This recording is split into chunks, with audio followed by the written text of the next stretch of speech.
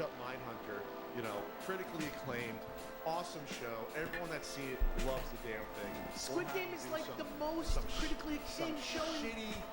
Shitty spin-off that, no, it's hot in Squid Game. Oh, it's hot. It is. Yeah. People, you know what's not Mr. hot? Beast even latched onto it. Huh? You know what's not hot? What's not hot, man? We're cool. Welcome to the not. But we do know about the presidential election of 2024, don't we? Well, we don't know exactly everything at the time of this recording, but it's bad. Well, from your perspective, it's bad. I'm trying to be objective, Pat, in terms of analysis, but I'm gonna be objective, okay. Alex. It's bad. I'm gonna tell you right now. It doesn't matter what you believe. That's the whole point of what I'm gonna tell you today. It's bad no matter what you believe. So I'm looking at the numbers. So I tried to the last podcast, which was 5 weeks ago at this point, I tried to predict the election, and I was right and I was wrong. So what was I right about? I was right that abortion would play an issue, not sizable enough to get voters moved. And case in point, look at the Florida election, what happened in Florida. In Florida, there was something on the ballot to enshrine abortion rights in the Constitution, because now in Florida, it's all wacky. In terms of wacky as in that's bad, in terms of people's civil rights and healthcare rights. So it takes a 60% vote. We're taking a 60% vote to enshrine abortion rights in the Constitution. They hit 57%. 57% of Floridians wanted to enshrine abortion rights in the Constitution. Wasn't enough, but I don't think it was Florida abortion easily. Rights. Wasn't it trans rights? What? I think it was trans abortion rights. What are you talking about? No, it was abortion rights. Look it up. You're killing me, Alex. It was abortion rights. So the point is this: 57% voted for it in Florida, but Florida went for Trump easily, which means that there was a portion of the people in Florida that voted for Trump, but also voted for abortion rights. So the majority of the people in Florida voted in favor of abortion rights, and because the system is 57%. Yeah, so that's the majority. That's 6% higher than the majority, actually. You know what I mean? The point is that in Pat's mind, that should have been closer to the percentage of people that voted against Trump, and it wasn't. So people were saying, well, I don't like the fact that abortion rights were trampled on. I'll still vote for the guy that helped abortion rights get trampled on by appointing 3 Supreme Court justices to overturn Roe v. Wade. Because that's not what they think they're doing. Clearly. Well, to me, case in point, though, that's what I didn't, in my mind, account for. That was one of the things I was right that it was an issue, but not enough to wrong about how much it would be an issue to vote against the guy that did it. Right? Wrong about how many people would vote against their own self-interests. Willingly. Yes. Yeah. And then I was also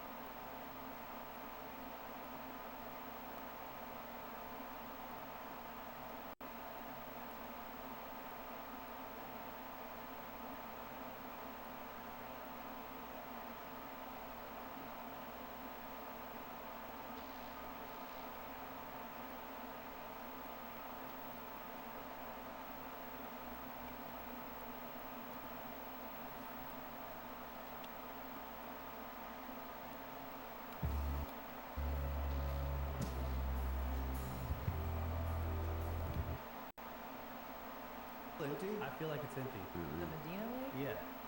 Hi. Anyway, enough about the weather. Yeah, so glad you guys are back. Real quick, I want to get into this. Ben and I had this trip to Florida. Some of you guys know this already, but we went to Florida and we took some fragments, vase samples, to get them looked at with an electron scanning microscope, which was awesome. So we're going to be getting into that. I have a little bit of video from that, and I could talk about the process and show you guys what we may have learned. Not sure. But first, we'll give you guys a quick update on where we are with the harvest. It's mostly done, right? Harvest is done. Harvest is done. Fermentation is almost done. I never hit record. What Kyle is the deal? Didn't hit record, as always. Classic. The stream is going out, but the podcast part is not being recorded. Oh, wait, I think I know the fix. I've heard this problem happen so many times. Let's see, you have to go pull a chunk off of Yeah. the Yeah, we have to get the audio from Yeah. The So problem many zero mistakes that she actually she knows, the protocol. solution. Okay, it's going. Yeah, so I guess the question on the update is like, are we gonna try to get back to the weekly schedule at this point? I'm trying. You're trying? That's why I'm like, are we going to podcast this week? Yeah, and I'm like, aren't we still on break? I don't know. Yeah, so I mean, next week we start steaming barrels. We're going to barrel down. Most of our reds are in tank, settled. And then after that, I know we have to press one more load. Yeah. But that'll just be a day, and then yeah, we should be barreled down in like a week, or like by the end of this week, I would assume. Yeah. And then after that, we're gonna start bottling. Right. The bottling is. Those are long days. I want to take it to Kerrville Hills and just run it through their bottling line. Okay. Oh. Yeah. So. Man, Yeah. you're going to be really let off the hook on that. Yeah. I'm losing So we my gotta career. get labels, which means I need solid Luigi. Yeah, we need Troy. By the way, I hope this is the other But thing. yeah, we're I gonna think talk- weekly podcasts is we should be able to do that now. All right. Like, we're officially back. I think so. Hey, everybody. I mean, we have done one a week the past 2 weeks. So what Kyle's saying is he can spare 2 hours a week to show up and sit down, and hopefully I have stuff for the show. Damn right. It'll be great. It's how it started. Yeah. Okay. Good. So we can hopefully. The old September This marks reset. the beginning of or the end of our harvest break then, which is good. So yeah, cool. I can start scheduling. Yeah. Yeah. We can start scheduling. And we're going to get on the one that we Yeah. had a... Yeah. We can reach back out to that person and be like, bro. Yeah. Okay. Good. We've got guests coming in the works. We do have guests in the works and book reports coming up. I know. I've got tons of show material. Kyle folks. actually has been working on show material. Like 5 minutes. I every started month. actually reading a book. He does. He sits with his phone and reads it off the screen in bed. I'm so proud of him. Yeah, he's been talking to me about the stuff he's reading, so that will be coming up. It's good stuff. And the other thing, we're doing this kind of earlier in the day, so hopefully some of our UK snakes are here, or they'll be watching this later. But we are gonna be in the UK, right? Yes. In October. Mm-hmm. And I mean, this is horrible. Like, we got to get these meetup days and places figured out. Which Yeah. I haven't done any. I was thinking it's gonna be 8th, 9th, something like that of October, and we want to hang out, so we'll be in London. Okay. Somewhere. Anyway, in the Discord, we can discuss all this stuff and figure it out. People have given suggestions, but yeah, people want a specific day. Yeah, I agree. And I've had some of my friends telling me about, well, I'll take you here, take you there. I'm really excited. Yeah. There's going to be a lot to do, a lot of places to eat at, check out. Well, And then the Petrie Museum. yeah. And the London Museum. I'll work on it. Nailing down dates and places. So it'll happen. Yeah. Might be last minute. Right. It's gonna be last minute. That's how it always is. Yeah. Just be in London and wait for us to tell you on the Discord which pub to go to. We should be able to just pick days pretty soon. That way Send us people your can plan address. for We'll mail you a pager. What? And everyone just wear your pager. And when Russ sends out the back call, it's go time. A pager. Yeah. You ever own a pager? that. I did. You did? Yeah. Yeah. Oh, I do know you had. I had a pager.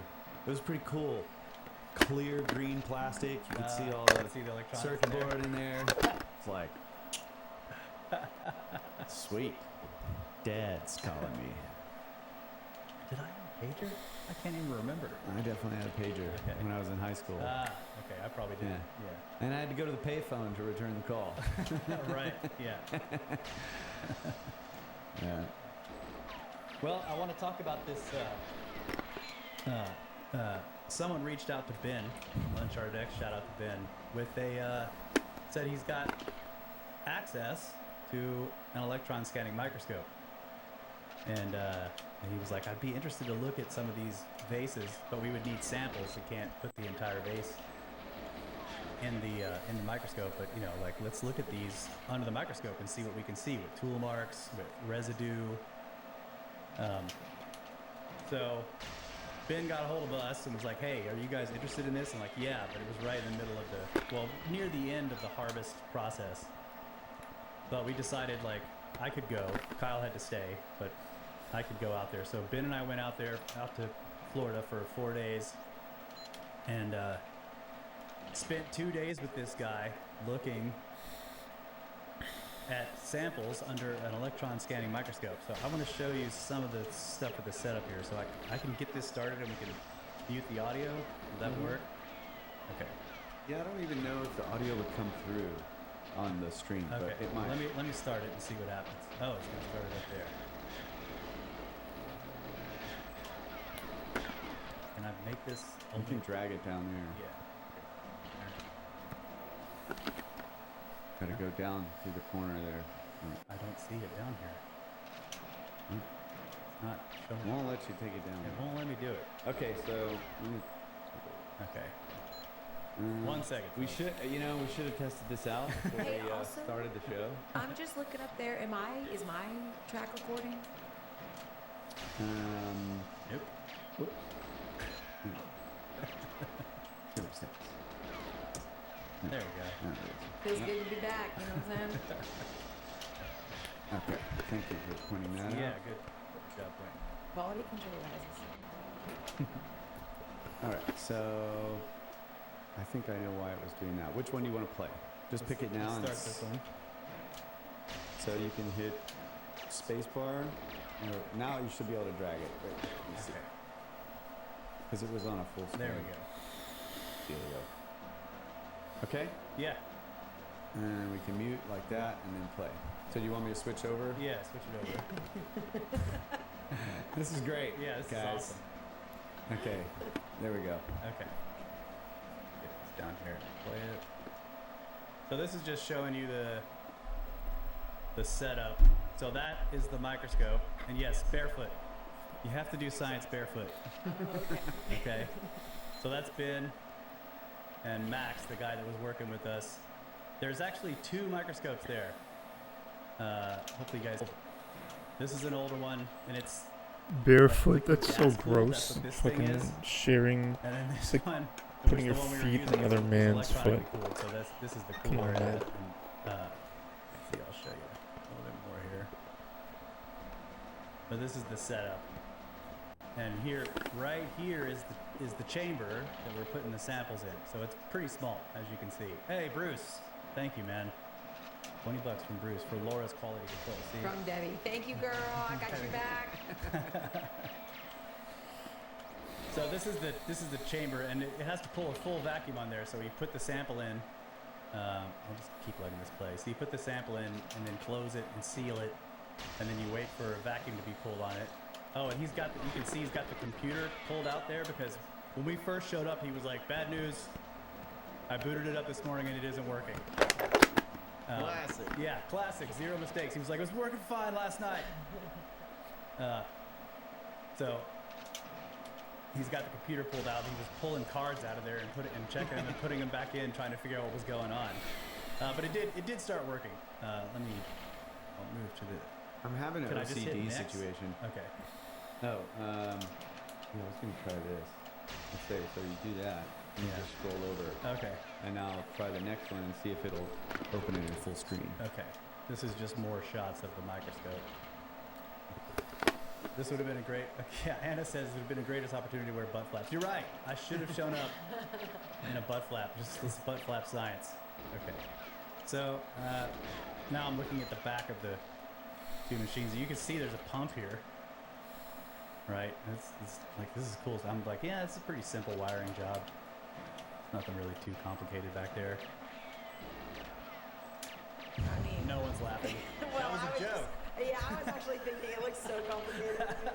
But then I thought, well, Russ is such a computer nerd. No, He no, knows how no. to do all this stuff. Maybe Yeah, it's that's completely simple. Right Like- when you were telling the joke, I was checking to make sure the video audio wasn't coming through the stream, Okay, yeah. which it seems not. To be Kyle, doing. that was a very simple one. To audio guys, that's like, there's nothing there. It's not a big deal. You should see the wires Kyle has in here. Yeah. It's looking pretty. Now they have multiple screens. Yeah. Okay, so this is just a shot of a few of the pieces we brought with us. Let's see. There we go. Yeah, so right here, you can see there's a few, and these are from, private collections. Just a couple of tiny fragments, basically. And we did get to look at all of these under the microscope, but it's not it wasn't an exhaustive. Let me back that up. Right here. Like this. On this one of the things we were interested. This is the first piece we looked at. This is the first one we put in the sample in the sample cage, and you can see this tool mark here. So this would have been the bottom of the vase right here, and they apparently would core them out with the tube drill yeah. first. So this is a tube drill mark on the bottom of the vase. It would have been a big circle like this, and so we looked at this pretty carefully under the microscope, and you could see the tool marks, but we were looking for any residual tool material in the tool marks, and surprisingly, none was found. And this was the most interesting thing. Out of all of the parts of these various pieces we scanned, we didn't find any copper. So let me show you how this works too. I've got, let's see. The microscope itself can do basically like a spectrograph. You can see it here. Down here, it's giving us a return on the elemental materials it's seeing in the sample. And so this was really interesting. So not only do we get a visual of the material we're looking at, and this is zoomed in. This is 1,000 microns. So what is that, 1 millimeter, I think? Man, probably. Yeah, I think so. So it's 1,000 microns right here. But the point is you can pinpoint any particular spot in the image, and then it takes a little while, and the microscope will give you a return. Yeah. That's cool. So you can see right there we've got some iron along with silicon, aluminum, and calcium, which is stuff you would expect to see in this material. Okay.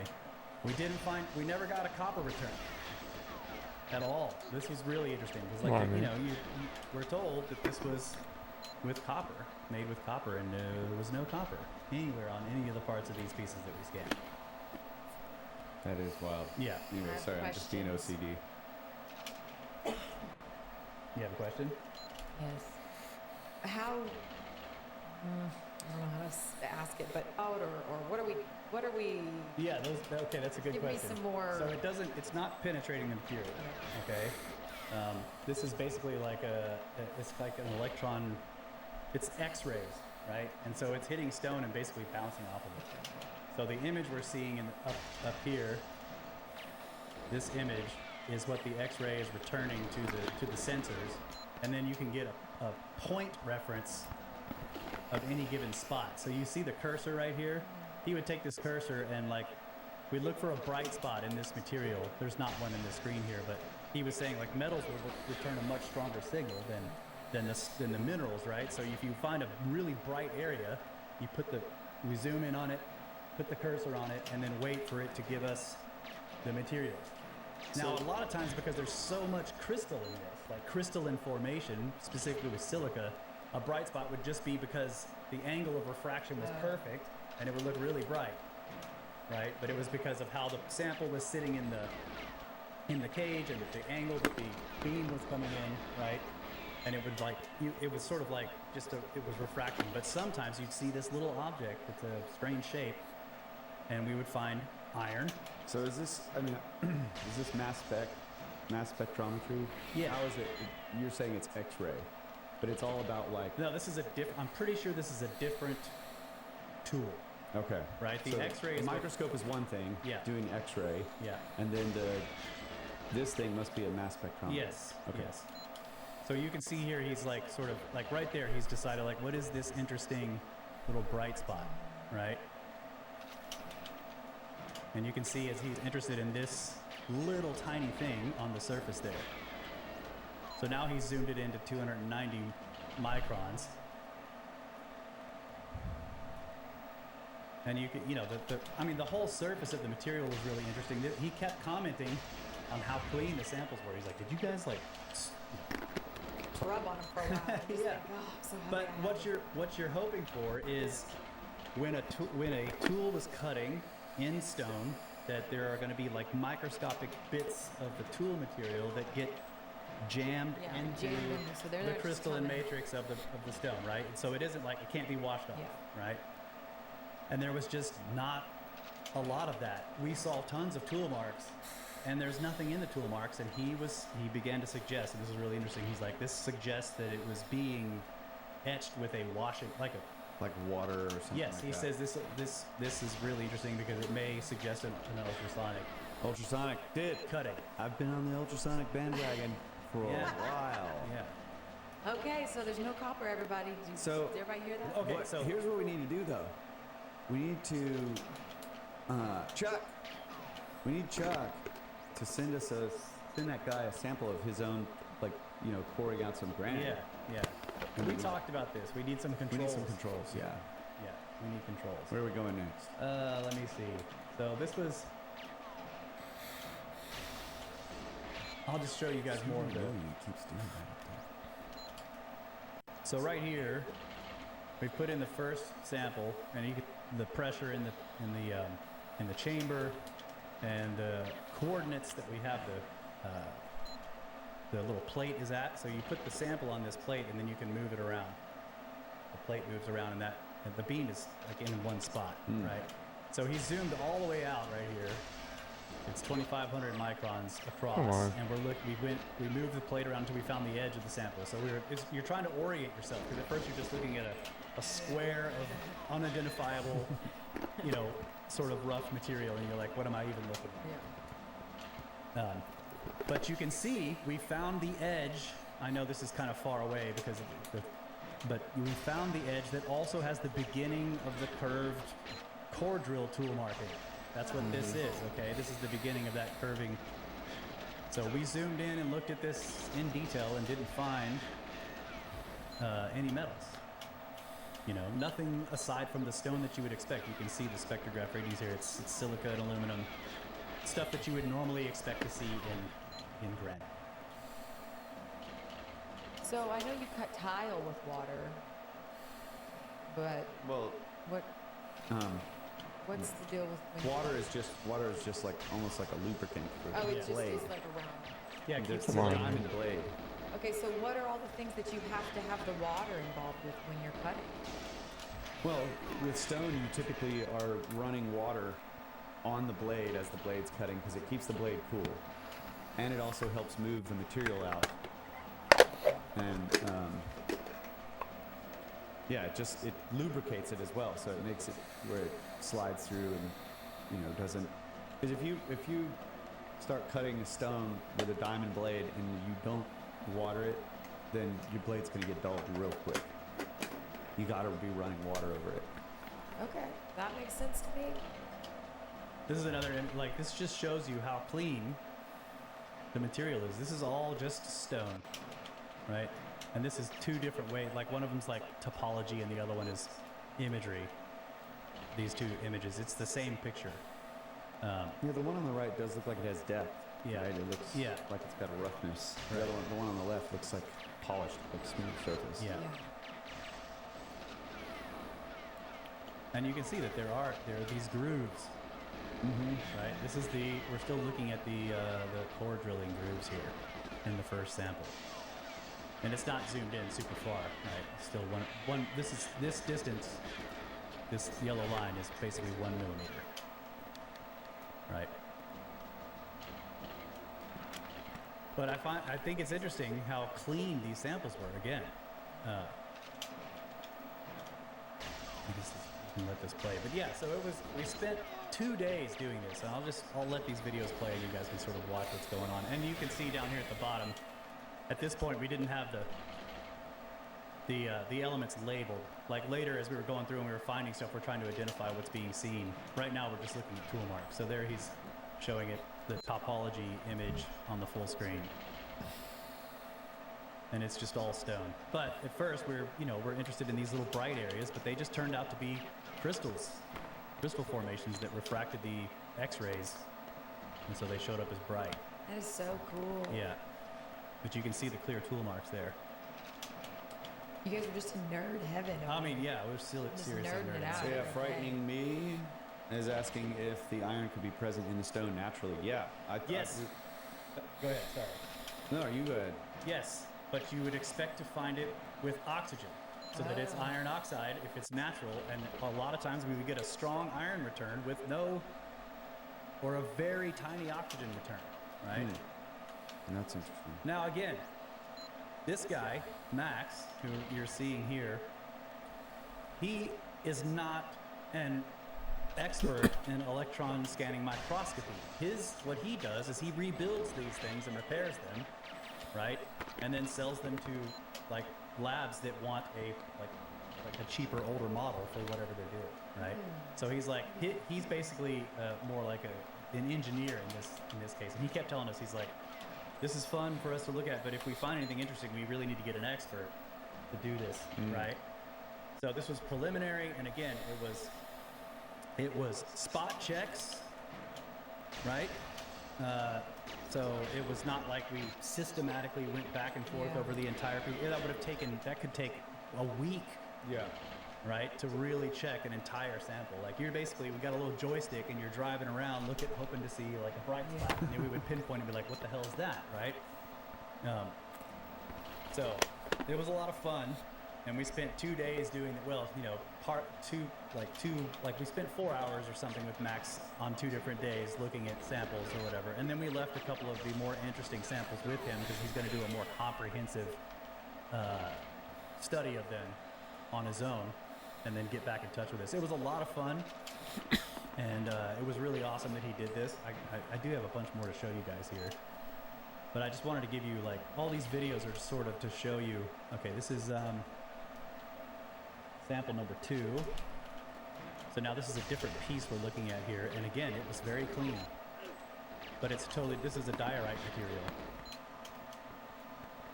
So there he was zoomed way in. This is it. Okay, so he's zooming back out. 1,000 microns, and you can see that it's pretty clean. So the light colors they look like they're raised, but they're not necessarily raised. Not necessarily, yeah.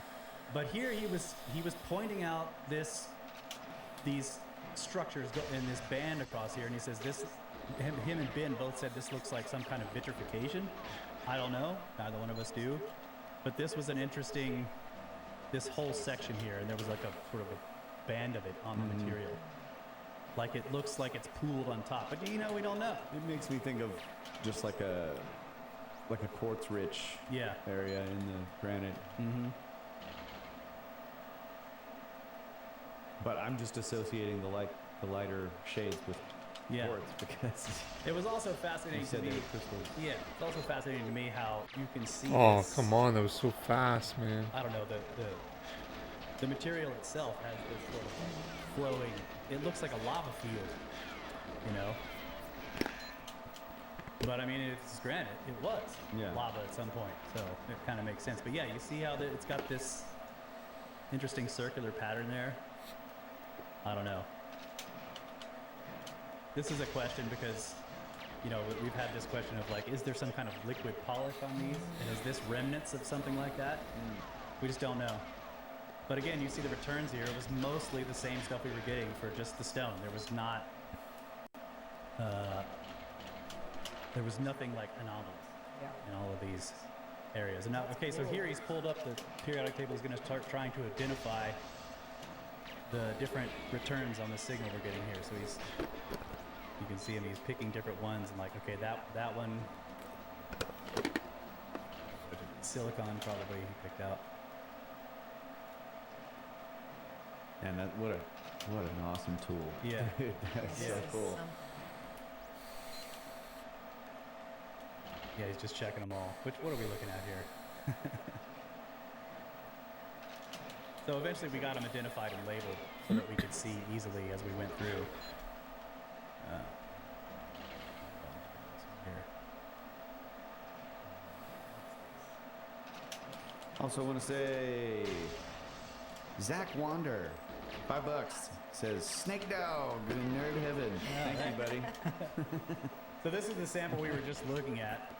He was pointing out here he wants to look at the underside of the lip to see, because there's some grooves. He wants to look at those tool marks because he's thinking if they were cutting with a, you know, with any kind of metal, there should be bits of it left over. And this is the other question, like, really? Like, we don't know. Like, how long would something like that last?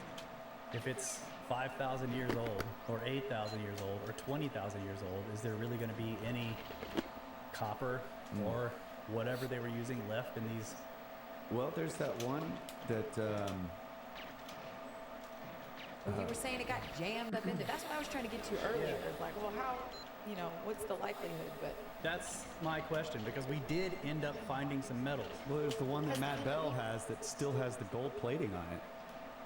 Yeah, but gold doesn't corrode. Yeah, copper would oxidize. And they're but gold. is there still space for the copper people who believe that it was done with copper to say, well, it could just be. I think there should still be oxidized copper in there, probably. I don't know. We just didn't find any. And you know, so that was my question. It's like when we find iron, you know, in there, and there were bits of titanium in one of the samples, which I'll show you guys in a minute. Like, should those be oxidized? How do you tell how old they are? Right? Because again, the other thing I'll say is like we didn't control these for any kind of. There was no control on the samples. In other words, like no control against contamination.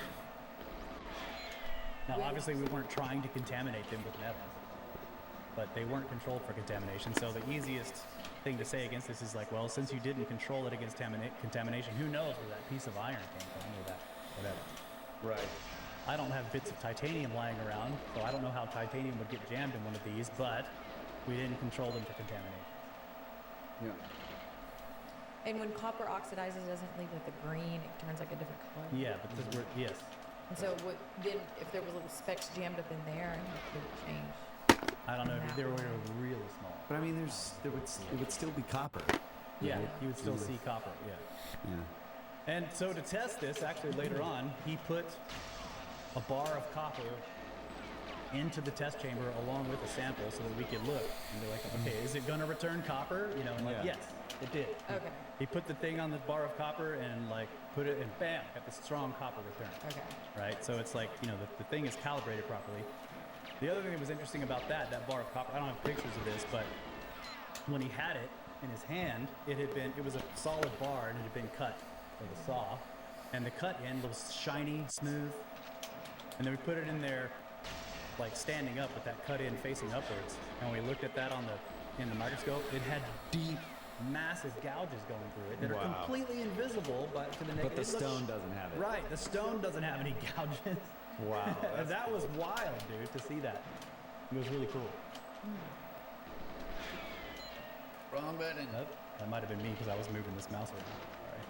Sorry. Okay. The other thing we looked at on this sample was this section right here. You see this crack? Yes, I did see that. We were interested because this actually this fracture right here goes all the way through the material to the outside of the piece. So I wanted to know if this was repaired in antiquity. Oh, yeah. And when we looked at it under the microscope, it's not a crack. It's not broken. It's a natural fracture in the material. So Okay. I was fascinated by that because now you're looking at they were hollowing this thing out and polishing it into this beautiful vase with this massive fracture going through it without shattering the material. It was crazy. Yeah, that's Yeah. You gonna play that video? read that comment. Which one? This one? Which one? Oh, this is this one? The green one right there. Okay. Kynan Bat? $5. Hell yeah. Got to drop the kids off at school. However, I sense productivity might take a dive this morning. Thank you. Cool. Thanks so much. Thank you to everybody. who's Isn't it here with Sunday? us. What are you kids going to school for Sunday? They're in the future in Australia or something. Oh. You can tell because that's Australian to bugs, right? Yeah. Yeah. Okay. Thanks so much. Yeah, thank you. All right, we're switching back over to share screen here. Yeah? Is that the right one? Let me see. Share screen with thumb. Is that what you want? Why is it not? It's not working. I'm stealing your... Yeah, go ahead. There we go. Now we have 2 keyboards and 2 mice on this one computer. It's amazing. My hotkeys not working. That's what I'm saying. So let me Scene 3. let me back this up. It's a lovely scene with wonderful acting. So you but guys... it's not. The hotkey isn't working. You guys, I'll move this really slowly, but you should be able to see in the reflection under the lip there, you can kind of see the tool marks that he's talking about. The lines that go along the base, that's what he wanted to look at. And then I was pointing out, let's look at this too. He's like, what, this? Yeah. Okay. The videos here. We're I also wish I live had- on this. Oh, we need to take a break? Do we? Okay, yeah, we'll take a break. We'll be right back. I got a bunch more of this stuff to show you guys and talk about. What the fuck, man? Right back. Thank you.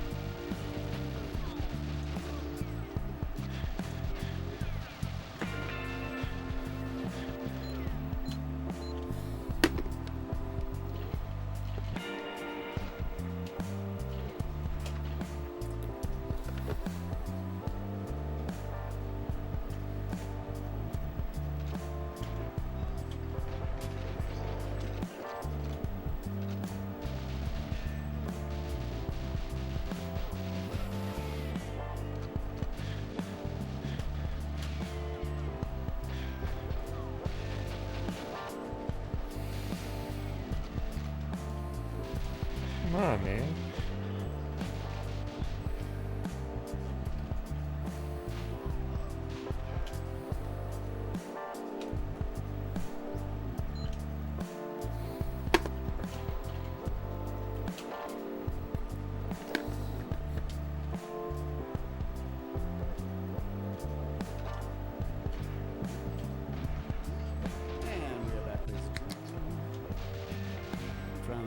fantastic. Great. Nice video Russ put together there. It's just little background stuff for us of the tours and things that we've been doing.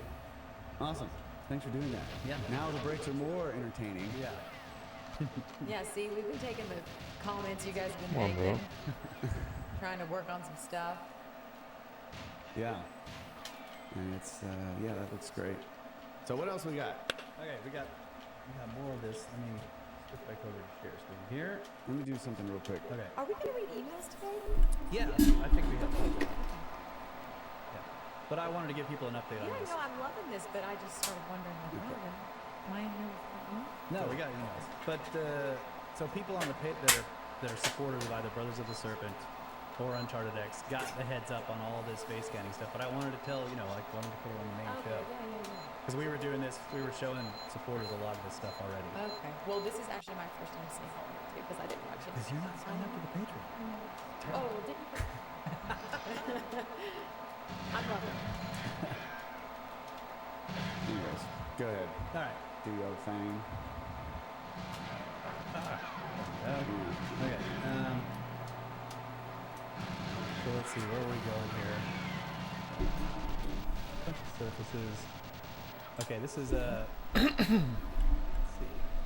So you can see again. You see the bright areas.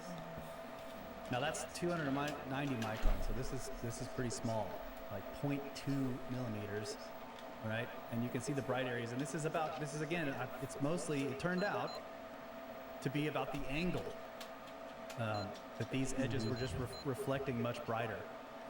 So we had to start looking for more definable shapes, something that's clearly anomalous and not part of the material, which was harder because you're hoping to see something that sort of stands out, but the problem is that there's a bunch of things stand out, and you just have to kind of learn. But he's interested in this particular spot right here. So he puts his yellow cursor on it, gets point acquire, and then tries to do the spectroscopy. And most of the time we did this, so right there you can see strong silica, right? A little bit of trace other things, magnesium. It's pretty good pace, pretty good run. Normal, like you would expect it. Is that Na? On the left, right? What is sodium? Sodium. Yeah, some calcium, and then like this tiny iron return. But it may be, and this probably way over here might be a little bit of oxygen. So this makes sense if it's oxidized, right? And as we were going, we were refining this and learning. It was a really fun process. So that's just a quartz crystal then. Yeah, What he basically. was looking at. Yeah, So I wonder if it's a grain of sand though.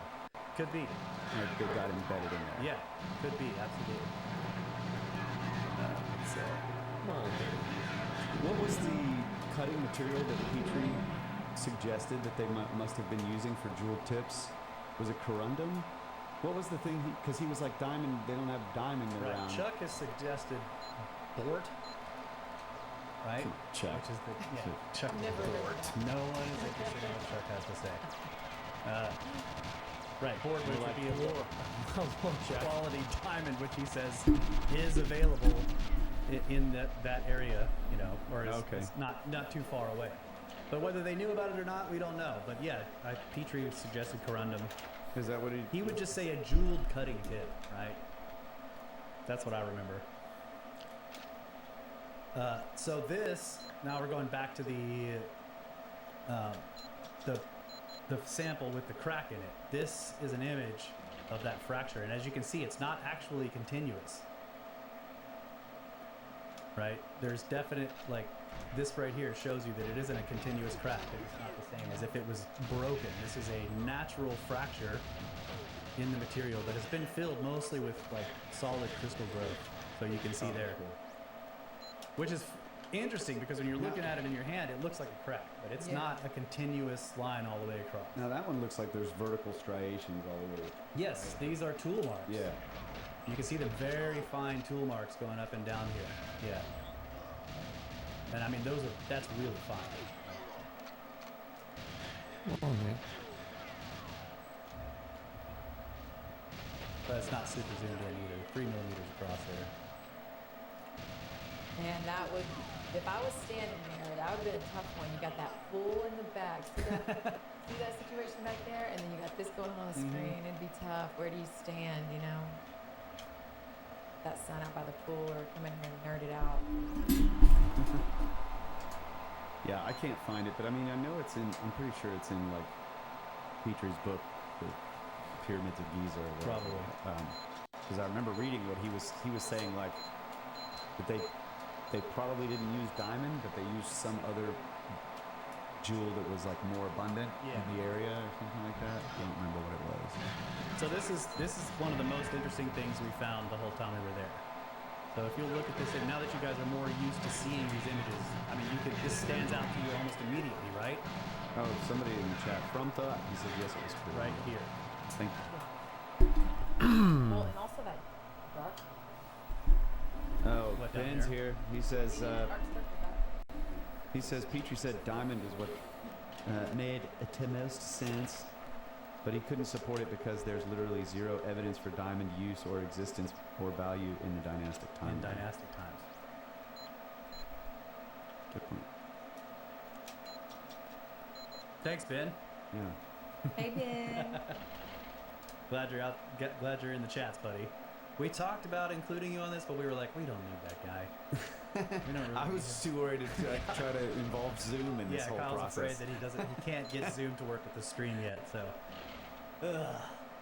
but again, this was one of the most interesting things that we found. We spent a lot of time looking at this. You guys can see it here. I've got the mouse over it.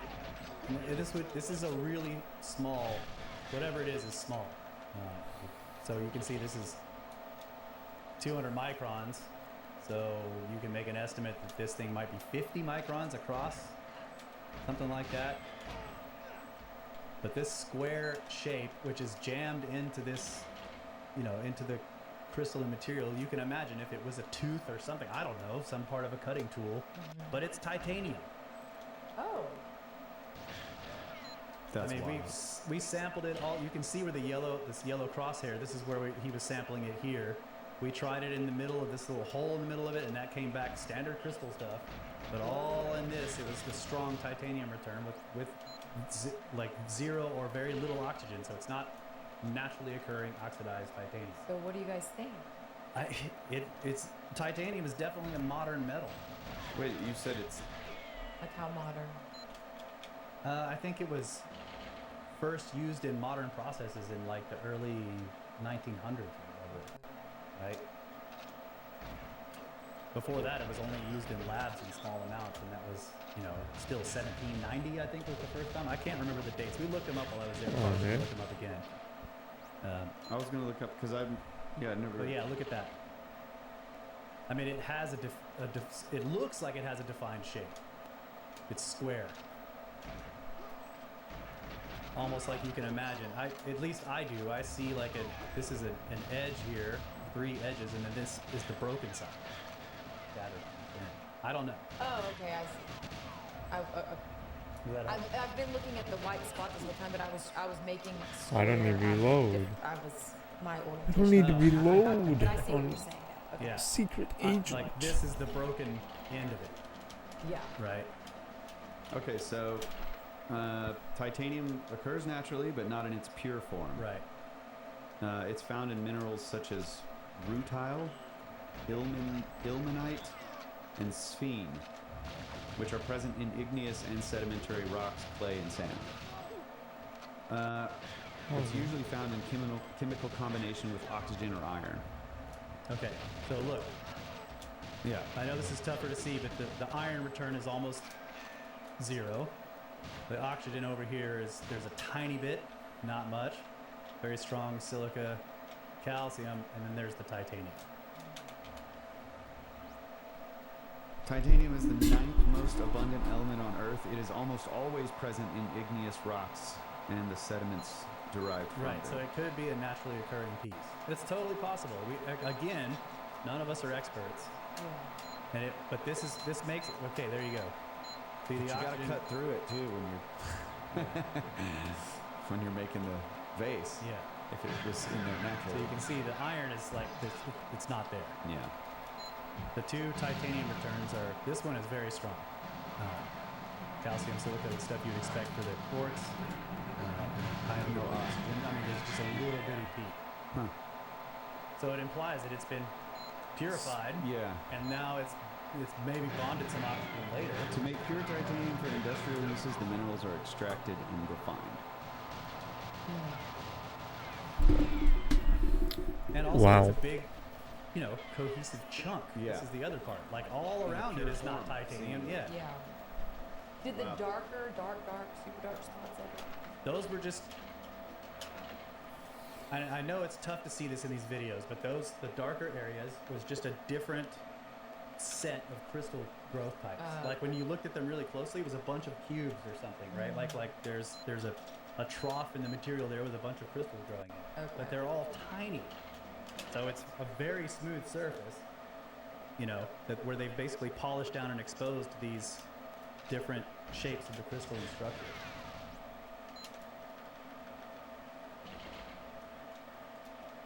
Oh yeah, so Ben is pointing out, and this is true, like we found iron oxide and iron without the oxygen separately. The other thing we found is a piece of what looked like zinc. It was a clear fragment. I don't have videos of this. Ben probably does. There's it looked like a splinter, and it turned out to be zinc. Which is like, what does zinc do? And tin. There was another splinter of something that was tin. Strong tin return. It was all in all, it was a really fascinating time, and I really appreciate Max doing this for us. It was really cool. I have some other stuff to show more about who this guy is because I think he's really awesome. And It's just total mad scientist. he is That's going to great. send you more data. Nice and keyboard. Some more stuff too. I think so, yeah. Looks like he's working on some pretty complicated music back there. His wife is a musician and an artist. Aha. Yes. So he's like the technical nerd, and then she's got these beautiful paintings and stuff all over the house. It's like, yeah, Cool. yeah. What? How did I not get any freaking ammo? What? Yeah, here's Like more what? video close up of Can I this, clutch it? this fragment. No, I cannot. Look at that. So he's zoomed in. Now we got a 100 micron scale. So you can see it's about 50, right? You can imagine that this thing's about a little less than half the width of this bar. Yeah. So it's going to be 40 to 50 microns across. But yeah, look at that. Am I the only one that sees that thinks it has like a defined shape? It's like square, yeah. Yeah. Yeah, I'm seeing it now. A lot better, yeah. I can't really point. I would point to where I was. I mean, where I was thinking the square was. Yeah, a second it ago. looks this. Yeah. Yeah. I was looking at a smaller square in the left corner, Yeah. not realizing that all of that was it. But yeah, I see it clearly.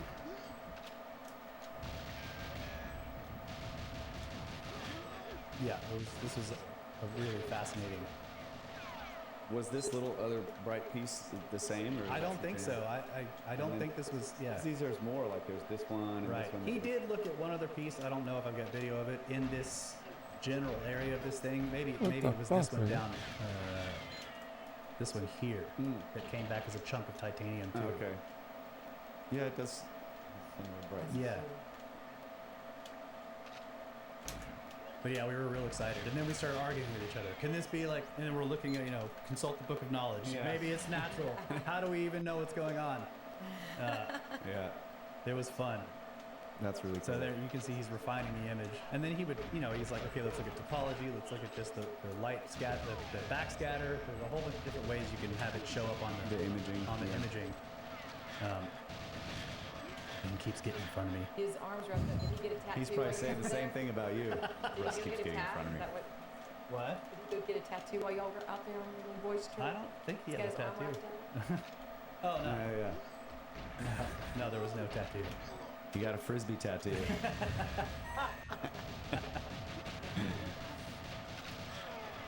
So I'll show you a couple more things about this. Let's see. This is. Okay, so we're getting a strong iron return. You see this? This is iron. Oh yeah, way stronger than the other. And titanium. So there's both of them. Right here, titanium and Fe iron. Lifetime 3-3, real time. Oh. Stop it. So it is, again, this is why we were like, okay, so it is worth it to, and it's also interesting that in all these little bits that we were examining, and some of them did turn out to be metals, there was no copper. Yeah, Right? I think that's the most important thing we could say. It's like 0 copper, but then we found what appear to be modern metals. Tin is not modern. Like tin, obviously associated with the Bronze Age, right? So, but there's no Double copper. duck. If it was bronze, you should get copper and tin in the return. So it was just, it came back as tin. Come on, man. That's really cool. Yeah. I should play one of these with the audio so people can hear. This machine is loud. It won't. Oh, it won't do the it. audio not coming The machine through. is loud the whole time. Oh, okay. It's keeping a vacuum on, and it's also the cooling for the X-ray. It's like all these fans going. It's very loud. Yell at each other. Yeah. You don't have to worry about it. Worry about what? Turn on the audio. Oh, you're trying to fix something else. Yeah, Okay. I don't want it to keep moving away from that screen. It's really annoying. I think that's what it was. This was the screen. Okay. We got more? Hiding this out. Yeah. Yeah. Okay. So Ben's saying he'll do a live stream. You probably learn a lot more if you go watch Ben's live stream on this stuff. Okay. Let's switch back over to this and show you a few. So the other thing this guy is doing. Oh, one more here of the. We turned one. Ben specifically requested this. We turned one sample up on its edge. This is where you put the copper bar. Come on, so man. because we wanted to see, is there a defined Come on, surface? man. Like, fuck You off. know, because one of the things that Yusuf has pointed out on some artifacts, like some of the boxes, is that there appears to be what looks like maybe a liquid polish. Mm-hmm. That has a thickness into It's the got stone. a thickness into the stone. So on this particular sample, it didn't look like we had something like that. So we're looking I guess I at could the just play it out. edge, the broken edge of the sample, edge on. So this would be the outside of the sample, and this is the inside. Outside over here of the what would have been the jar or whatever the base, Oh, and man. the inside. And that's the curve going down. So you can see it's just natural stone there. But there doesn't appear to be any kind of thickness, right? No, at least we didn't see changing material the surfaces there.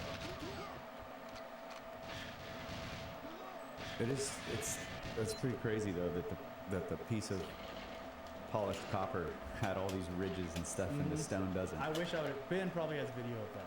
It's crazy. He uploaded his stuff for me to get right before I was coming over here. Ah. It was too late for me to steal all his material. Classic move. Saying without oxygen, it's definitely an alloy. Without O2, it could be natural, but Oh, low levels yeah. in comparison usually points towards a smelted or crafted material. Yeah, that's what we were thinking too. Yeah.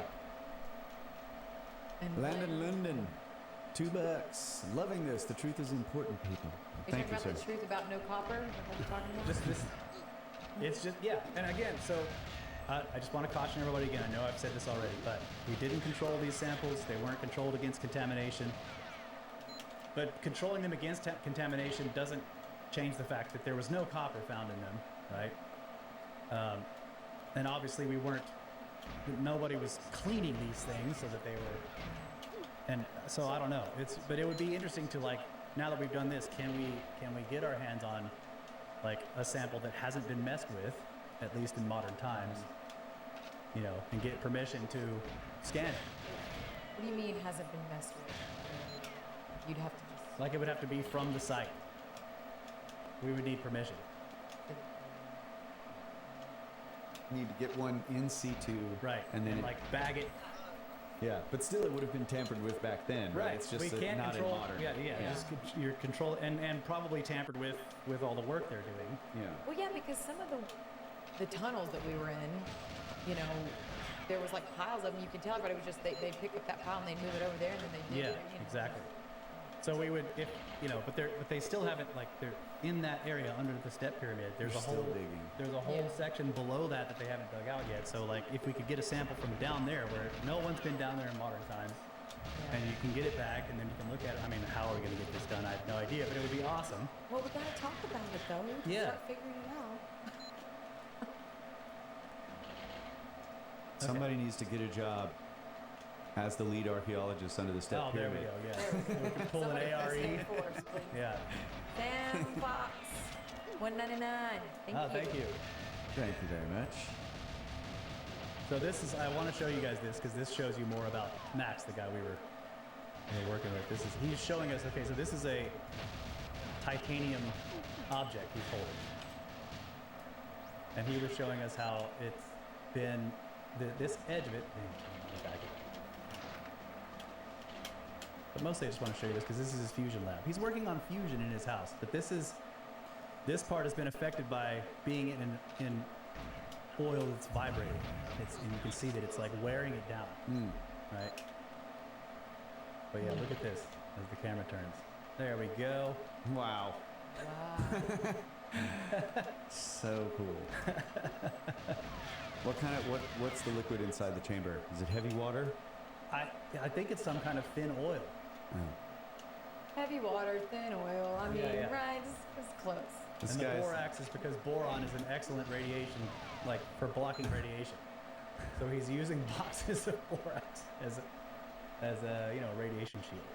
Not protecting from radiation coming out of this device, but he's trying to control the radiation that gets into it because he's doing sensitive readings on what happens inside the chamber. Really interesting. Oh, That's cool. Yeah. Yeah, look at how much borax you need. All of it. He also had a big Tesla coil in his garage, which I didn't get pictures of. That's awesome. Yeah. wow. Yeah, he took us out there to show it. It was like 7 or 8 feet tall. This beautiful Tesla coil. And see if he could use electromagnetic fields to change the decay rate of radioactive materials, which is considered a scientific constant. Yeah. Decay rate, radioactive decay is a constant. So he's like, well, is it really? Like, this is a great question. Yeah. That's cool. Yeah. So the decay, yeah, because then the decay rate of materials on Earth would be affected by the Earth's electromagnetic. Biggest, the biggest local effect. But yeah, you're right. The Earth has a big electromagnetic field too. But we're all in the. It's like Magnetosphere of the sun. yeah, like how many science fiction stories have you there are countless where they're like to do anything interesting in physics you have to leave the vicinity of a star because you're sitting next to this massive electromagnetic thermonuclear ball of fire. Yeah. It's you can't do anything interesting next to it because it's right there burning. Yeah. It's affecting everything. It's like, if you're standing next to a waterfall trying to whisper to somebody, and you're trying to record like minute sounds, Yeah. or whatever, you're checking like, what do the crickets sound like? It's just, Yeah. you're trying Yeah. Donations. oh, You gotta go up. sorry, There. spacing out. Oh, Rex, $20 if the copper ain't there today. It weren't there yesterday. Thanks. Thanks. I think that's right. That's what I'm saying. Like, I feel like this is the correct, that we should have seen Come on, some, man. right? Yeah. But again, I feel like this gives us a reason to do more comprehensive studies of these, and Max is going to do that with the samples we left. That's him. awesome. Thanks, Rex. Yeah. Really Yeah, appreciate thank you, that. Rex. I think there might have been. Is there any more? Poor Sam Ben. Fibro Fox, Poor Ben, he's in our $2. Oh, we already did that. It's down there. Ben's in our chats answering all the questions. No, thanks, Ben. Thank you. Sorry, bro. Well, you guys are gonna have to get in his. Help him out. Yeah. No. I'll don't, show no, a don't. few more things here. Like, let's see, I got one more of Max's lab, I think. Yeah, he's trying to show us like how this object has been damaged, polished and damaged by vibrations. And he was suggesting that, this is an ultrasonic type of vibration. And if these vases were cut or formed using any kind of ultrasonic tooling, that it would just wash the materials there wouldn't, because the metal that is carrying or the tool tip that's carrying the vibration is not actually making contact with the worked surface. It's vibrating It's vibrating a slurry. slurry, yeah. Yeah. However, he was showing us so look, this titanium thing is in an ultrasonic environment and it's getting worn down by being in a liquid that's vibrating. It's either vibrating and causing the liquid to vibrate, or it's the other way around. I don't know which one it is, but he's showing us that this Strange thing animation. that's immersed in the liquid is slowly being worn down by that vibration action. So Come you on, would man. expect to find some pieces of your toolkit, just not a lot as you would if the metal itself was doing the grinding work. What's the liquid that is going in and out of? So it was some kind of oil. It's in this thing. I'm pretty sure. It looks like it didn't pretend to completely understand all of this fusion stuff. But this is a really cool. I'm like, of course, you're trying to make fusion in your spare bedroom. This is awesome. Well, if it's vibrating in there, it could be also cavitation bubbles that are damaging the tool. Yeah, Jim Walker, cavitation damage. See? Yeah, cavitation damage. I also want to say, aside from the base stuff, which is all interesting, I love the fact that people like Max are out there. Yeah. Because so much you hear now, it's almost like the impression is being given to people that there's no value in garage science anymore. You have to be part of a giant team that's massively funded by universities and governments. No, this guy is doing legit edge case science in his house and in his garage. That's bad. I love that. This is sort of I don't know, gave me renewed my faith in this kind of concept. I'm like, yes, dude, I'm happy that there are still people out there like you that are like, I'm gonna make fusion in my garage. I'm gonna change the local radioactive decay rate. Yeah, that's cool. Yeah. Now, of course, I'm thinking does he wonder would that have cascading effect? He's like, maybe I'll turn it on, I get a bubble, decay change, but what if it spreads? We don't know. Right? Yeah. I love this. Is he going to thinking that So in the fucking magnetic stupid. field it will accelerate it or slow it down? He didn't say. He just said, can I change it? Yeah. Yeah. I think if it would actually spread outside of the local field, then the universe would already be pretty. All right, well, everything's in stasis right now, but Max. Max! No, you're right, because Tesla coils are obviously fired up in other places. It's just that he was doing his and then checking to see if it changed, right? So obviously it's not a bubble that would spread. Yeah. But that's a great idea. Anybody out there who's a science fiction author, here you go. Because if one guy who's trying to change the decay rate, does something that changes a physical constant in his area and then it spreads like a virus throughout the universe and changes how everything works. Because it's a fundamental constant, right? It's a great science fiction concept. The other thing we did, I'll just show you guys real quick. We went back to visit Mac Bell, and we got some look at, I got to look at some of his collection. Specimen? Yeah. So obviously these are just absolutely amazing. I want to know what the purpose is of the one on the left with the lip being so different. Because they probably shape them for whatever they're going to use them for. Yeah, I don't know. Are they actual vases or are they objects designed to be used in some kind of process? But look at that.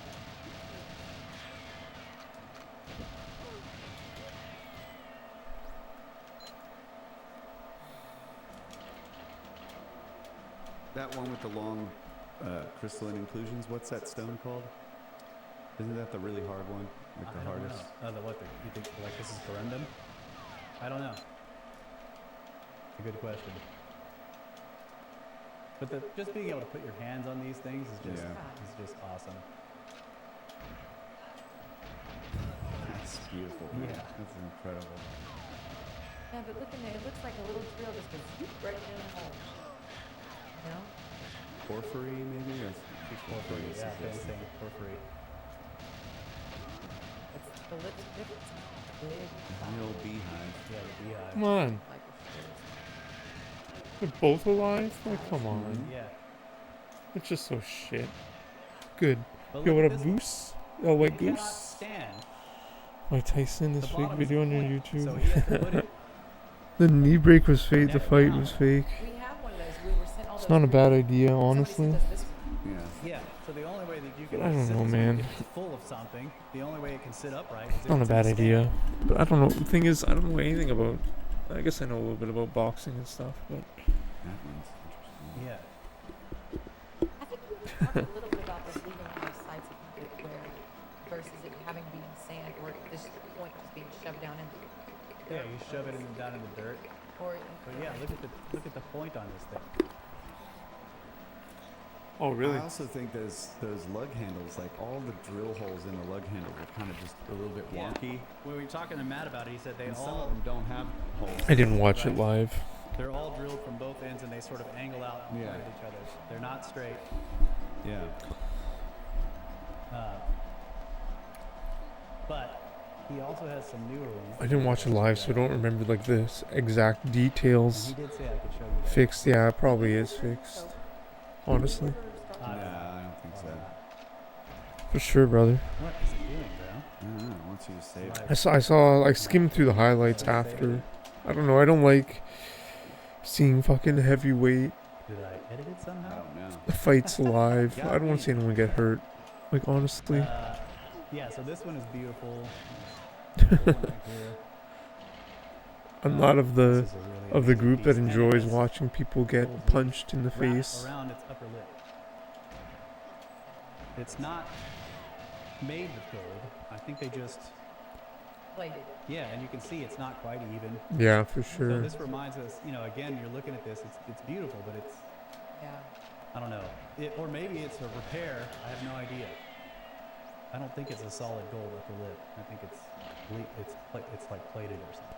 Yeah. That's awesome. I didn't So they even would have know rough that surface Jake on the Paul granite fought there. Anderson Yeah. Silva in Wait. 2022. Like that's so crazy. I didn't even know that. Calipers of measure. But And look Jake at the Paul bloods won. on this one. They have Yeah, I saw that. If I knew that, I would have for sure known that So this again, fight this was would going to be a require- fucking hoax. you know, if it's a circular cutting tool, it's actually having to go out. He was here, right? naked in the locker room. A lot of the other ones, the curve is this way. These Yeah. curves are going this way. Those wins. Concave. Yeah. I did see he punched Anderson Silva a lot in the face. Yeah, and it's I mean, just gorgeous. Yeah, there you can really see it. It's curved like this. Yeah, that's wild. Huh. I think everybody Yeah, knows that it's wouldn't have been- fixed. You know, they couldn't have turned that on It's a fake. lathe. They would have had to do a different process. I don't to know make though. it curve It's just that way. weird. This thing.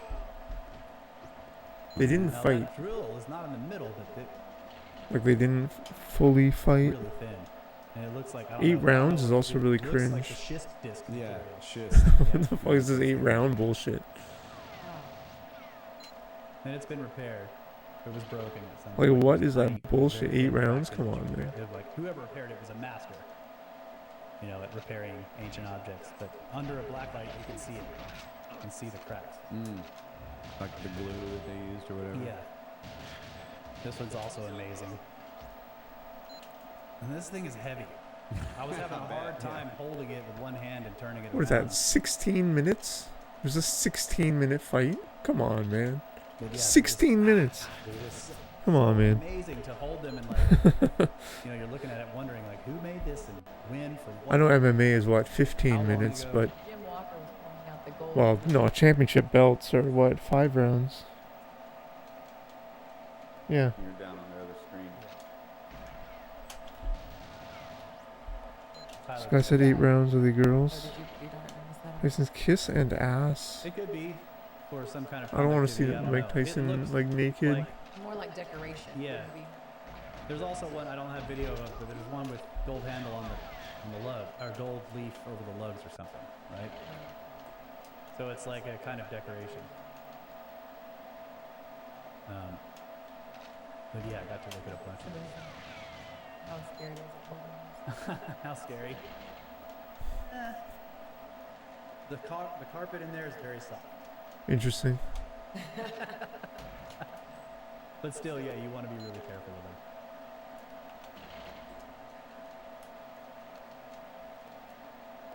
So, anyway, there you guys go. It was a fun trip. Thank you for that. And yeah, I appreciate Ben inviting me, and of course Max. I want to get Max on the show. Yeah, that'd be I cool. was like, dude, we can talk bases, but I want to talk about your other project. This is really Yeah. cool. Yeah. So I think he is tentatively agreeing. He was This like, Double O Agent? can I watch your podcast? And I'm like, well, maybe you don't want to do that. I think this might be Just come on Double O the Agent. Maybe not. Yeah, it was Double O. Whoops. Cool. Should we take a break? Let's take a break. We'll be right back. Snake. Yeah, I remember that.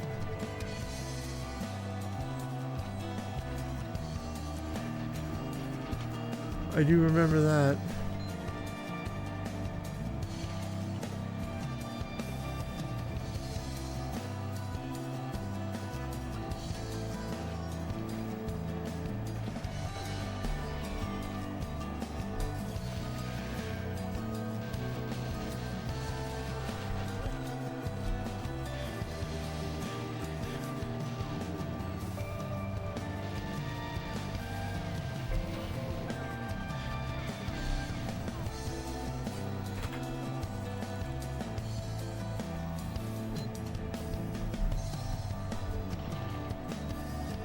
Turkey.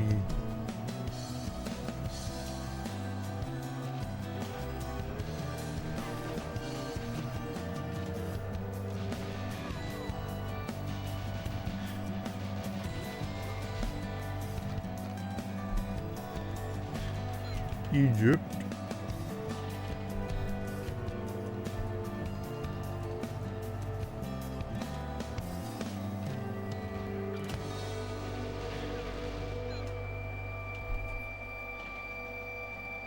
Sorry for the sound. What the fuck, man? Like this fucking shitty music. Like, fuck you. Telling me how to make fusion. And he's like telling me math, like mathematical formulas. He's telling me the exact like voltage. Wow. And like giving me this whole list of stuff. And I'm like, I wake up from this happening. Like I'm having, again, the normal dream. And then suddenly there's just like dream, nothing else matters. And he's telling me how to make fusion. And it wakes me up. And I'm like, I'm awake before I open my eyes. Yeah. And I'm still hearing the stuff that he's telling me. And I'm like, okay, gotta remember that. And, you know, but as I'm coming out of the sleep, I can't hang on to the information. Yeah, I'm just of like, course. And so I end up, when I'm finally fully awake, I'm like, what was the voltage, blah, blah, ah. And the only things that I got out of it, ultimately, were kind of 2 or 3 main things. One was proton beam, proton voltage, which is basically the same as electron volts. And then deuterium. Yeah. Okay, so Deuterium. I didn't even remember if deuterium was a real thing. I'm like, is that even real? So I grabbed the phone and I looked it up, and of course it's heavy water, Yeah. which is what Fleischmann and Pons were What the using fuck, in their little man? cold Max- fusion apparatus. In Max's fusion lab, he had like a, I don't know what you would call it, a crucible Yeah, with a bunch of deuterium infused titanium dust. cool. He was saying was the fuel he was using for his fusion. Yeah, yeah. So I look up proton beam, and then I open a new tab, and I look up deuterium, and then I put the phone down and went back to sleep, okay? Because I was like, I don't want to forget these later. Yeah. Because it was in the middle of the night, I woke up. So then the next day, Oh, I'm man. like at work, and I'm like, oh yeah, I had that weird dream or whatever, and I pull up those 2 things, and I'm like, what happens when you fire a proton beam into deuterium? And sure enough, it's like fusion. And I'm just like, what? That is weird. Yeah. So I don't remember what the voltage is supposed to be. Oh no. And I don't remember the math. And whatever this device he had was like a cone, which then I started thinking, I was like, what was that? That weird. Anyways, I don't know. I told him he needs to think about it a lot and try to get his way back there to see if the guy will list Come it on, out man. again and he can capture it. Proton beams are not the easiest things to come by. No. That's part of the accelerator stuff. Right? So where's that happen? I don't know. Let's look it up. Where are those? CERN. Hey Siri, how do I make a proton beam? Oh, volume's off. Hope you're doing well, L. White Goose. Oh, she's turning up the media. But it's anyways, thanks a lot, Siri. Appreciate that. Clueless Chris, hey girl. Okay, there's a variety of methods. A cyclotron, Yeah. which is a particle accelerator, right? How A device that uses magnets and radio frequency to accelerate protons from hydrogen gas to nearly 2/3 the speed of light. The protons are extracted from the cyclotron using magnets and sent into a beamline. Or a laser. High-intensity lasers can create energetic protons when they interact with a material. So that's what that was the other thing that... It was something about... There was something about the voltage. There was a specific voltage. Nuclear reactions. Proton beams can be produced through nuclear reactions. Okay, well... The sun emits proton beams. Yeah. So Oh, basically we man. need a pyramid.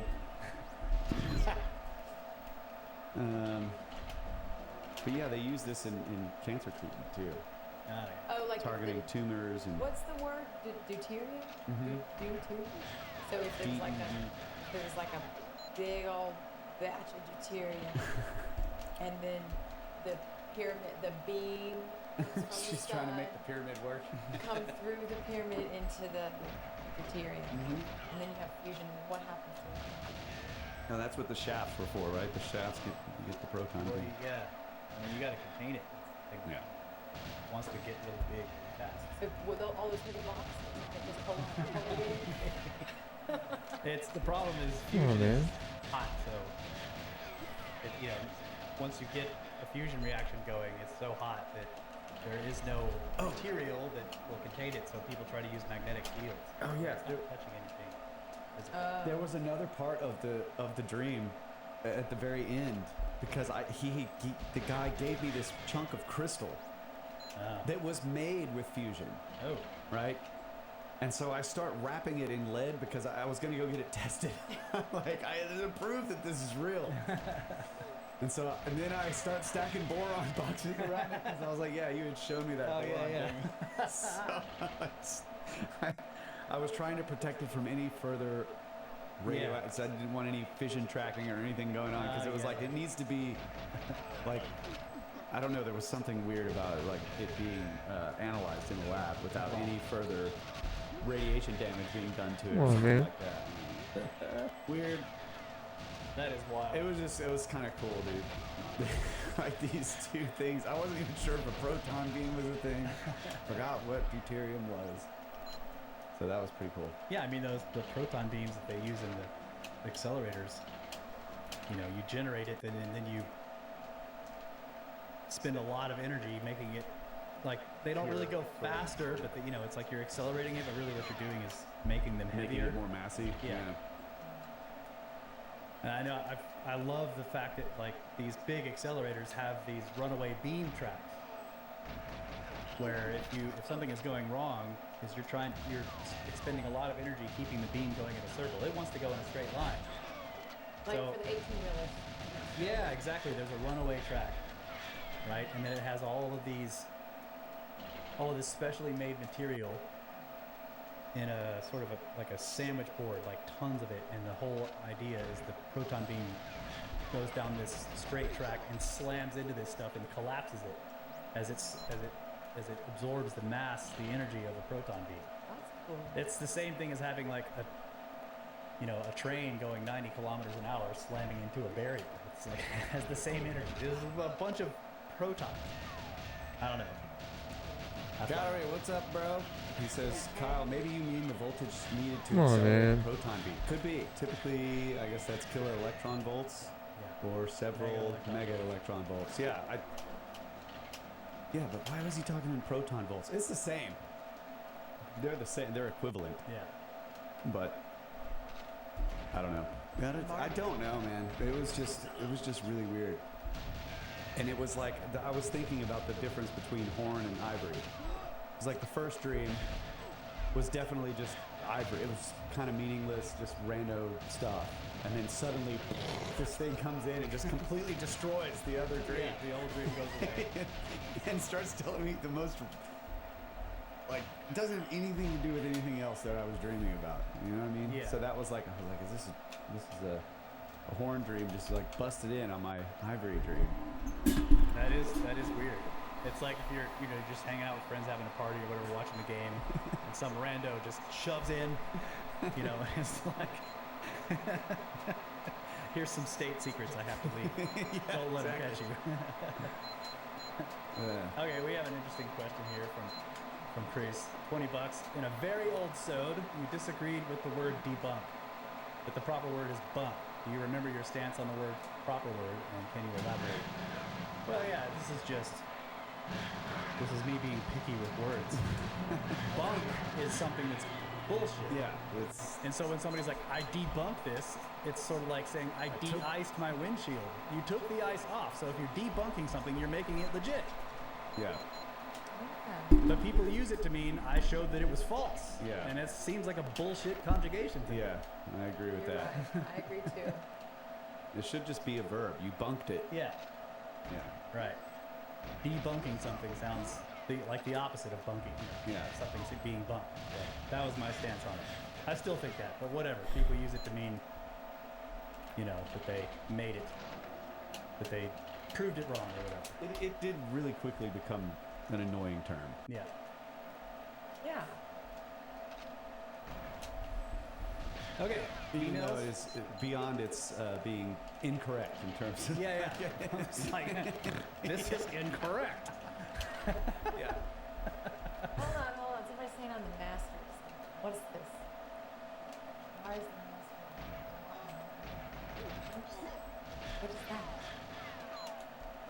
On the On the dot? spot. On the dot or on the spot. On the spot. Oh, yeah, on the yeah, dot. yeah. Enlightening tangents. Thank you. Good. All right, we can tackle some emails. Okay. Anybody else got anything else? No. No, what's I mean, there's always, if there's more questions on the scanning stuff, we can tackle those as they come in as well. I don't have a lot of answers, I just thought the whole thing was an excellent preliminary investigation and shows that it's worthy to do more work. Chip says Chip has fusion dreams as fusion well. dreams also. Marty said, somewhere up there, he said that the Lockheed has a patent on Yeah, something about the laser. on fusion control. Yeah, laser controlled fusion. Lockheed has patents for laser Laser containment of a fusion reaction. It could probably be done in Max's garage. This is true. And yeah, hey Marty, how you doing, buddy? And hey, Cowrie. Did I say? Yeah, calorie. Let's see. Book of the Judo day. shaker. Okay, so this is from Luke from Iowa. Also Mammoth Murderer in the Discord. In case you guys want to know. Book of the Damned and recent tornado. He says, "What's up, bros? I know this isn't related to anything recently on the podcast, but was just listening to the old Book of the Damned episodes again the other day because I find that stuff fascinating. I live in southern Iowa, and yesterday, May 21st, we had a large tornado go through a few miles from me. It ended up sadly destroying the town of Greenfield in Iowa. People's belongings were dropped on other farms up to 140 miles away. Very easy to prove because there were checks and bank records with addresses on them. Local radar could pick up debris at 40,000 feet in the air, so it really does make you wonder about some of the odd falls or rains of strange debris reported from all over the world. That's it for now. Thanks for being a constant source Come of on, entertainment. this bullshit. Luke from Iowa." Yeah, so we were not necessarily disputing the ability of tornadoes or water spouts or whatever to pick up debris and send it somewhere else, but it's the sorting of the debris Yes. that's the really weird thing. Is Right. it's all letters. Yeah, that's right. From It's the- only bank records. It's only letters from the power company that fall Exactly. in this one spot, and then 2 weeks later they do it again. Yeah, that's right. Yeah, it is crazy that still, I mean, that they could hold stuff, you know, the pattern is such that it can hold heavy objects up in the Yeah. sky for this long period of time and move them Yeah. Yeah, throw 100 miles. Yeah.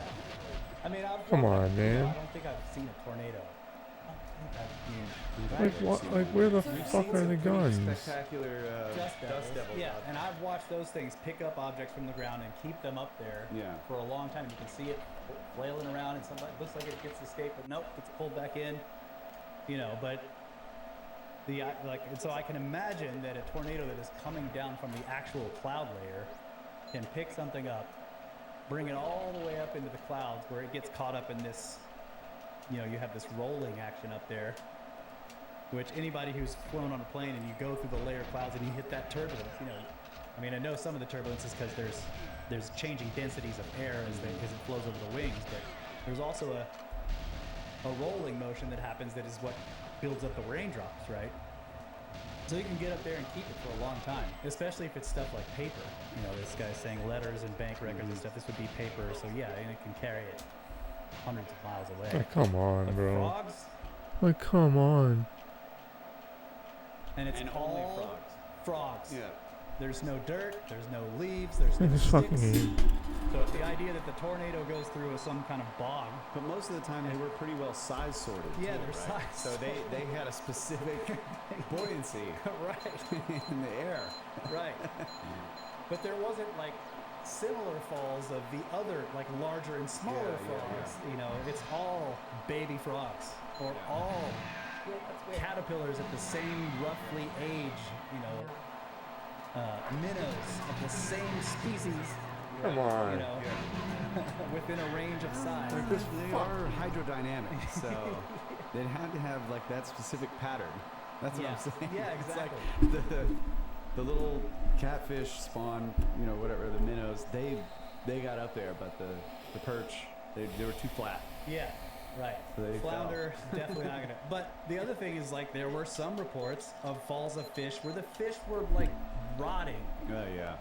So, did it go through and pick up a bunch of like a school of fish that had They're bleached slow themselves anyways. or they That- were that- already dying? That like a Slow tide as had drained and shit. they were stuck and Yeah, died. right. Why can't it just be a plane flew over and dropped them?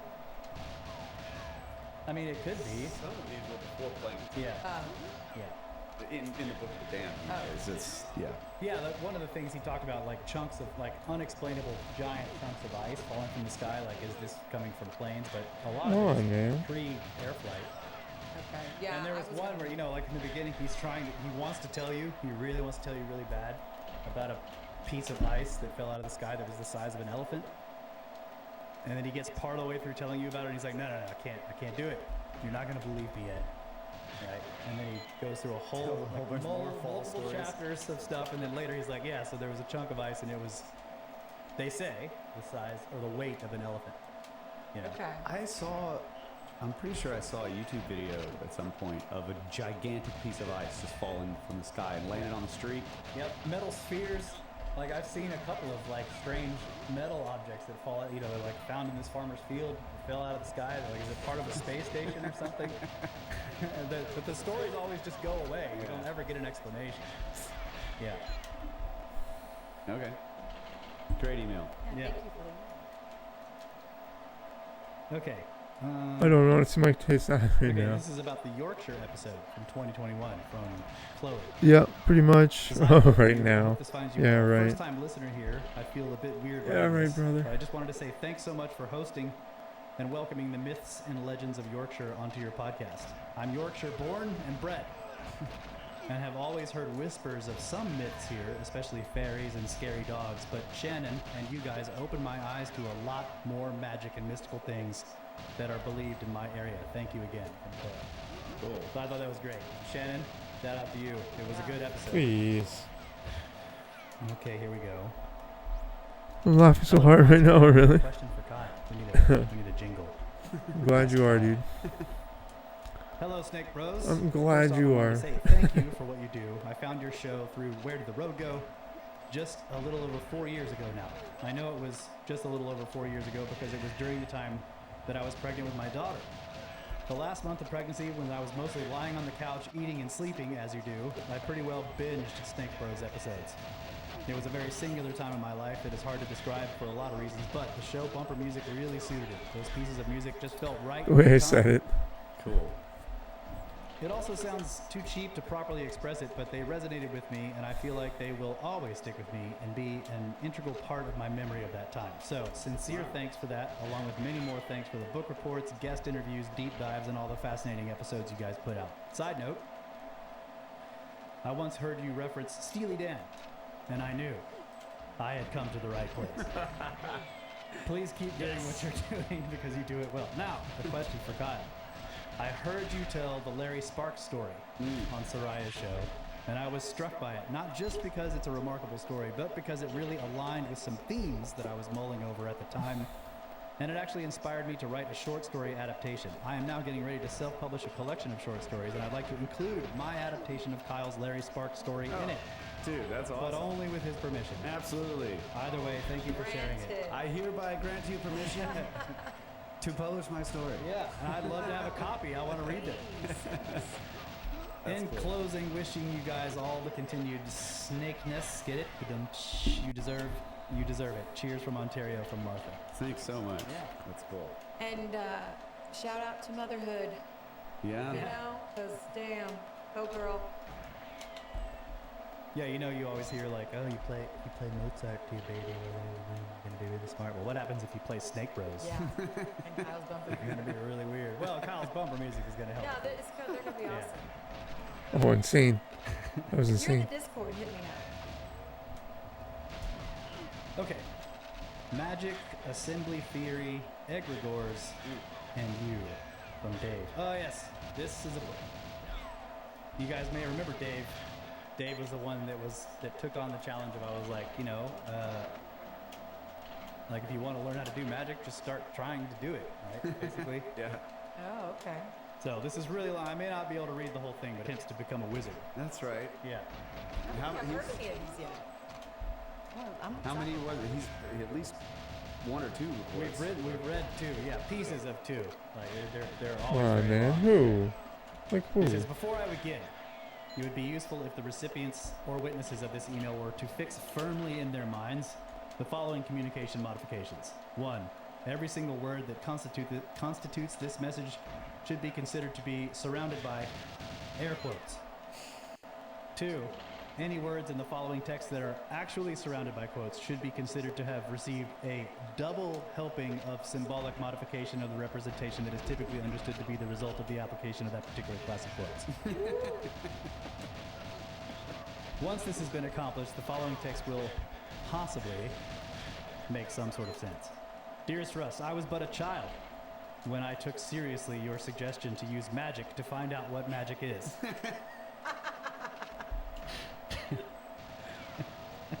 I can say without any exaggeration that my interaction with you on this topic sparked a great deal of learning and growth on my part, so thanks for that.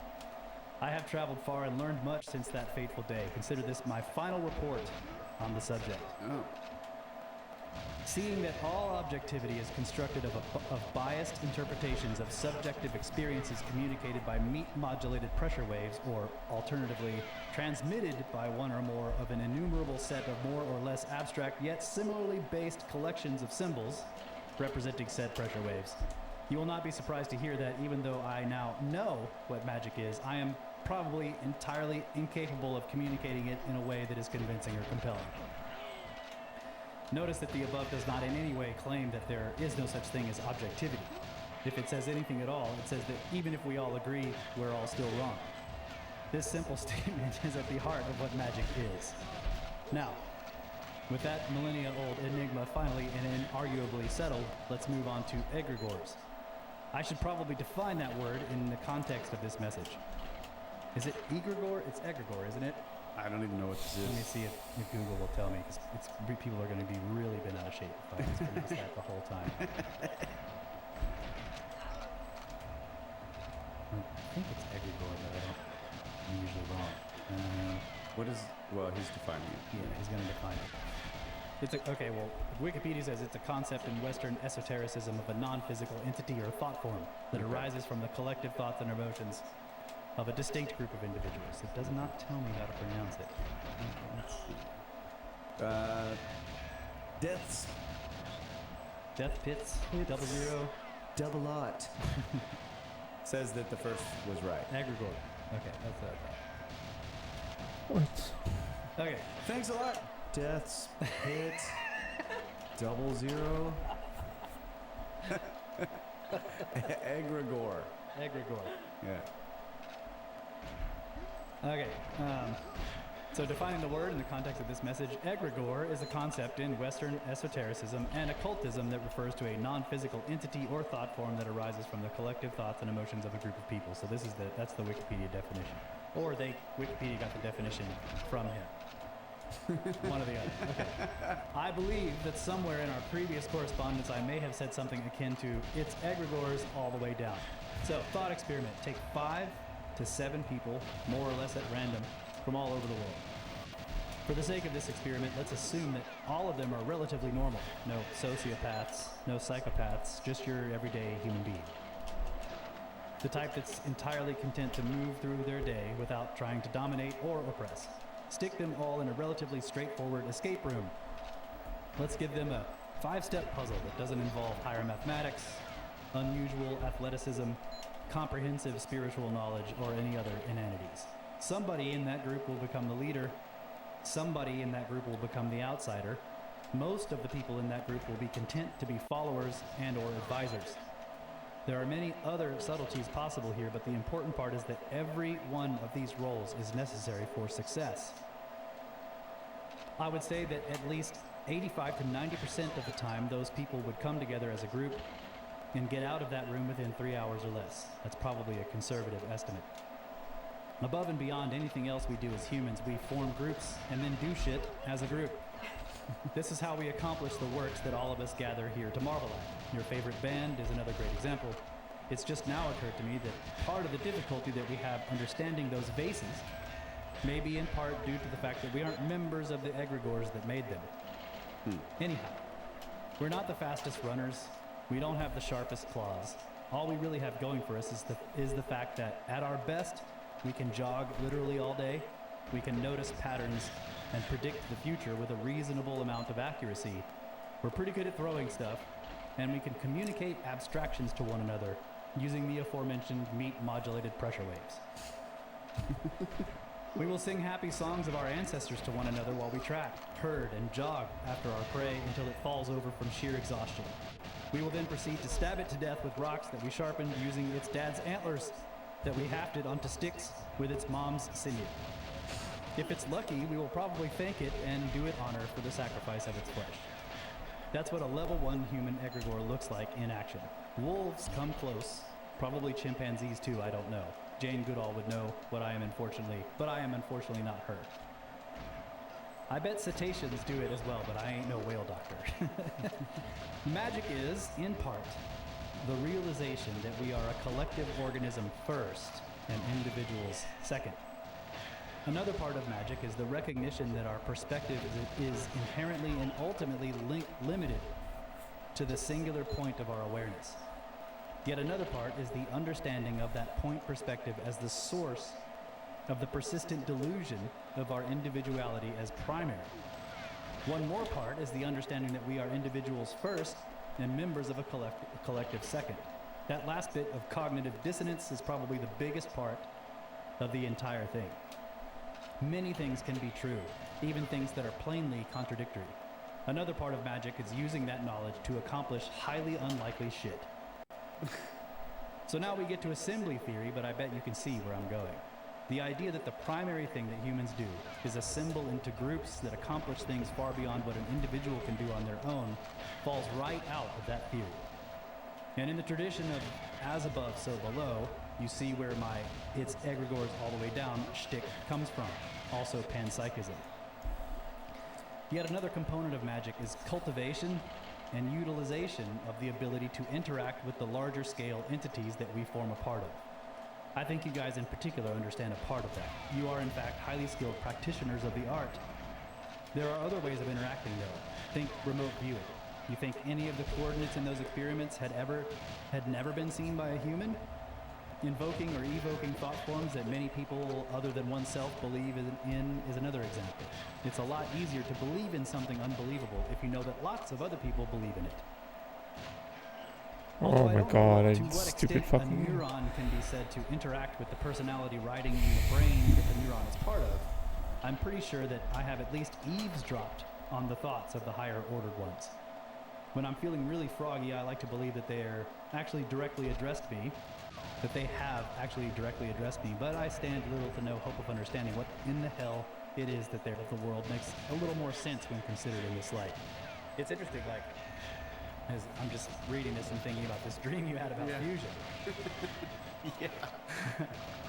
And this concept that something larger has reached out to you through this, you know, in this collective, it has to talk to you through symbols. Mm-hmm. And the symbols that it accesses are a collective thing. They exist only in an abstract, something we all agree on, Yeah. right? So I don't know. He's right. Like, this is, you know, even if you just take away, like, let's forget he's trying to discuss magic here. Like, you can just view language as, like, where is language? Yeah. You can't touch it. You can't put your hands on it anywhere. We have books, which, like he says, are collections of abstract symbols that are designed to, like, remind us of meat sounds, right? But all of this is a big abstract collection of ideas that we use to communicate imperfectly other ideas to each other, right? So All something bound by subjectivity. Of right. So something that wants to tell you about fusion for whatever reason, and maybe it wasn't even trying to tell you about fusion. It was trying to tell you something completely different. But it reached through all of these collections of symbols, and what happened was you got told about by fusion by an orc, right? Yeah. Obviously, the higher order being forgot that I can't remember stuff in my dreams when I wake up. Or maybe actually Kyle's dream brushed by and invaded and because you said he was at the profile like mumbling something. Yeah. Wasn't He was talking. talking. Yeah, he was talking, but it was like I never saw his face. He was like profiled, and he was just like blah blah blah. Yeah, what if Yeah, he's like blah blah blah. everybody just float around these little green bubbles and smash into each other. Like, Yeah, I mean, But he was talking to me. It was weird. I don't know. I don't know. I don't understand it, but it's. this is Come on, man. No. Let's see. Okay, we're actually close to we've gone through the whole thing, almost the whole thing, Dave. And it's been great. Thanks, Dave. So let me finish it and then we'll take a break. Okay. Also, Kyle, he says, I owe you thanks as well. Our brief interactions on the Thanks, $50 brother. Dynasty Appreciate that. Patreon inspired me to end a 30-year daydream and to get off my ass and write and record my own album, so thank you for that. Holy crap, dude. I've got 12 songs in the works. 4 of them are complete with vocals in the can. I'm going to follow the value for value model as well when I release it. The primary thing that I have learned in this context is that singing is hard. But writing good lyrics, especially when one's attempting to actually say something, is just about impossible. Yeah. I'd love to see you guys in Greensboro. It's as close as you've ever come to where I live currently, but I'm in the middle of a move and I don't think I'm going to make it. Still, I haven't ruled out showing up at the Tangent Cube with beer and hand drums. Anyway, I love you guys. Thankful for all you do. You bring a great deal of light into my life. Talk to you later. Prototypical Dave. P.S. Yes, the initial tone of this email was a bit much for me to maintain throughout the entire thing. That was excellent, bro. Thanks so much, man. I really Yeah, appreciate that that. was That's awesome. Good luck on your album endeavors. It does take a while. It does. Yeah, it's a marathon. Yeah. Life marathon. Really cool. All right, let's take a break. Okay. Right back.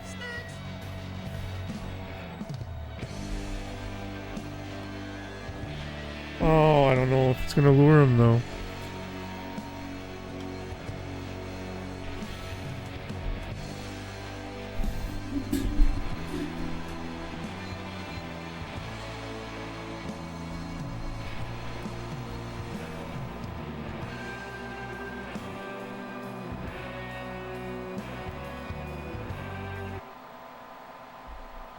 with nylon, with what are they called? Tape wound nylon strings. Amazing. Wow. Best space strings I've ever played with. Anyways, but still. I had another thought on the debunking thing. Yeah.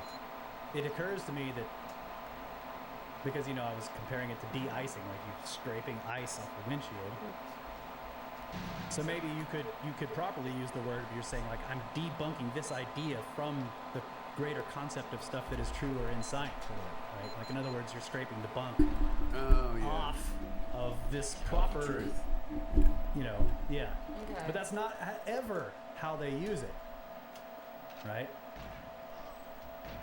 The thing that's being I can see how it's looked at from that perspective. Like, if somebody makes a video about something and it's wrong, they debunk it by removing the bunk stuff. Yeah. Right. From the truth. It just is weird because it's like the Come on, man. that you Like have to sort of- defatting a steak. Yeah. But you don't point to the fat Yeah. and say that you defatted it. Yeah, exactly. That's what I'm What? trying to say. You Like point this to the fucking stick, game, bro. I did not hit him that second time. right? Like, You fuck point to off. the windshield and say I de-iced it. That's a good point. Yeah. That's what I'm trying to say. Yep. It's kind of you, Toad. It's very kind. All right. Oh, A white few more goose. emails here, and we'll wrap it up. We got. Well, Just I- mention it. okay. You should just mention it. To For sure. Ellen and Scott, thank you so much for the amazing packages for the kids, Snake Bros Kids stuff. It's books and kids. What the fuck, man? Just thank you. We really appreciate it. Yeah, I love that. Two one-up boxes that showed up for the kids is awesome. Is this? Yeah. Okay, so Old Smooth is asking about Robert Grant stuff. Last time we were in Egypt, there were a bunch of people on the tour that were talking about the video, or they showed it to us. I watched some of it, and then we went into the King's Chamber and looked, and like, you know what? I couldn't see it. I have to admit, I could not see that there had been anything carved in that chamber. I mean, you're looking at a rough, not rough. It looks like a surface that used to be polished that is no longer polished. It's granite. It's dark, and it's more like looking at static on a TV screen. You stare at it long enough, you see all kinds of shapes, but it doesn't look like it were carved in there. So I don't know. I didn't see it. I think that it's similar to like clouds taking shape or whatever, because like you can see something in the clouds, but the clouds in this case are the Come on, man. the decomposition of the Like granite. this fucking So you have game, this bros. smooth polished surface which is shiny, and then where it's decomposed a little bit, that shiny surface has fallen off and it's rough. Yep. Well, we see this all over the place in all the granite artifacts there. You can at the Valley Temple, the columns are solid single piece granite columns, square, and the tops of them, or no, it's the bases where they were buried in sand have decomposed a little bit, and so it's got that same look. Composition took place faster where it was buried because it must be some kind of Chemical reaction chemical in the reaction, sand, yeah. degradation, having to do with moisture and whatever, who knows what. But in the King's Chamber was never buried in sand, so there's not like a clear demarcation of like down below it's degraded all the way up to this point where Right. the sand was, and then where there was no sand it's still polished. Yeah. In the King's Chamber it's patchy. It's just degradation probably from moisture and whatever over Yeah. time, and it's very random. And so the randomness of it's got shapes. There's shapes all over it if you're looking from polished to rough surfaces. Yeah. And it's very subtle. It's not like, in other words, they're not like deeply gouged or anything. It's just it's just a subtle difference between a really nice polish and a rough surface. Yeah. And so yeah, you can see shapes in it. Some people can see faces and whatever, and it's just like, well, is it really a face, or does it just resemble the geometry of eyes and a nose or something like that? You know what I mean? Yeah. The other That's thing, what I think. yeah, and the other thing about it is like there's plenty of artifacts in Egypt, granite artifacts that were carved with some kind of glyph and are now heavily eroded, right?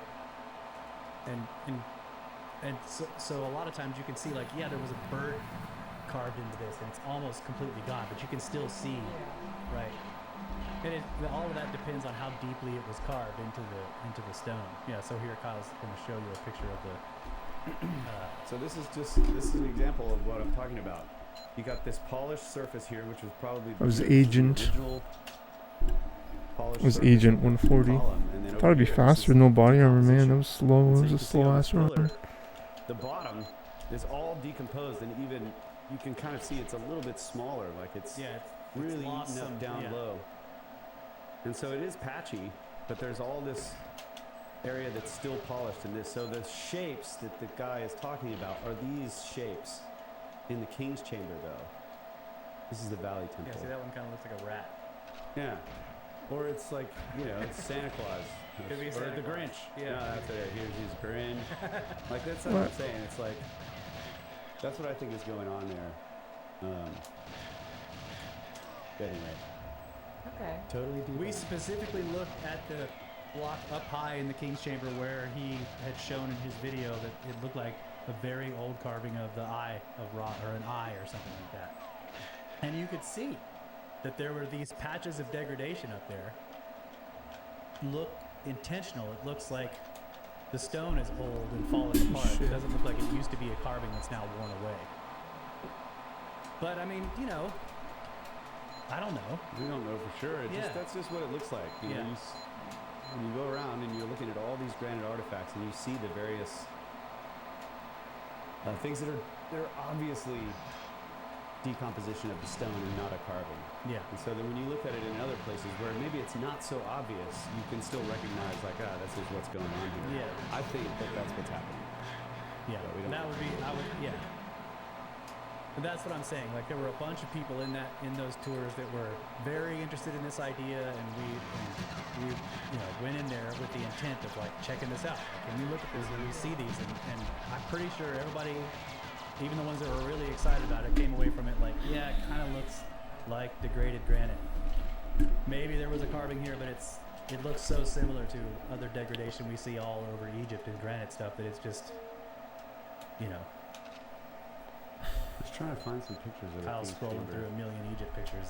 Got me really distracted. I've never made an album of King's Chamber pictures, so I don't know. Anyway, we don't have to look at it, I guess, but Yeah, hey, I appreciate the question. And this is, I don't have anything against Robert Grant. I mean, Ben has told me before that he has some really interesting ideas. And it's good to ask these kind of questions. And maybe he's right. There could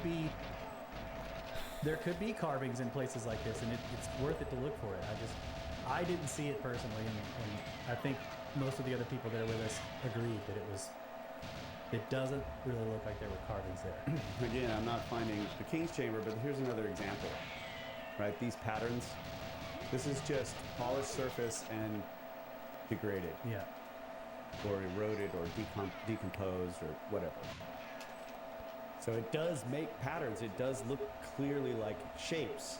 So it's not like they're not figments of of his imagination. They're there.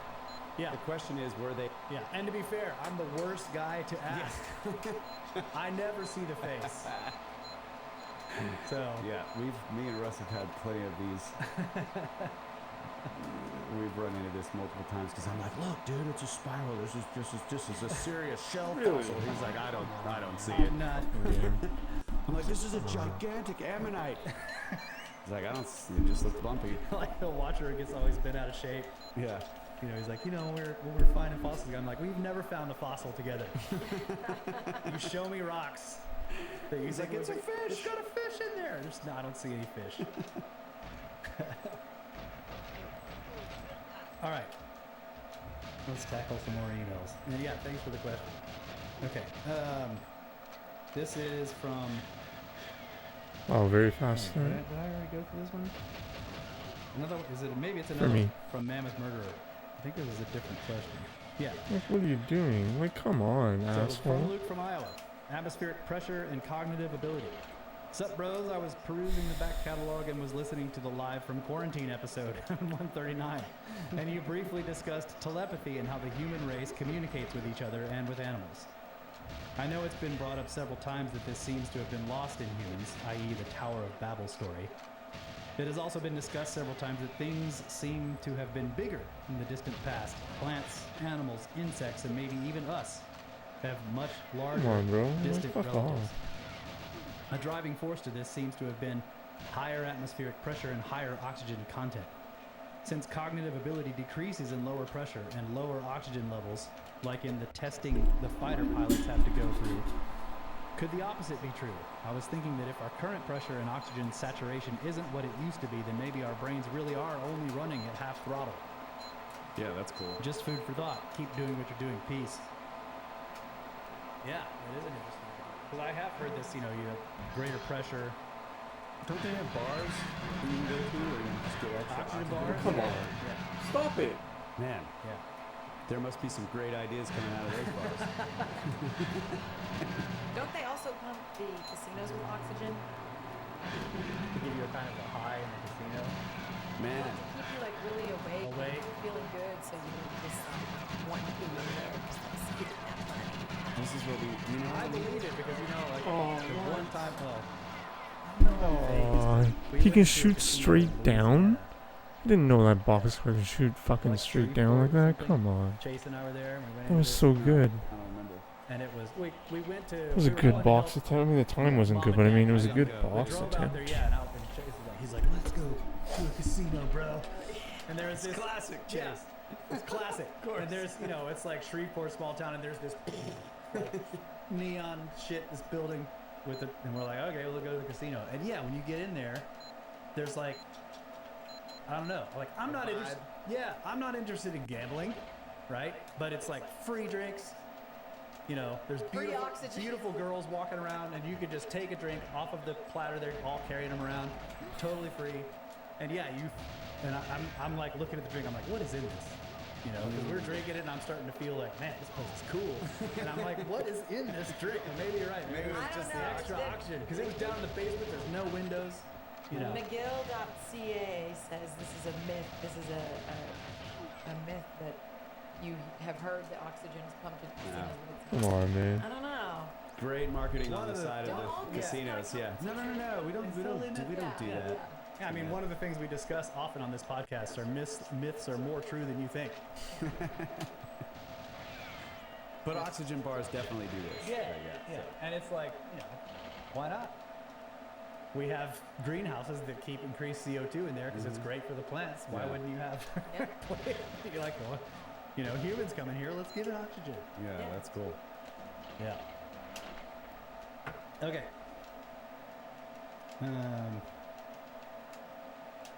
This is from Ann Who Knits for Kyle. Oh. Hi, and It's called a presentation. For Kyle, my sophomore year of high school, I won the school science fair with a lecture on hamster genetics. So I had to go do it again at the Western New York Regional at the Buffalo Museum of Science. I had poster boards on an easel. The windows along the wall of the lecture room were open, and someone opened the door to look in. The draft took the posters off and under the feet of the judges, and the photo corners I had used to mount the pictures were not up to the challenge.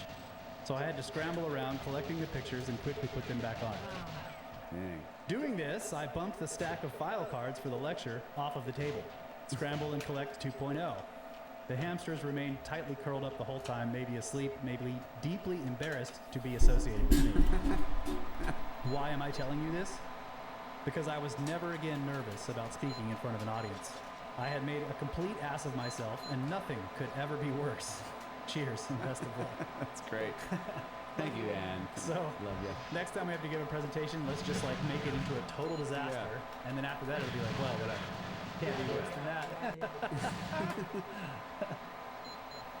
Yeah, actually, the one when we did the presentation together in at the Cosmic Summit, I was Yeah, it was wasn't great. nervous. It was a lot of fun. Yeah. It was cool. Decky It's thinking 69 about it. says It's the worst part. $2. Do a show with Gary at Neurotic. We did. We went on to Forbidden Frontiers with him one time. It was a while back. Decky. He's asked us to go on again. We haven't done it in a while. But Yeah, we did go on with Nerdrotic. That was fun. Definitely. We should do another one. Yeah. You got another email? I want to go do it in his he's nearby. Yeah, we need to go to the studio. That'd be Fantastic great. studio. Yeah. Yeah. Yeah, I have more emails. You guys should go. Let's see. This is Nick from Australia. The intro music to your podcast. Hey, brothers of the Serp. Hope you are well. Come on. Big fan of you fellas over here in Australia.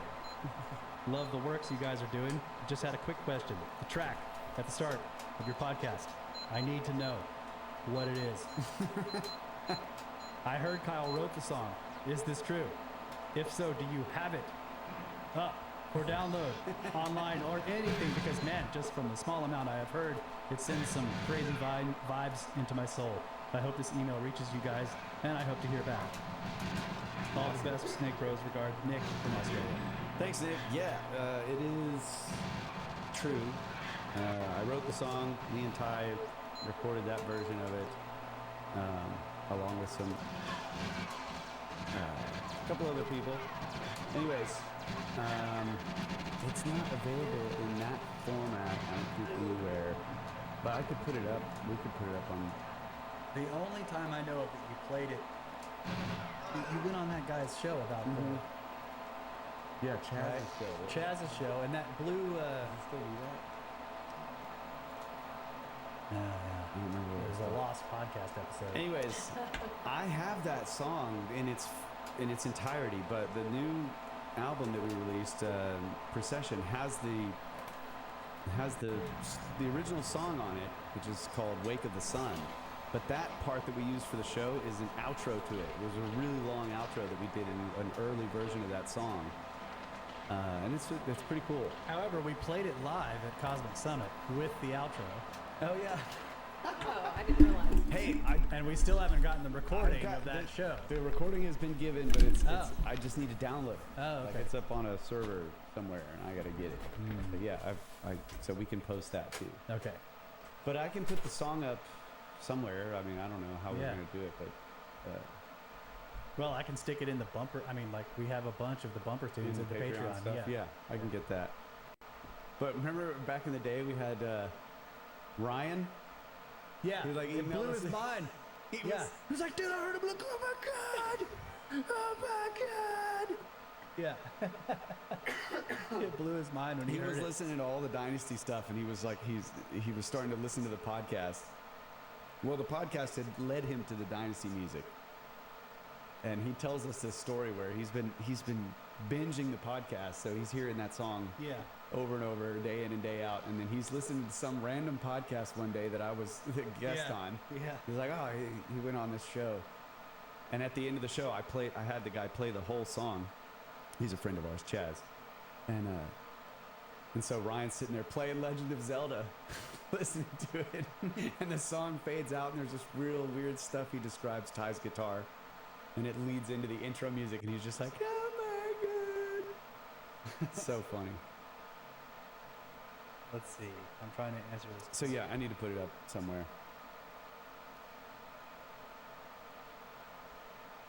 Okay, so Manu is asking, in an early episode you mentioned a woman who went public stating that a longhead was calling the shots in some meeting. Oh, They were yeah. trying to find it without success. Do you remember any details? Yeah, she was She was like Yeah, this worked is for a the little- World Bank or something, right? She worked for World Bank, and like she just came out and just started claiming that like longheads were running everything in the banking. Did she say and then she long vanished. heads? Was she? Yeah. No, she didn't call them longheads. She didn't call them She longheads, said, but she said, have you seen sculptures of Akhenaten? Okay. They have heads like that, Okay. right? Yeah, I mean, I remember that story, and I looked it up multiple times. Yeah. It did not. Because people ask us this on occasion. Yeah, she went on a couple of shows and basically said that she was trying, and you could tell she's trying to sort of not say it. But this guy was like, "Hey, you're on the right show to say some weird stuff, right?" And she was like, "Well, it's like these, they're never the front. They're never going out and talking to people, but like they are running the meetings at which the people there are the people that are running the meetings that run the world, right?" And she was like, Yeah. somewhere way up the chain of command in the shadows are Longheads, basically. I was like, whoa, dude. I don't remember her name, but it was really interesting. That's cool. It's And then probably- she disappeared. Yeah. Well, of course. Yeah. That was the obvious next thing. that was Okay. gonna happen. After. Kyle will look for it. I got more emails. That's a great question. Damn, Watcher, where are you? I'm just sitting here with these two guys on their phones. Watcher's been, yeah. What's he doing? I don't know. He's doing space medicine. Space medicine. Yeah. Yep.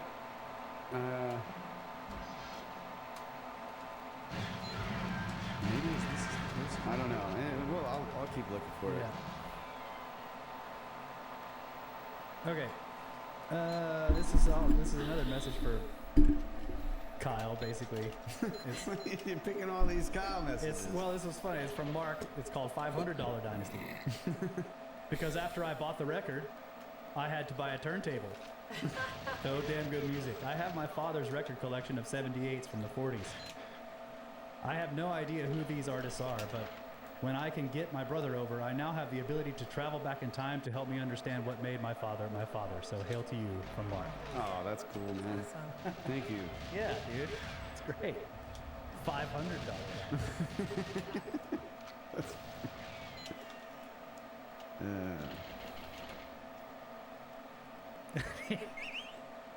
Here's another one. It starts out with, "This one's for Kyle." No, Really? see? They're all emailing. No one wants to talk to me. You picked all these on purpose. Yeah, you're flagging. You're the flagger. The title of the email is, "What is thy name, demon?" So this one's for Kyle. Sorry, Russ, but I will say as I type, the words seem to be ringing out in your signature beautiful voice, to quote the professor. But I would drop a smaller comment in the pit. But devising a proper name proved to take longer than this. All in good time, gents. He doesn't have a name for Discord count yet. So, Kyle, to the point for you, sir, on episode 143, a previously requested song was played in full. Serendipitousness. This one has always been my favorite. In the spirit of Father's Day, happy fuck was belated, that? I was hoping to share this with you. My 3-year-old Come daughter on, what? has impeccable taste in music. Why? I know, so saith every man, but I take no credit. Our bedtime routine is Daddy dances with her to whatever her ear settles on as we sift through my favorites on the Victrola. If Daddy doesn't have the record on my phone, of course, connects, and she seems to accept the lack of crackle and pop she loves so much from the vinyl. I think she might be an out of place artifact herself. Anyway, when she says yes to what is playing, I softly say, "Ladies and gentlemen, and now Led Zeppelin," or Etta James, or whatever. Well, I'd rediscovered, 143 on Father's Day and played the end credits for bedtime. She approved, and I announced, "Ladies and gentlemen, Mr. Kyle Allen." I know it's not the limelight, but to her it makes no difference. Oh. I heard with my own ears her commit your name to her in her tiny voice, "Kyle Allen, to the pantheon of Oh, music man. eternal." It on, may man. seem like a silly example, but music is sacred, and yours is no different, and it has moved my daughter to peaceful dreaming. Orpheus, I say you are a genius of note, for real, man. Thank you. Wow. Thank you P.S. so Of much. course, I am a Dynasty fan. I do not yet have Procession on vinyl, but Kyle, even your bumper music is vinyl worthy. I Wow. would own it all. Just saying. Oh, Thanks, dang. fellas, Dang. and Godspeed on the Sidewinder's path. Wow, dude. Thank you so much for that. That's, Yeah, dude. She's committed your name to so she can be like, "Kyle Allen," when she wants to hear your music for bedtime. Really sweet. that's super sweet. Thank you for that. I love hearing this. Yeah. Great emails from you guys. I think we can Look at this. Oh. Holy. Pull off the old Dell. Stuck in the closet. All right, thanks everybody. Yeah, thank you guys so much. It's back regular weeks. Yeah. So look forward to one next week. Even though it is technically now next week. I don't know. Is this one for this week? Fuck this game. That's up to you. Okay. Oh, wait, well, it is. It's already out. It's Sunday. Yeah, I'm not The week starts on Monday. Sunday is the beginning of the week. Is it? Yes. Where is the beginning of the circle? Thank you guys so much. We love you. Always have. Always will. Get back to work.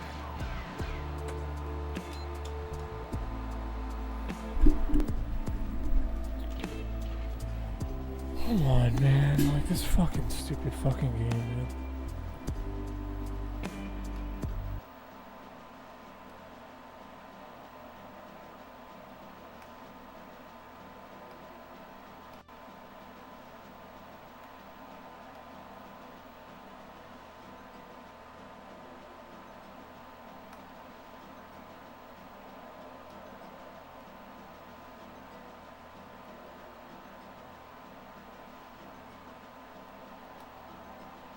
Yeah, happy 4th of July to everyone as well. We're gonna shoot off some fireworks tomorrow. Good grief. Troy's already claiming we're skipping. Is he claiming we're skipping? I updated OBS. He's paranoid, dude. Look at him. Well, hopefully this. Shaking in his boots. Yeah, hopefully the skips have been fixed because Kyle and I tested it for 30 minutes before going live just now, and I didn't see any skips the whole time we were testing it. So hopefully it should be okay. It's making me nervous. But of course we weren't. I mean, were you recording it? I was You were? recording. I was playing music. I had all of the above going. Okay. All right. Well. Come on, man. what is he? All right. Ben's saying no skipping. Good. All right. Troy's paranoid. All right. Well, let's do Space Weather News. Oh, Yeah. it worked. Zero mistakes. Zero mistakes. You pull it up on the screen? We'll show people the course. Space Weather News. All right. So, geomagnetic storm watch is canceled. There was a CME that was expected to hit Earth on July 3rd, but it missed, or it is very late. Either way, the geomagnetic storm watch is canceled. A tardy, slow-moving arrival on July 4th is unlikely to cause a storm. Also, green ghosts in a geomagnetic storm. This picture may be the first of its kind. On June 27th, caught a bunch of green ghosts in a geomagnetic storm. This was a huge bucket list item for me, says Warner. An MCS thunderstorm was moving through the area, so I set up my camera to photograph sprites. The auroras and the green ghosts were not expected. Everyone knows what auroras are. Green ghosts are still new to many observers. They are the green blobs on top of red sprites. Experienced observers say they appear in as few as 0.2% of sprite photos.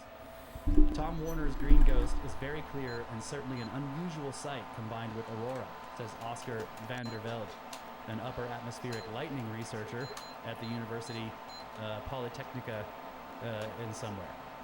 Green ghosts were discovered in May 2019 by Wow, Hank insane. Shimya, a Houston, Texas-based storm chaser. Initially, researchers thought they might be a form of green air glow activated by sprites when they touched a layer of oxygen 80 to 90 kilometers above Earth's surface. Indeed, GHOST is an acronym. Green emissions from excited oxygen in sprite tops. They're all distracting me. Ben said there's an audio buzz, but then he was just BSing. Come on.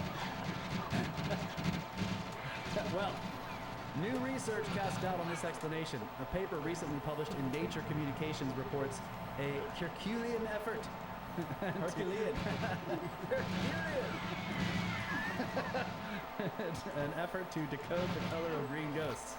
About a month after Shima discovered the phenomenon, a team of lightning scientists led by Maria Passa of the Institute of Something at Somewhere began chasing thunderstorms, hoping to catch a green ghost in the slit of their spectrograph, but it wasn't easy.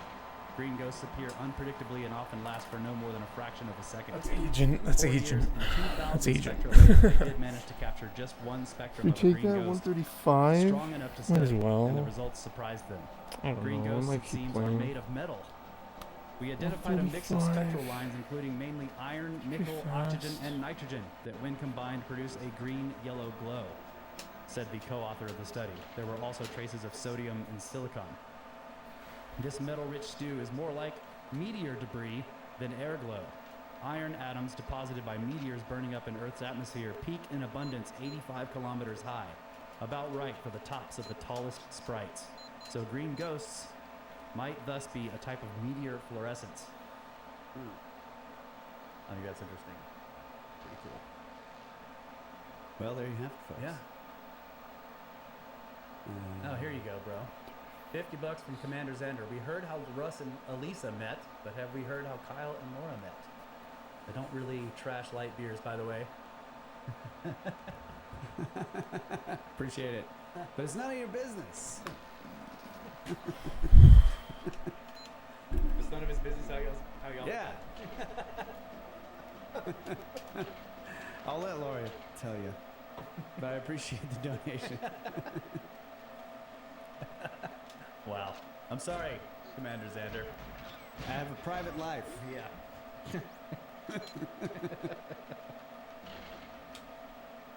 Well, I have this email that I wanted to start with. Okay. There we go with that. Yeah. All right. So this is from Harley. It says, I am Harley. Hey guys, so cool that you read one of my emails on the show. I have 26 sods till I'm caught up. And I've been showing everyone like, I'm famous because you said my name. Maybe. LOL. I heard you talking about why Egypt doesn't want to dig more or see more or let us find out more. Well, they think we make a lot of money off of this, and if we milk it as long as we can, this cash cow will last forever. Or there is another group maybe living underneath Oh who wants man, it kept shoot the secret. guy. But today I have a new favorite sode. Episode 301, the 300th episode. Come on, man. My favorites are always when y'all talk freely about your thoughts, ideas, and feelings. And this one, Kyle says he is rethinking or soul searching after all these new eyes. Well, those questions and that quest is what got me here to you. I was originally trying to find out a timeline of events, sort of Bible versus standard model. I quickly got frustrated with it and started listening to Isaac Arthur's YouTube channel. And when I caught up to those, I got into geography topics, and I soon found Randall Carlson. And y'all's podcast with him had me completely enthralled. I was addicted for real. When I got caught up there, The lag I is looked to y'all since you insane. were advertising yours on there. And I've been sucked in ever since. From time to time, you talk freely about your thoughts and feelings at this point. Just like mine, yours is So completely much different than when lag. you started this. Kyle, Oh, I have no I health. too am confident there is something else besides what we can see and detect from here. I don't know what it is or how much control or power it has, but I'm sure it's there. I doubt it's anything we can understand or even imagine. I have a saying, the more we know or learn, the more we see that we don't know. And Russ, I totally understand what you mean when you say that now that you have seen some places, it makes you not want to talk about things, get to see or go to any of those places, and I am anxious to hear you talk about more things and places.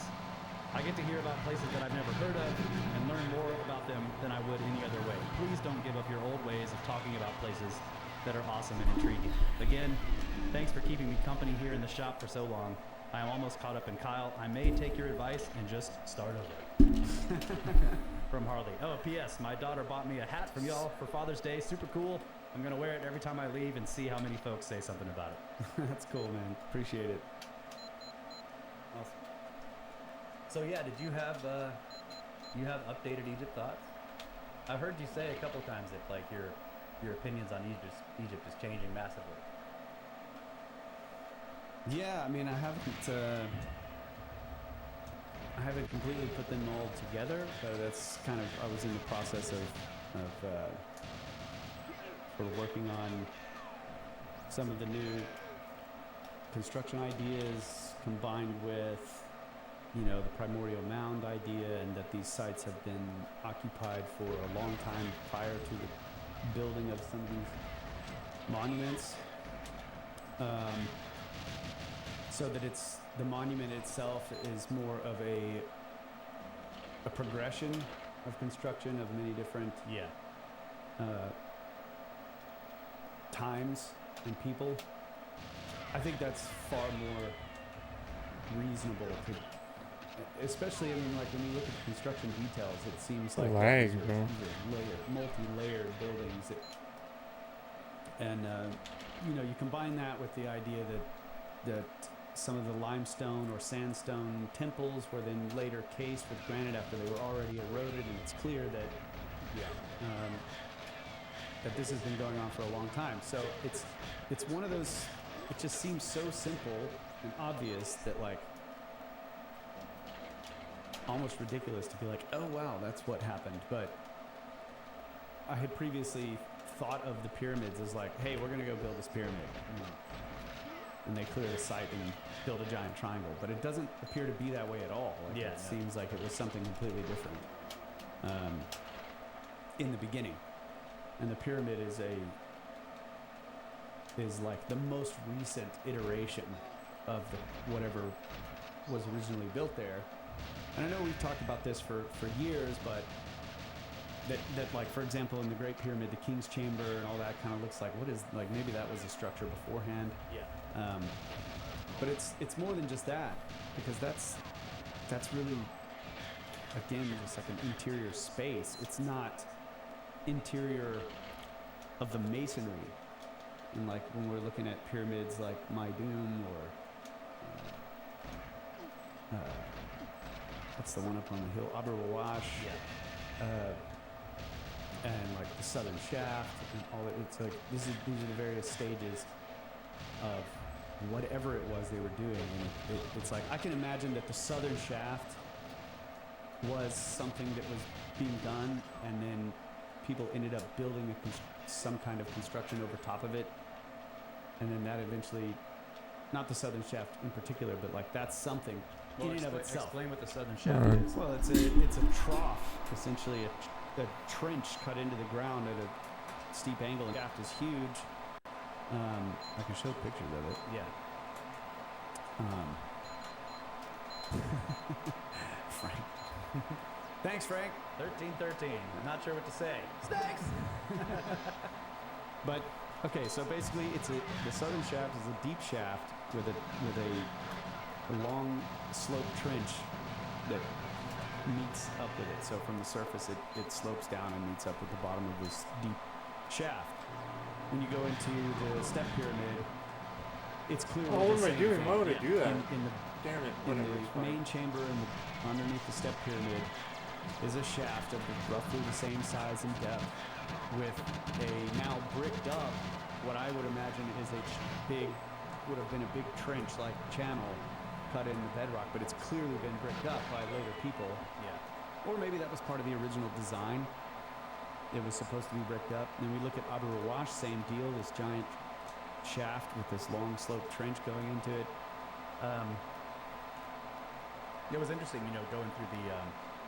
So just real quick to finish my go point is that, and then somebody comes along and starts building structures over top of you. Yeah. Those turn into go from like ziggurat type shapes or step pyramids into the slope pyramids that we're familiar with. So in any case, it just turned this idea of like, oh, the pyramid, like we want to argue that the possibility of the pyramid's older. Well, was the casing of the pyramid older, or is it properly dated? Like, in other words, did Khufu actually build the last bit of that structure around the Great Pyramid and put the casing stones on it before it was like some monolithic, like this big thing like you would see at Maidum, this sort of ziggurat-shaped tower that was highly degraded and falling apart, and he's like, oh, let's build this thing. So then, people say, like Jason was telling us on the trip, like how many Masons' stone marks have been on stones, and like there's like the gang of Khufu or whatever they were, and it's like, well, that makes sense that they were casing it and building it and actually turning what was not a pyramid into a pyramid. So it's his pyramid. Yeah, and there's no doubt that the dynastics were all over Giza, and they built there's tons of Old Kingdom, Middle Kingdom, and New Kingdom structures there.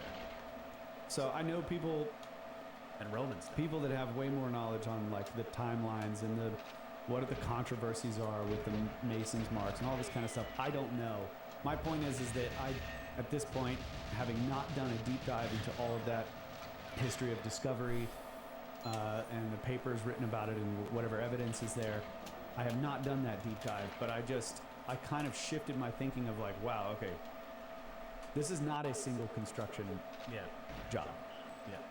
I don't believe in the 20 years to build it from bare bedrock to pyramid.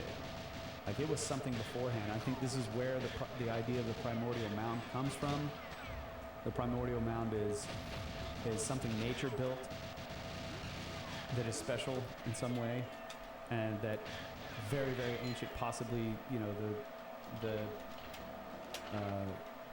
pre-dynastics had already been doing stuff there, activity there, or whatever, and this is like why later kings are choosing, like, hey, let's renovate this site or build a pyramid over top of it. Yeah.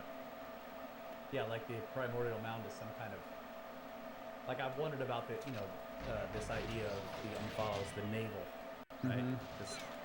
This concept of the navel of the world, and it's like it's sort of it gives like it's a birth imagery, right? This is what the navel is. It's associated with it's the connection to the mother. Right. Exactly. So I don't know. I think spring. I mean, that's perfect. Like that is the connection to the mother. Like like our construction and like sort of an as above so below thing, but with Mother Nature. It's like this is where man's efforts meet with Mother Nature. Yeah. Right. Yeah. Exactly. And so it's like you're saying, there's some natural formation there, something there that made them initially notice this site, and it had to have happened in pre-dynastic period, right? Yeah. Something much older was there already before we even get, and Ben was pointing out the middle pyramid, right? You can clearly see with the middle pyramid that the bottom part is rock cut, and then it's hugely megalithic, and then as you go up, it's less so. Yeah, so it could have been a platform. Yeah. You know, and I started going through, you know, if you look up pyramid diagrams on YouTube, on Google. Never look things up on YouTube. You can see a lot of these diagrams where they show these sort of low, almost like mastaba-like pedestals. Yeah. In the core masonry, and then there's something that, you know, there are some diagrams that show like phases of building, and in some cases they'll have like this real steep ziggurat shape, and then the final casing and stuff like that. So I just, that's one of the main things, is that like, okay, maybe the standard model, like in terms of timeline of these construction sites, is not completely wrong. Like, in other words, that it's much more nuanced than just like they built it at this time. Yeah. Now they could be correct about certain construction phases, and that this was the latest construction phase, and it may have been a huge one, like taking something like the pyramid at Maidum, like that superstructure. And then adding that tower, and then putting even slopes to it. Yeah, that would have been enormous. That would have been enormous. Yeah. There would have been tons of masonry involved. But when you look at the diagram and you see the internal chambers, like they could all be inside that superstructure already, and then Khufu could have built out everything else to bring it to its pyramid shape. Yeah. And the other thing is it's like the site prep. I mean, those tiles that are... I know, that's... I mean, some of those tiles are meters thick, and, you know, I don't know. I don't know what the measurements are. We've paced some of them out, and you're just like, this thing is huge. It's 10 paces this way, and 15 paces that way. Yeah, crazy. And it's a tile that has been fitted onto the plateau to, you know, make a flat surface. And the whole place is tiled like this, and it's mixed in with tiles that are the size of little... you know, like actual tiles that we have today. Right. You have these enormous, giant slabs of megalithic stone, and then placed in amongst them are these little bitty ones that sort of fit in the corners, or take up a little tiny spot. It's just absolutely amazing work. So somebody did all of that first, and then the middle pyramid is cut out. You know, the whole back corner. So somebody had to go in there and quarry out all of that stone, flatten that whole area, leave the megalithic platform in that back corner for the pyramid itself, and then go in and start adding blocks, and it's just...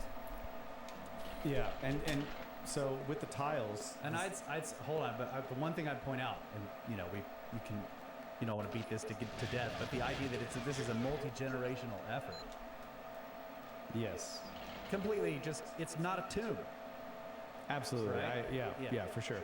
So, like I said, I don't want to... I'm not I'm like, man, I really wish it was aliens and stuff, but that'd be so cool. But actually, it's a standard model, guys. Like, it's I've done tons of research. Like I used to think that kind of stuff, but I've done so much research that like it's a standard model. But yeah. Anyway, I'm not trying to do that, and I'm also not trying to be a shill for like they're totally wrong. I see this window of possibility, which is kind of the same thing like that we're trying to make the case at Göbekli Tepe. There's still an open possibility at Göbekli Tepe that the megalithic architecture with the artwork is something much older than the Midden. However, I think that they may be right about a lot of construction and these feasts and all this kind of stuff going on there with the PPN people. Yeah. It's a similar type of thing in Egypt that I think I'm like coming around to that like, okay, there very well could have been major construction efforts that lead archaeologists to believe that this was the builder, especially when the builder is not saying like, I renovated it, but it's my pyramid, or other people are saying it's his pyramid. So it's like, if there was a skyscraper there and you tore it down and built your own skyscraper, they'd be like, well, that's the new guy's skyscraper. But if you just built a giant skyscraper around it, they would still call it your skyscraper. Yeah. You know what I'm saying? Yeah. So, but going back to the tiles, this is another thing that I just have like I've come to realize and gained a lot of respect and for these ancient Egyptians and how they dealt with the neighbor, like the mother nature's part. Edfu is saying, I've heard the outcrop that was eventually carved into the Sphinx may have been sacred in pre-dynastic times, and the causeway for Khafre was actually used to build the Great Pyramid. Mm-hmm. On top of that, this causeway was an ancient pathway. Yeah, and this is the other question about that causeway is it seems like there are hollow spaces beneath it, and we also know that it used to probably be roofed over on the part that we're walking on. It was tiled and roofed over as well. So it wasn't like a path. It was a full construction and maybe a double floor kind of, I don't know what you would call that, like a 2-floor hallway.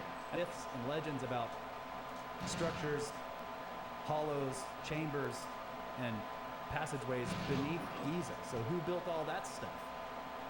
Some of it's probably natural cabins, but there's, some of it's supposed to be man-made as well. And we know there's the Osiris shaft. There's plenty of other deep shafts in the plateau. At the bottom, you can see that there were passageways going off where it's, where it's filled in now. They look like they had counterweight place for counterweights to go up and down for elevators. Like it could be just like stones that could lift, where you can lift things up and down, get boxes down in there or something. But still. Somebody went to a lot of trouble to make all that stuff. Okay, so I'm going to show a couple things here. Just, and this is sort of on your point about the tiling stones. I think there's definitely a reason why they're tiling this. Of course, I mean you would imagine they had reasons for tiling it, and I think that it comes down to they understood like a wear and tear of the materials that they were dealing with. And, I asked an engineer one time, like, how come we don't build with stone like we used to? It'd be so awesome to have like these giant buildings made out of natural stone. Well, stone, because it's so, it's impossible to, well, not impossible, but it's very difficult to engineer it because it's so irregular. So how does an engineer without a standard strength, where he could say, well, the strength of this material is this, so then I can put this much load on it and it can span this far without breaking. Like this is what they do. So stone is actually very irregular. So it's easier to build with steel and things that are like homogenized in terms of their strength. And then we can just case it in stone. And as long as the stone can hold itself up, then you're good to go. Yeah. But if you're gonna put a giant limestone slab as a roof, there's like, Yeah. I can't engineer that. 'Cause Right, we yeah. don't actually know the strength of that piece of stone, Yes. which is clear when you look at the ancient world, because stuff has fallen apart. Now it has lasted a ridiculously long time too, so you can make that argument. But again, the thickness of these things, I mean, it's ridiculous. But my point is that these engineers, these ancient engineers, also realized this, and I think this is part of the purpose of the tiling stones was to protect the surroundings of the pyramid from erosional forces and deterioration, because the tiles that they put in place are a higher quality stone than the actual bedrock. Yes, yeah. So It's interesting too because you can see in some cases the tile patterns follow bedrock, yes, right? And so in some places you'll see a tiling pattern that sort of follows a line, and in other places the tiles are gone and you can see that there was this split in the bedrock there. and in some places they put small stones in the crack. and Yes, everything. exactly. Yeah. So I'll share this. This is a video down in the shaft at Abu Rawash, and you'll see this. Look at this material. It's all these vertical fractures in this limestone. Look at this chunk right here, and of course those are masonry. That's masonry up there. Yeah, pause it right there, by the way. Back it up a little bit. I just want to point out to everybody these massive blocks that are hanging over the edge here, and the Egyptians have put up this structure to catch them protect if you. they fall. Nope.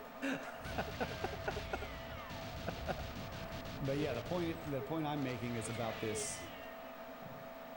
the state of this bedrock. So this is dug down. This is a shaft dug down through solid bedrock. Over here on this side is the trench that leads down to it. This is part of the masonry of what apparently was a pyramid that would have completely covered this thing, and so they would have had to corbel this ceiling with these enormous blocks up there. They're huge. But this shaft, I believe, Come on, man. was completely cased. You can see the masonry here.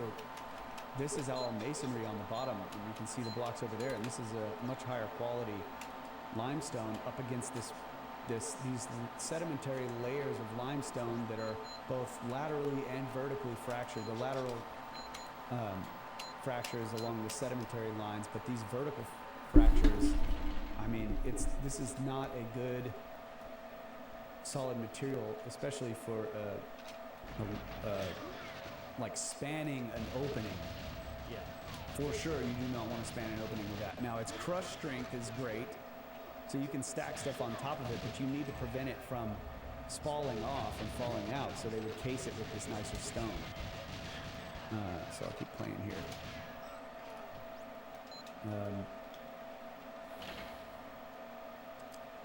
This is tiling, more masonry blocks, high quality stone. And then, yeah, it's just, look at that. It's the natural bedrock, again, is just very, and then these huge fissures running through it. Yeah. So it's not very good for building. And this is sorry, I'm zooming through here. This is the channel that runs down into it. You can see they had cased that. All the blocks are sloped. This is Abu Rawash, by the way. Abu People are Rawash, asking, yeah. So this is they call it the unfinished pyramid. But it looks like it was completely deconstructed. Yeah. Because they clearly had begun to case the same size as as many of the descending passages in the pyramid. So they were going to be putting core masonry in this thing and filling this trough. But in the meantime, before they did that, they could move very large stones to the bottom in this wide open shaft and build a giant granite box or whatever. And then they could put the masonry in here and make this the descending passageway a small shaft where the stones down at the bottom couldn't get out. Yeah. Or And the this is box. This is part of what makes the whole thing interesting, because most of the pyramids, as far as I know, all of the pyramids, besides the Great Pyramid that we go in, well, in the Bent, I guess the Bent Pyramid, Does the red pyramid have structures up inside the body, or is that just the bent pyramid? I don't remember. Anyway, most of the pyramids you go into have structures below ground. You have to go down this deep descending passageway, and then you see, you know, the various chambers and rooms and stuff below it. But in the Great Pyramid, there are structures, complex ones, up in the body of the pyramid. And the descending passageway actually goes down and it just ends in a bare room. So it's possible that many of the pyramids that we look at had structures like this beneath them that they filled in with blocks. Okay, so People are seeing skips, by the way. Look, it says encoding overloaded. Turn down video set. No, that was a really good run. No. Really? We'll just go to the Yeah, just default. do default. Yeah. All right. Fine. I was trying to.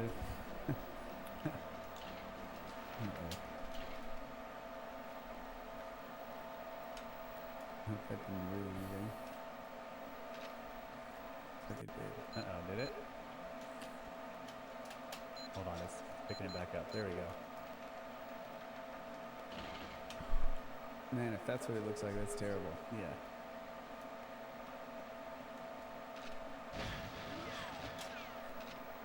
Yeah, I guess we don't have all the problems worked out yet with the streaming. It used to work flawlessly. Don't know what happened. All right. Anyways. Maximize the quality, no mercy. Yeah, it might be this. It might be that the studio computer's just getting a bit old. Fine. Buy a new computer.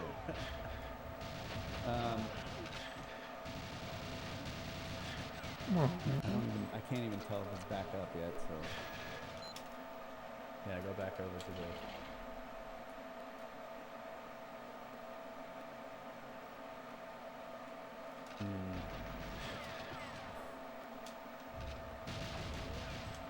Yeah, they're saying it looks like claymation. Yeah.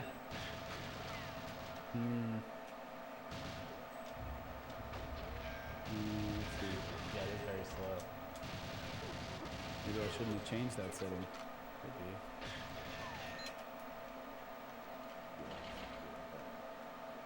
Huh. Well, we can take a break, start a new stream,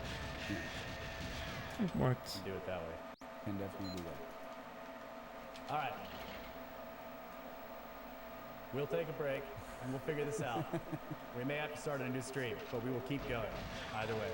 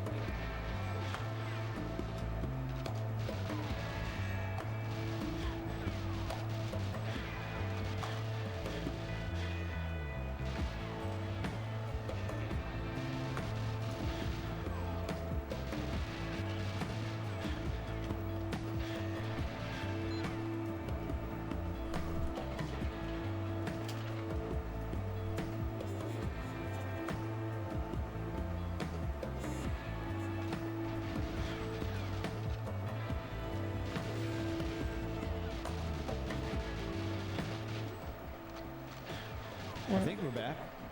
Sorry about Fuck, that. man. You got $10 for a new studio. Appreciate that. Thank Thank you. you so much. Yeah, I don't know what happened, but I updated OBS and it's a whole, it's all It's different. fucking on but now. I thought it was working great. It was. Zero mistakes. It was working totally fine. We tested it for 30 minutes.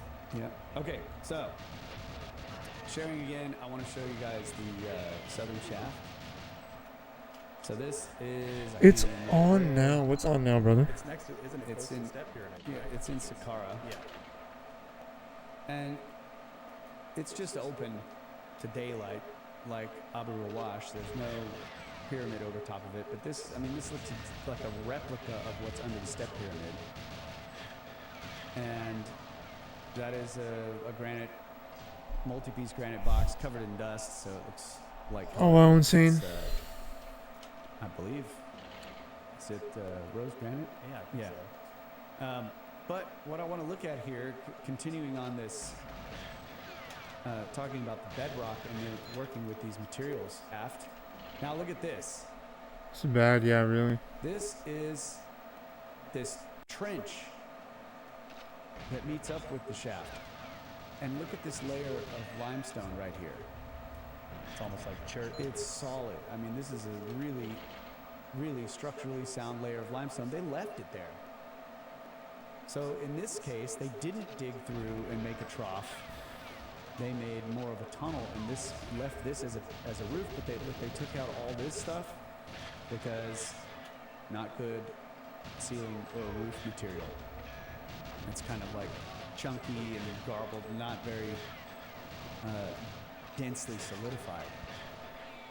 So World War III implement martial law. Wow, is scary. everywhere you look at these Scary stuff, various man. stages of whatever, It's and an I interesting think theory. maybe this is either I believe modern it. or maybe New Kingdom construction, or who knows what this is. But this Or is at least to obviously try a to get more foundation. money. Yeah. One last money This binge from the Congress. trench or whatever you call it came all the way down to. Was it the- last the- year? Remember Congress met on like you know, New masonry Year's was added to Eve or the something and land. You gave can like see the Israel like $14 billion channel or rough something? like that coming Fucking into like the New Year's Eve or chamber, and Christmas they had morning or bricked it up. some bullshit. Was it Like, in fuck this them. one where the guy was telling us that they reconstructed this, the archaeologist, right? They'll do it. This was in the southern shaft. Yeah, so you can see the mace, the mortar between. But the didn't he joints there. also say that beneath it they found all this alabaster? These massive believe so, chunks yeah. of alabaster below it. So it isn't as even well as in the step pyramid. Yeah. I believe. So, so yeah, the point being that they're working with this natural stone. And by the way, And some of that skipping might have been because Kyle was moving the video around on purpose. I did do Yeah. that. So. Hopefully it's not actually skipping in the buffer. So yeah, my point is that all over the place, we can see where they're working with these various different grades of natural material, and in some cases, like in the Osiris shaft, for example, the shaft goes down, down, down, and right near a big room, as you're going down the ladder, you pass this really thick, very solid layer of limestone, and then you get into the opening of the room. Come And on, they've man. Like, fuck essentially this. carved out this massive room underneath this very thick layer of very good quality stone. So they're not just, it's not like, hey, listen, the engineers don't, in other words, the engineers can't say like, you're going to go down 100 feet and you're going to build a room. Right. And you're going to go down another 100 feet. No, they just have to start digging. And maybe they know already because they had previously, They might have something like not less than 40 feet. yeah, but maybe they had already dug down and they already know where there's this We'll really nuke strong Ukraine if layer they of strike stone. Moscow. Yeah, really. Soundings. Yeah, but the point is that at some point they did this for the first time on Giza, and they found a very solid layer of stone, and that's where they opened up for rooms, and then they have a shaft going further down, and then again you pass through a layer of solid stone, and then they open up another room down there. It's just like, just dig until you find a good solid layer, pass through that layer, and now you can open up a room. Yeah. Because that layer Wow, will insane.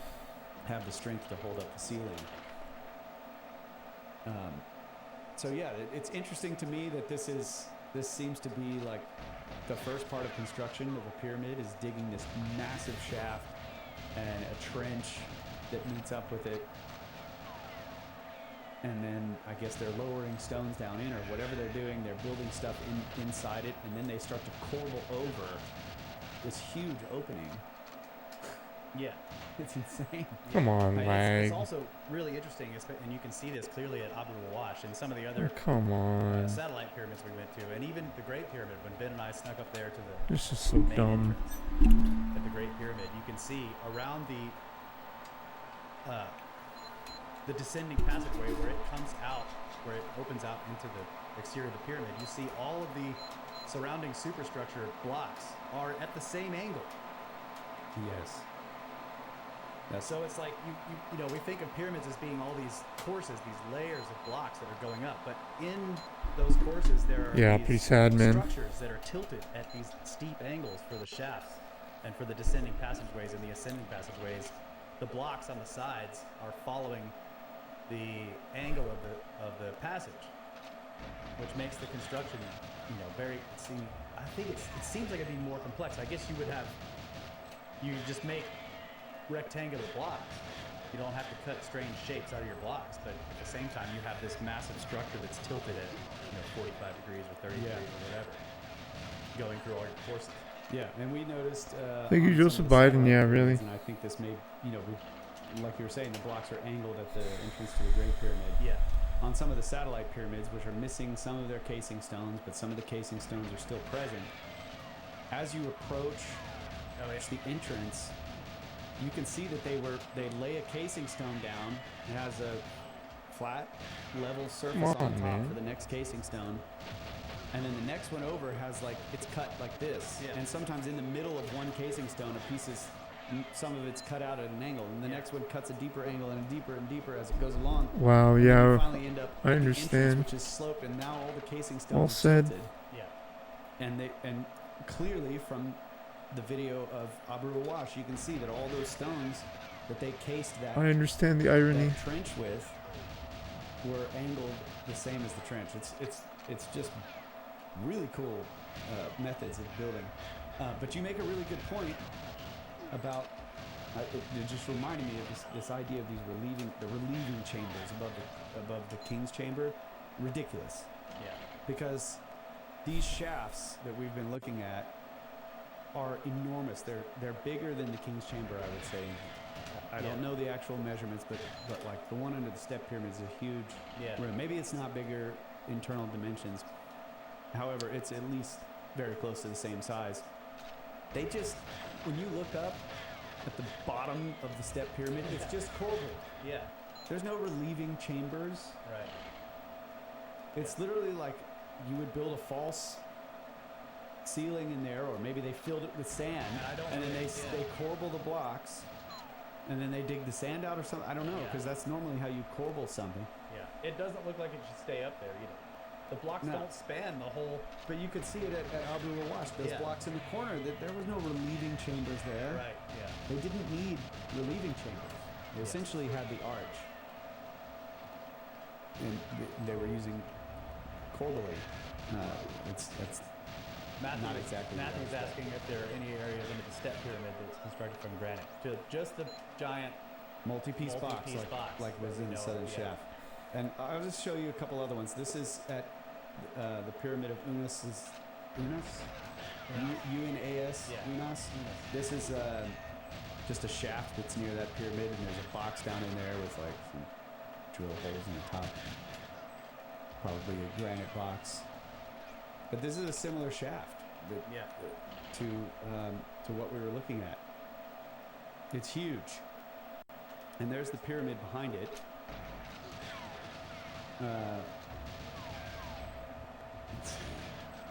This is another aspect. So you got the tiling stones here. Here's the casing. And then you have this vertical wall. And it's not finished. Not like the casing stones are finished. It's a sort of an unfinished in terms of flattening, but a vertical wall that I don't know who coined this term, but like a superstructure inside. Laura asked me if I came up with that term. I don't think I did, but I don't know where it came from. What? Is that what that is? What, superstructure? Yeah. Yeah, I think so. Okay. I've been using it, but I don't know if it's the right term for this. Anyway, it looks like this was something else before it was turned into this angled pyramid shape. Yeah, like it's like, you know, building a house and then putting a roof on it, right? The house is box shaped, Yeah. and then the roof has the tilt for getting rid of Shedding the shedding the weather. weather. Now look at this. See, this is wind and sand erosion right here. Yeah. Look at that. Yeah. It's weird how it kind of moves up. Maybe that's a sedimentary layer that's weaker in that stone, and it's a little bit higher in this one. Anyway, really interesting seeing all these things partially taken apart. Yeah, that's wild. It's like This is in the catacombs. oh, there you go. Not quite. That's it. Look at the boards. So, yeah, this is, for me, it's just changed the way I look at whatever a pyramid is.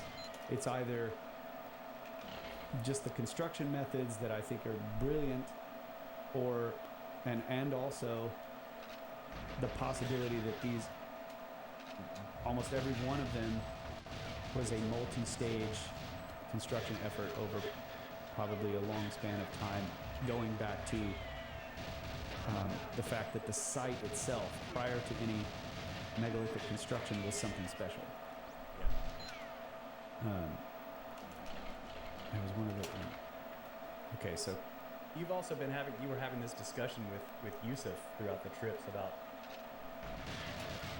about some, what was it you guys were discussing? Some continuity through time. Yeah. Ideas. yeah, I was just calling it the thread. Yeah. Like there's this thread that weaves us together through all of this time. And it's present in the language. It's present in the symbols. Like even the modern Egyptian language has a lot of words that have a very deep source in antiquity. I mean, ours do as well. Yeah, yeah. Obviously, ancient Egyptian would be much older, but like the letter X, for example, is Yes. something we got from Egypt. The outsider. The stranger, the Yeah. outsider. And this, I don't know, it's just that idea with the combination of this primordial mound being, like, because I was thinking about it in terms of, like, these terms that are local, like, that we've talked about here locally, looking for arrowheads and stuff. We always find the sites in places that are occupied by modern people, and it's clear why in a lot of cases that, like, Yeah. okay, this is... Yeah, once you pay attention to it, you're like, this Right. is the spot. for So someone. most of the time, it's very clear that, like, it's a U-bend in the river, or there's a tributary coming in. This is a high point next to a spring. Good visibility all around, or protected by a cliff, or whatever. There's obvious geographical reasons, and then of course there's ones that are very mysterious, like Göbekli Tepe. Come on, man. Why a giant high hill far away from everything? Yeah. But again, you know, the primordial mound is the hill itself at Göbekli Tepe. Right? It's the tallest hill, and so you know that's kind of like the vein in which I've been pondering these things. And it's similar with Göbekli Tepe. Come on, The man. place was occupied for thousands of years, multiple stages of construction. Why did they revere it? You know, maybe later people revered it because earlier people had revered it, or maybe they all shared some common reverence for the primordial mound itself, for some reason that we don't understand. Yeah.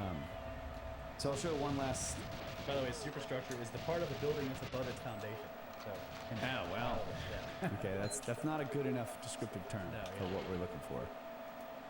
But it is if it's the superstructure is the part that's holding the thing up, and then what we're looking at is the roof on the outside. Right? Yeah. So the finishing work is not part of the superstructure. Yeah. What I'm thinking of is something that's like Interior. it's an interior structure that is Yeah. completely unconnected to the exterior structure. Yeah. in terms of its, its stability. Yeah. Right, it's a standalone structure. Yeah, it doesn't need the stuff on the outside to work. Exactly. By the way, Vince, I saw your question. We will get to it in a minute here. So there's Minkara over there. This is Khafre, or the Middle Pyramid. Here's some tombs of the nobles, I believe. Beautiful construction there. Look at the bedrock. Yeah. And the way they cut away. It's just awesome. There's the Great Pyramid. And I think we are standing on the very end of the Minkare causeway, is where it sort of disappears. And looking down, and here in the distance is Kintkawas, which was also a pyramid. And this is the bedrock underneath. And this is what I was calling a superstructure. It is on that. It is, but it's like this sort of standalone structure that's not pyramid shaped. It's got very steep walls. That like that. This was all built like, because if you read. What was Petrie, this? Like, for why? example, Why they would he talk do about that? moving up in course after course after Like, course, come and on, bringing man. stones and laying the courses out and going up and up. Yeah. This is very different. Like this was all built first, and then the casing, or then because we'll go to the next video because it shows up close. So this is the bedrock, and I have a photo, which I can't share at the moment. It's deeply buried in my past, but where these grooves here, there's all these indentations where they clearly vertically grooved this bedrock and were fitting stones up against it. They carved this bedrock into a somewhat pyramidal shape. And so this is the primordial mound.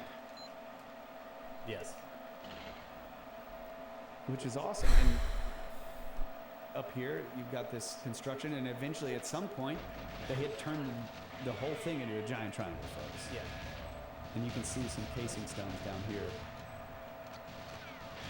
This is the casing, and it was finished. I mean, this is finished casing. Flattened, obviously highly degraded and eroded at this point, but, it would have been a steep pyramid. Yeah. There's more of it. So it's just,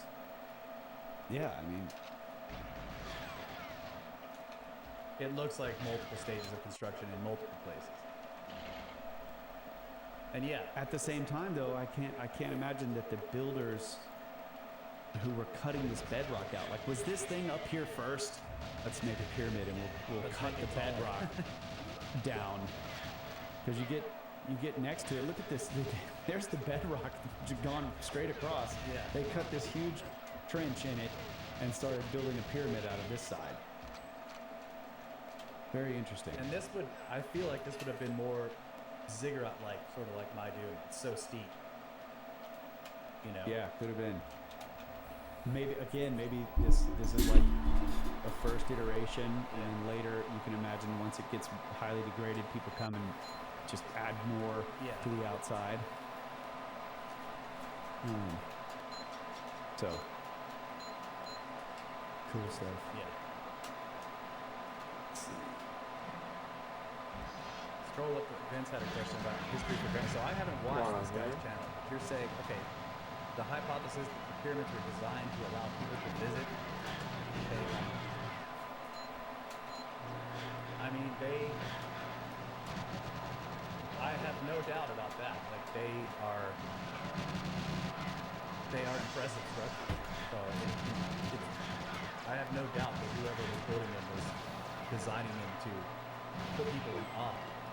Because you stand beneath it and you instantly it's amazing. Like I can't really describe the sensation of walking around at the base of these structures. It does put you in awe. You pay homage to the builders. Some guards, man. Whether that was their sole purpose, I don't know. Yeah.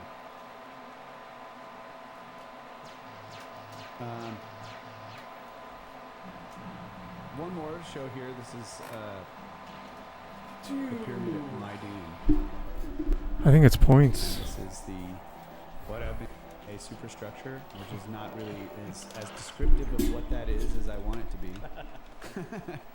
132, boys. I Here, think we this got is all points. just the, the pretty good. erosion of the actual pyramid. But this thing, this is incredible. This thing, Yeah. ziggurat tower. I Sweet. mean, this thing is, it's just enormous. And you Can can go see lower? here in the foreground all this Should we try? masonry that Can we isn't. really go It's lower with clearly that not strat? as high I quality mean, as this stuff on the interior. it was pretty And fast, so here's man. up on the steps. stuff, Mark. Yo, going up thanks, towards brother. The entrance. Thanks, man. This is finished. I mean, that was pretty much casing like stones ideal. of what supposedly would have What been was the shitty actual about it? exterior of this pyramid. And, I don't know, man. I don't know if I there's can get it lower multiple than now. stages than of this. Thanks, brother. Thanks finished for being a casing. goose. So You've been here here's for like more fucking masonry. 5-6 hours, bro. And You're here's the another only level of one. finished You're casing. my So only Maybe friend. this is part of this ziggurat, like it's smaller. Alright, up we're gonna here. load the vape, There's the corner. and we're gonna decide what we're gonna play taller next. piece, and Thanks, then brother. I it comes, appreciate gets that, man. bigger, and then here, and maybe here it steps out again, and it's a bigger. But look, this is We're only finished. 9,000. And we know from so many examples that they built this. How many points? I rough, think it's like and 2 then came points or back some and bullshit. flattened it after it was already constructed. Yo, I have So points there's on all all this 3 levels of flattening work. Aztec. Yeah, This is what you're telling me? You got brother. all this rough core masonry That's pretty cool. here. Then they get this really nice material for this exterior, which in their minds, building a giant triangle, they're like, this is still interior. Yeah. And then they flatten all this. Yeah, 9 points. Insane. No, No. I don't think so. They finished this casing. Because Oh, I this tied was the Eric. finished Yo, product. bro. Yeah. I Then tied some somebody serious else names came with this along 132, and dude. added all this They're like, Kaido? masonry. Triangle. It's not actually finished. Yeah, and it's Shiva? like, giant triangles are the new thing. Holy shit, I tied Jakob Birkins So, and Mile This is just- I Robic. can't. Mile Robic. This convinces Eric me that Stagg. these structures Bro, are I just not pumped out one this fucking idea 132 like nothing. implemented by a single generation. Even Thanos has a video with for a the single 131. Shit. way of thinking or a mindset or a culture. Oh, there's a name I Now haven't the learned. culture obviously- Oh no, who? The Egyptian Shiva? culture No, don't spans even say that, a bro. long Don't time, even but I'm just say it, saying, dude. Don't a even, building man. culture, put it that way. Kieran Mayer, So 132. People are asking what made the big hole in the casing stones up there. probably cannonballs. Probably. That's definitely a cannonball. Yeah. Cannonball. Target practice. Should I save this pull back. video? I mean, I might as well. Why Right not? in the Maybe. middle. But notice the band of I don't Sorry, know when sort the of next time I get unfinished the fucking blocks lower going through the middle right in that area. Mhm. Right? So there is something interesting going on there. They Yeah. flattened and finished all those blocks above it. And then there's this band of, I don't know, what, Maybe they 8 or gilded 9. it. It could have been gilded yeah, in a giant gold ribbon. yep, Oh my god. yeah, it could have been. Or plastered and written on. Yeah, You know, true. And then they finished all those casing stones below that. And then there's Alright, I'm this gonna add it. I'm gonna platform, post and it. then there's a whole set of, and then somebody I'm gonna came along, post it. maybe I'm gonna looking do at it. This part, No video. somebody came along much later and I'm gonna write made the way I enormous did it though. triangular structure around that whole thing, which later collapsed, as you can see. And the story is that 132. this secondary covering structure collapsed because it wasn't nearly as well built, and its foundation began to sink, and so it just fell apart. And Should we that keep revealed playing, though? this interior tall Oh, Moonraker ziggurat and tower-like Shiva, yeah, structure really. on the inside. No, not really. Hopefully not. Yep. It's completely changed. We'll That's what post I'm it, saying. It's like because it's completely- points. I've had to just. And Eurice is gonna lose his mind if I think don't. that Just kidding, it's Eurice. very possible that this is the case for all of them. Yeah. Just seeing them in multiple stages, like I What mean, am I I've got doing here? more. We can go through more. I can Yeah. show you the satellite pyramids at Menkaure. We can look at the giant cut into the side of Menkaure. Yes. I don't know if I have all the Menkaure stuff. Yeah, I may have to go back to that date. Find it. But Yeah, that's fine. there's Making us more like if you're not a game night. Superstructures F in again, chat for the homies. and, Oh my god, um, man. No. clearly, Dude. That's even too if it was done ridiculous. by the same builders, they first built a tower. and then they constructed. Yeah, in More. multiple places you can see exposed now because people have either been quarrying it or it's been falling apart. You can see that inside the triangular shape is this 3-step tower shape inside of it in multiple places. A lot of the satellite pyramids seem to have it on Giza. I think the 3 satellite pyramids, that's what you're going to show is the 3 satellite pyramids around Menkaure. Yeah, we'll look at all of it. Let's see what this shows. And the 3 satellite pyramids over by You would be with them. Yeah, really. Yeah. Okay. So we'll start here. yeah. I know, dude. It's just too eerie. That was Yeah. too eerie of a response by of Somebody IFX asked there, about, bro. Ed It was Fu too asked eerie, about man. Dynasty real quick. What's up? You got to scroll back up. I think he asked about. Did $50 Dynasty open up with the Procession album? All right, I'm at going the to Cosmic Summit? Yes. Yes, but we didn't Yeah. open. We played You The whole thing. Saturday night. We take a played little the break, whole load the album vape. live.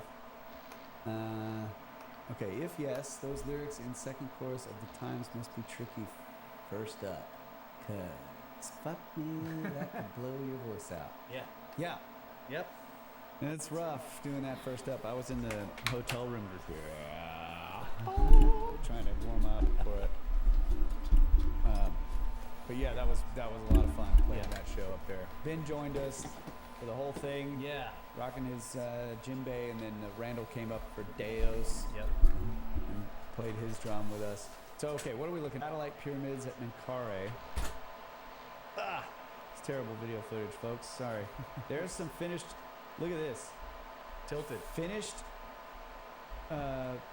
Casing stones. casing stones, and you can see how they're tilting towards the entrance, wherever it is. And then over here, there's granite Yep. with its Below ground. with Scoop very marks. distinctive attributes of this sort of puffy, pillowy granite. There's more of it right here, casing it, pillowy on the outside, obviously unfinished, except that's limestone. Yeah. And then there's a chunk of granite underneath it with nubs. Yeah. So this is finished limestone on top of unfinished granite. Does that seem like the same? It seems like somebody was doing. Oh, there's the entrance right there. Yeah. So yeah, they're sloping. Look, they're more flat over here, and then boom, this one just suddenly angles down toward. Probably because there's an incredibly wide trench cut into the ground here.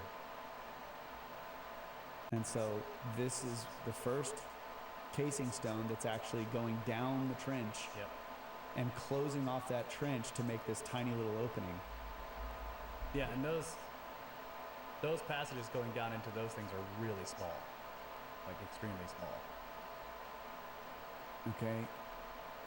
Sorry for jumping around here. So in the distance, there's another satellite pyramid of Menkaure, and look at this ziggurat shape with these vertical walls.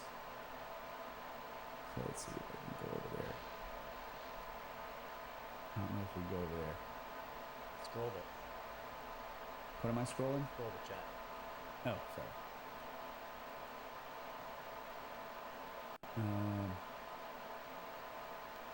Yeah, I'm not sure. I haven't really reviewed all these videos, so I'm not sure. Oh, let's just play it. Yeah, look, it says it. Disconnected and reconnected. Dang it, man. Yeah, I don't know what's going on. Sorry, folks. Yeah, sorry for the skippy. Yeah. That's a bummer.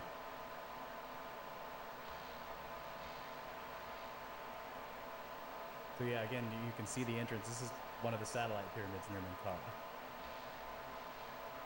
It hasn't been fully excavated down to the foundation, but you can see that there's, you know, deep inside, like behind these smaller blocks on the outside, you can see these massive megaliths, much larger megalithic blocks, in behind that stuff. So there, it does seem again like multiple stages of construction. I'm gonna skip around here. I'll switch back to this and Okay. let me find a good spot. I mean, all of this is cool. I mean, I could just play it. Yeah. Oh, here we go. This is a good one. So yeah, this is the furthest. Well, this is one of the. I don't know what direction we're facing. Is this the south end? It must be. Yeah, this is the south side of on the south Menkara. end, yeah. So this is the pyramid on the. If you're looking north, the camera's looking north. This is the furthest right. This would be the middle satellite, and then the one we were looking at before was the furthest on the left. Here we go. So this is Menkara.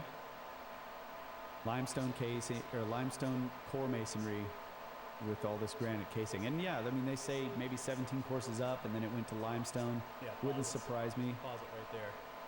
So you see up, you can see it. There's a granite block. Oh, here, yeah. Yeah. So in one place it's basically the granite block that's the highest up that's still left on there. I think is that one over there. It's kind of in the middle over here. Anyway, there's a granite block up high. Here's one. Yeah, I think so. And so they've counted up, and they're like, this is probably as far up as the granite went, but no one really knows.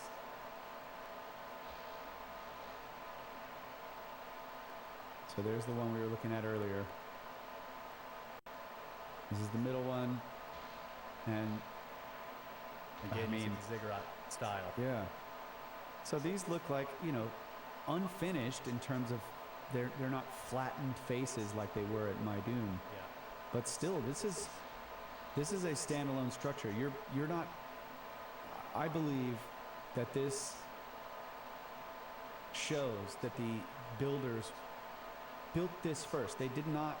This wasn't like a course that continued out. That they kept stacking blocks all the way out to, pre-casing. Yeah. No, they actually built this.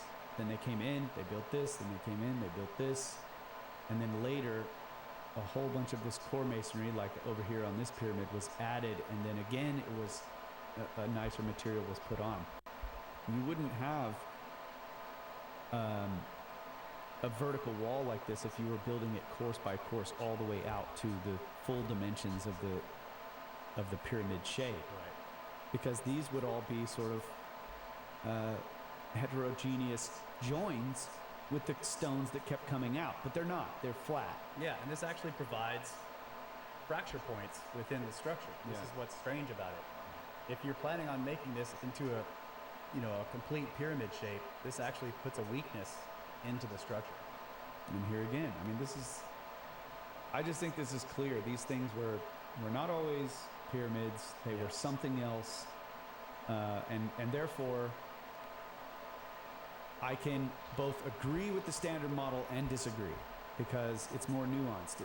Yes, I can agree. So you're doing depending on the evidence. Yeah, but yes, but no. that the final, and I mean, honestly, when you look at, dang it, forgot the name of the pyramid, Maidun, an enormous amount of labor and materials, and I mean, I could totally see how it would take 20 years to cover Maidun in a pyramid shape. Yes. Yes. So if you think of the Great Pyramid in the same way, that there was some massive structure there, and then Khufu decides to turn it into a pyramid, Yeah. and it took his laborers 20 years to put all that core masonry, turn it into a giant triangle, and then case it. Yeah. Okay, I don't.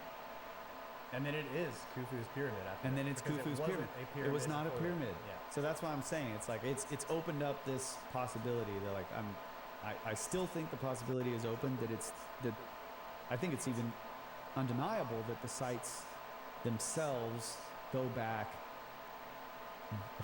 very, very far, much further. And to claim that there was no construction there or that there was nothing there, I think is ridiculous. Yeah. But I used to think, it's ridiculous that Khufu built it. But now I'm kind of like, well, maybe he actually did do a monumental amount of construction on that thing. Yeah. Because if it was something like this ziggurat before that, it would have taken a massive amount of work. Yeah. So that's kind of where I'm going. Yep. And I've done basically no research to back it up. Just so I got pictures and videos of stuff. So That's good.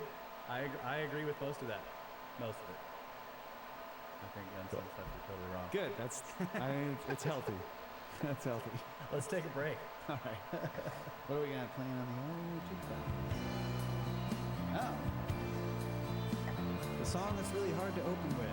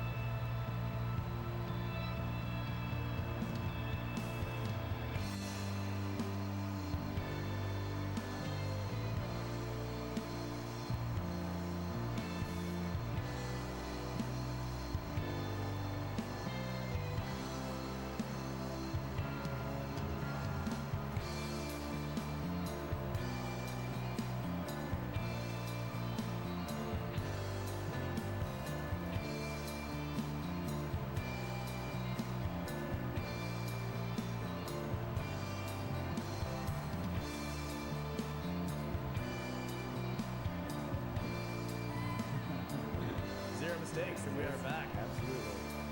Brothers of the Surfing Podcast live. Yeah, so that was good stuff. I have a few things I want to show from the Serapeum. I've got some interior box videos. They're short, but there's just some interesting stuff. Good night, Ed Fu. Yeah, Thanks, good night, bro. Andrew. Thank you. There's a few interesting things.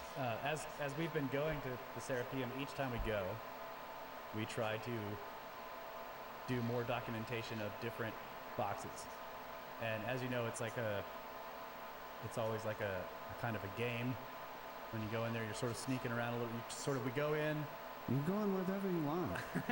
Just go. Get in. That's bro. what Mo says. Yeah. Whatever you want.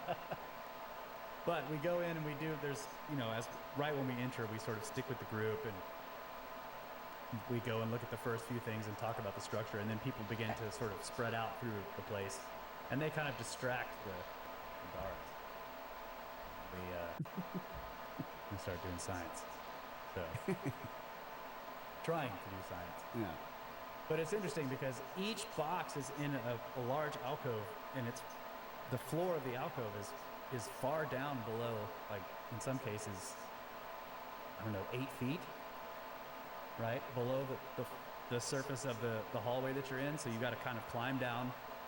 Sometimes there's makeshift stairs or even just one block that you can sort of step down onto. Other times you have to sort of climb around on the steel that they've put into the alcoves to keep them from collapsing.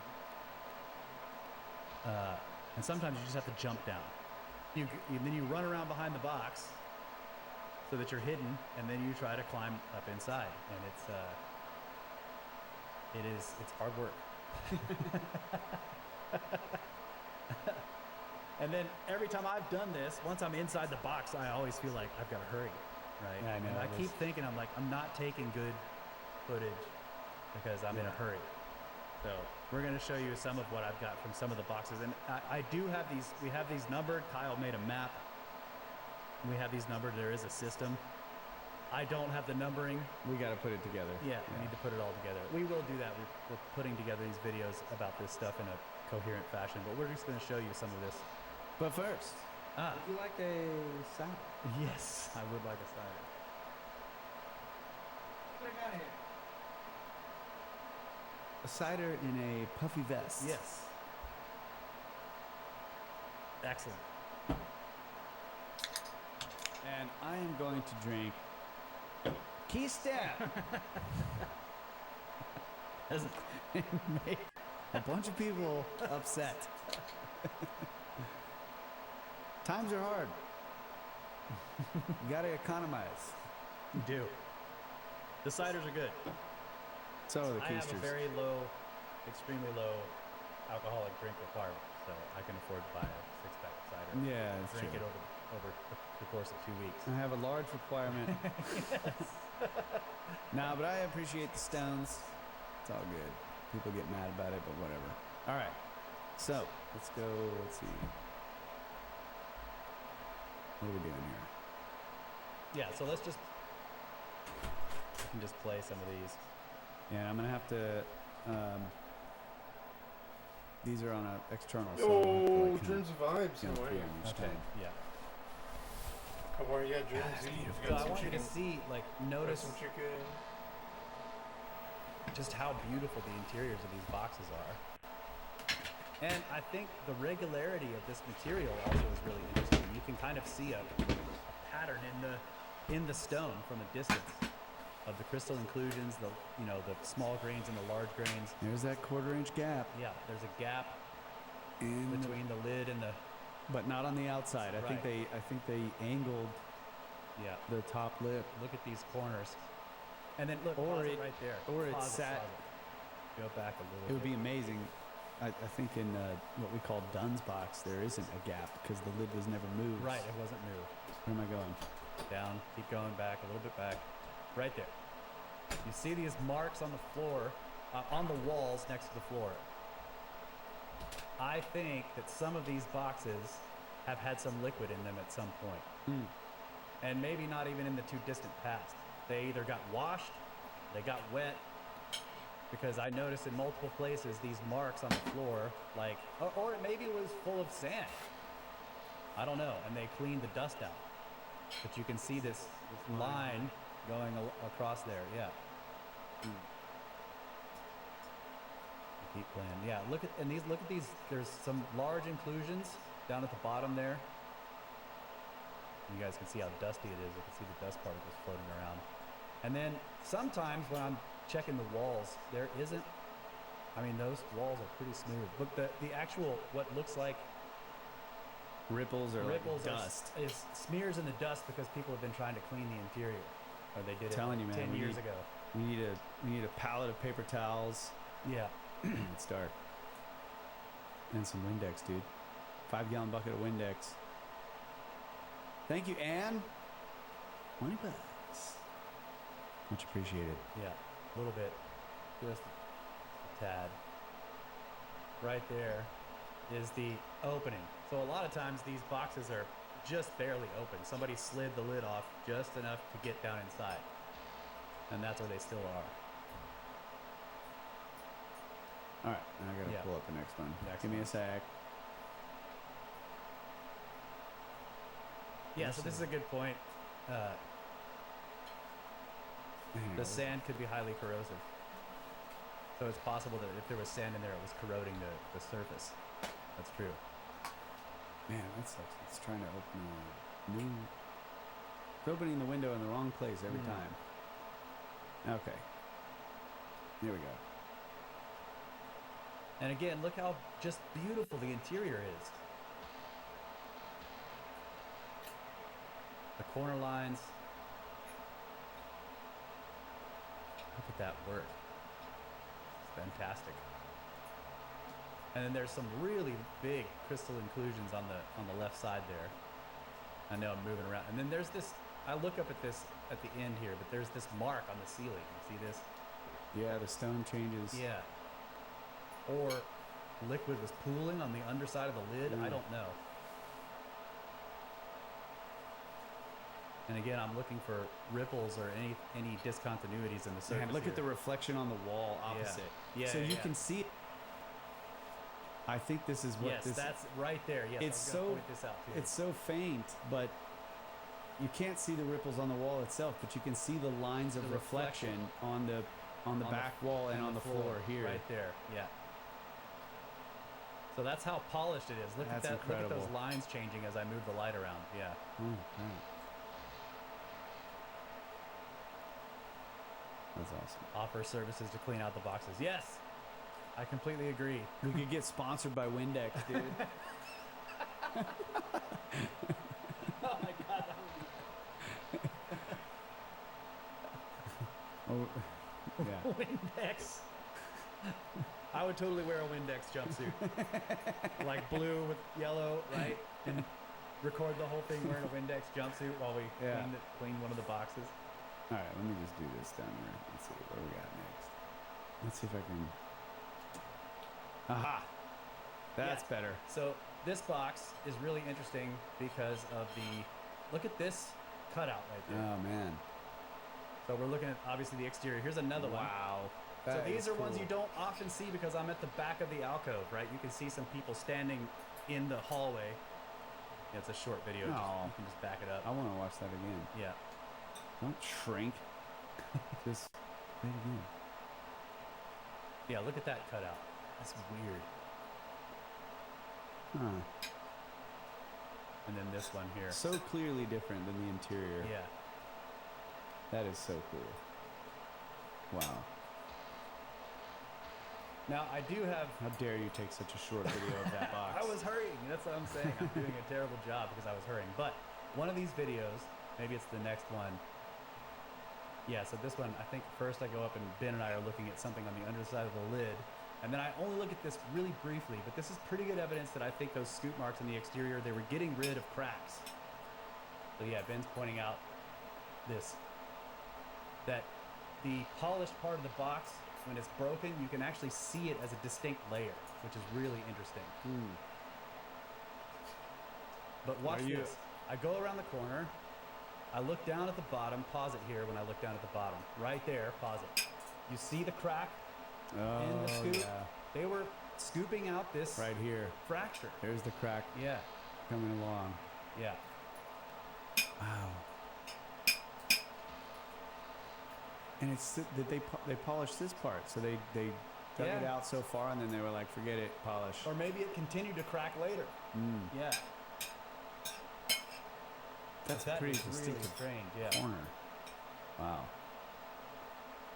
Yeah, look at that. And then I'm like, okay, I gotta go. I'm in a hurry. Yeah, there you go. That's really good. Man, I would dare. Yeah. Sorry. How Well, dare check you. it out. I know I have it numbered which box this is. How dare you not, dude? Perfect video of this spot. But look, Oh, how look, far, look, how look. far the Hold on. crack goes all the way Hold to on. one of those small. There's a pit, like, so this is like Yes. the old symbol argument. Yeah. Like, with a symbol, the crack goes up so far, and then you drill a hole, Yeah, right there. and that's what it looks like they did. There's the Yeah. crack, it goes up to here, and then they just Yeah. did this little divot there and one there. Yeah. Maybe that was like an attempt to stop it Yep. from They were continuing. like, maybe we can't cut that much material out because it would cut into the inside of the box. Ah, dude. That's awesome. Okay. What's next? What do you got? Show me what you got. So this one, Oh, man. yeah. On the inside of the box, there is a clear scoop mark taken out. Beautiful. Hard to see unless you're One of my favorite divots of all time. divot from the inside. Look at that. And you can't, it's almost hard to see when Yeah. you're like straight up It's with the difficult to light. see it, yeah. So I think we've shown this particular video. Again, Have we? this is showing that the insides aren't necessarily perfect either. That whatever they were doing for whatever the reason was for those divots was more important than the precision of the surfaces of the interior of the box. Yeah, it's cool. Yeah, look at that. I bet whoever made that box was pissed. God damn it, I have to cut this chunk out of the back here. Wow. That's cool. The other interesting thing about it is that it's difficult to see, but you can feel it when you run your hand over it, but it's got a lip.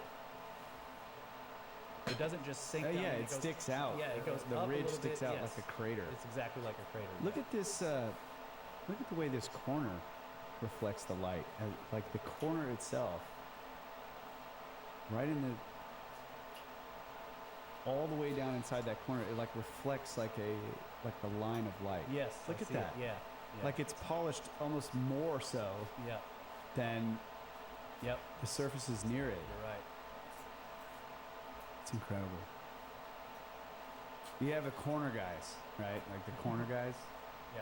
Call up the corner guys. And they're in there for like 20 years just polishing that corner. It's crazy. All right. All right. Another interior here. Box 17 Box 17. on our map. It's Yeah. not this numbered correctly. Look at the polish. Look how well it's reflecting the light. You can see splashes. You see this? That Yeah, like the It darker looks like- colors.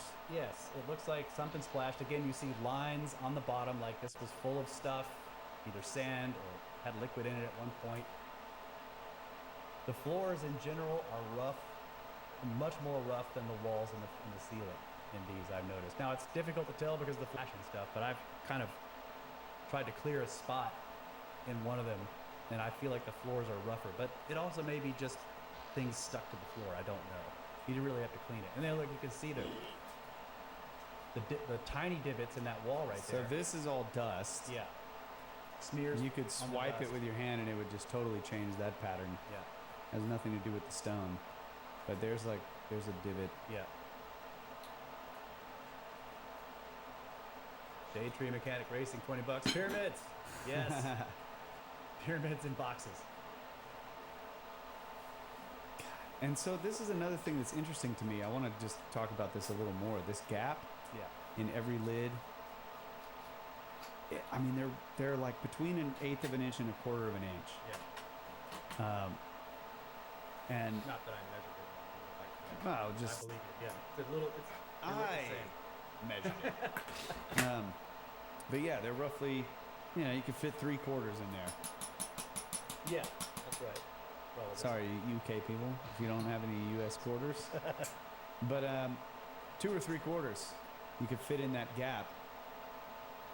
And I need to get back into the Dunn box, Chris Dunn's box, the one he measured that was Yeah, I blown haven't open by Marriott or whoever blew it open. Vise.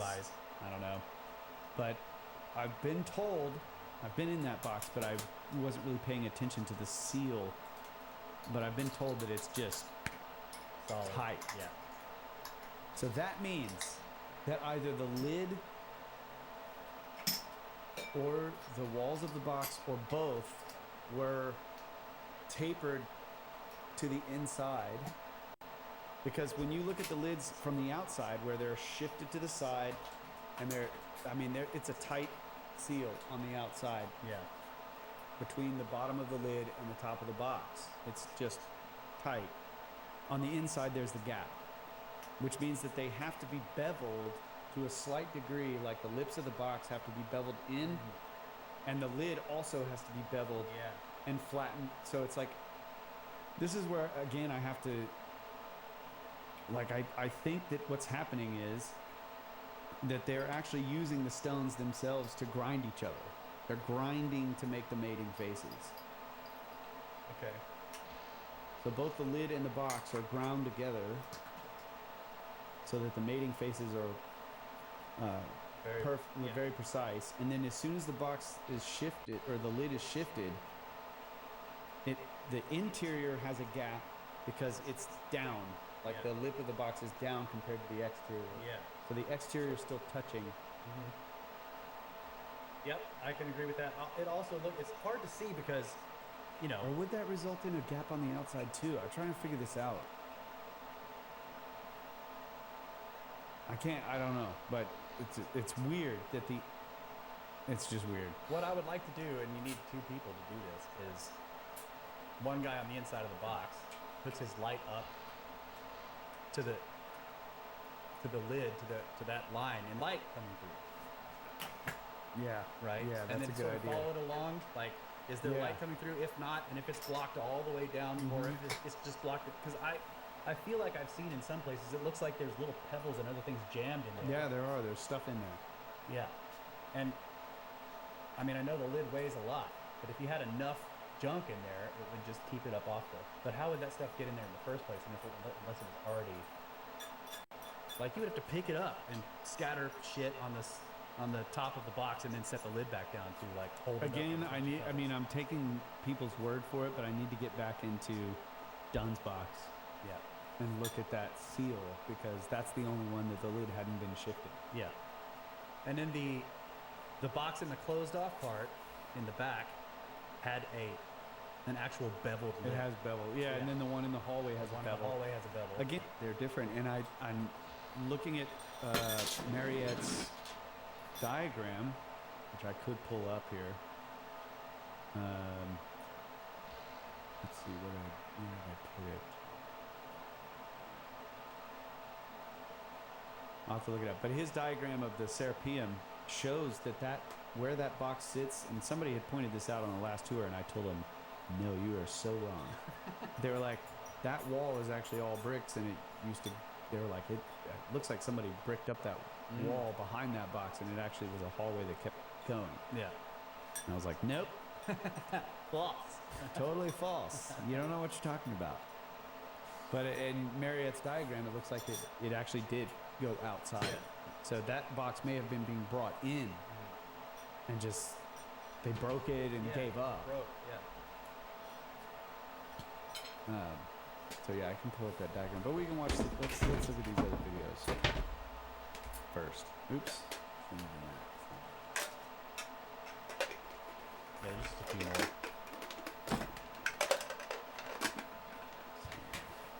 Were the lids found open?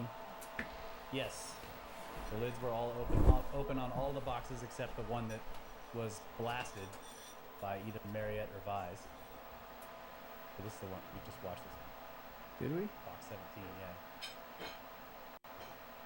Mm-hmm. That's okay. We can play it again. There's other stuff to look at in Okay. Here we go. 16. Eric need to involve me. Dang, dude. Just give me All shit. right. Going. Okay.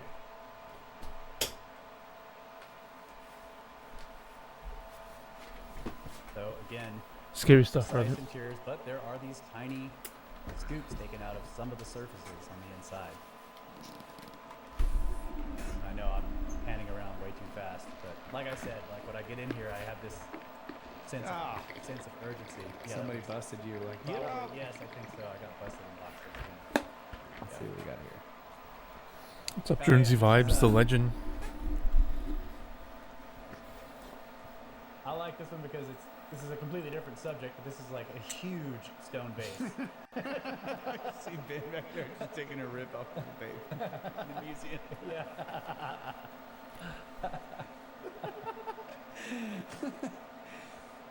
That's funny. And notice how trying to take some good video of this. We got watch what happens. And that thing is. Everyone ignores that I'm standing there. Yusuf is like, look at this base. Yeah, that thing is incredible. Yeah. Damn. So I'm taking some video footage of the base. Yeah, look at the patterns of in the stone. Yeah, there's been. And then. Look at that, dude. Classic. It's a tough crowd.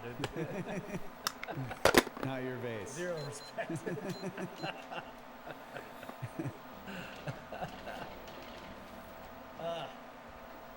So yeah, we have more work to do on the Serapeum. It's an ongoing project. At this point, I want to get back in some of the boxes that we've already been in and take better footage Oh yeah. with better lights. Stuff. Kyle and I got these excellent.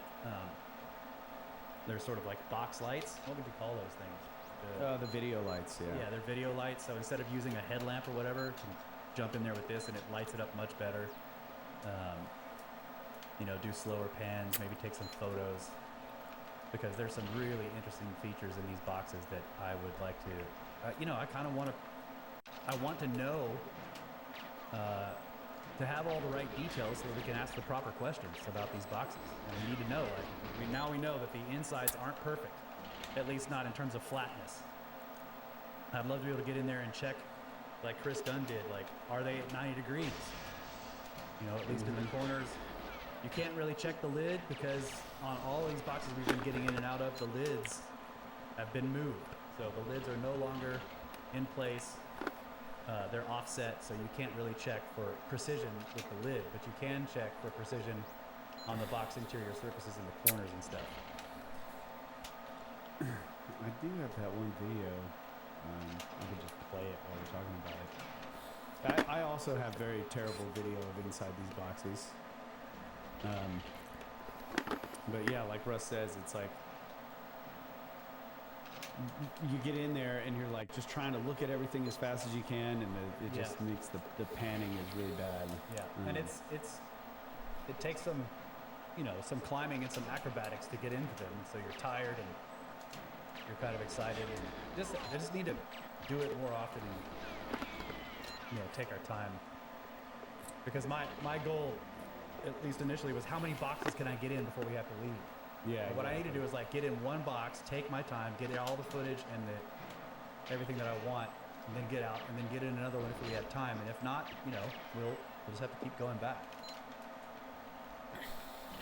And thanks to Ben, Yusuf, and Mo, we are going to keep going back.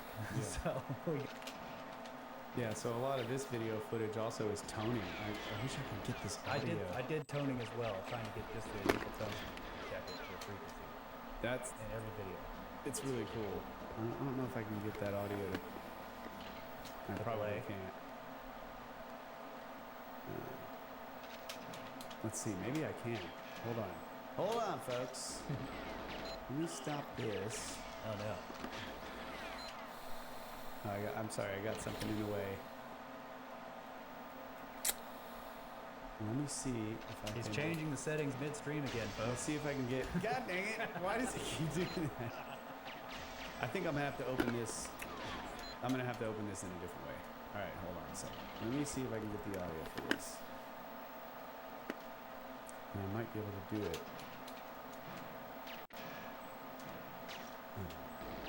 Because the toning is incredible. Like that, it's mind blowing, and I'm still sort of a skeptic on whether or not this had anything to do with, you know, what they were, but it's still just mind blowingly awesome.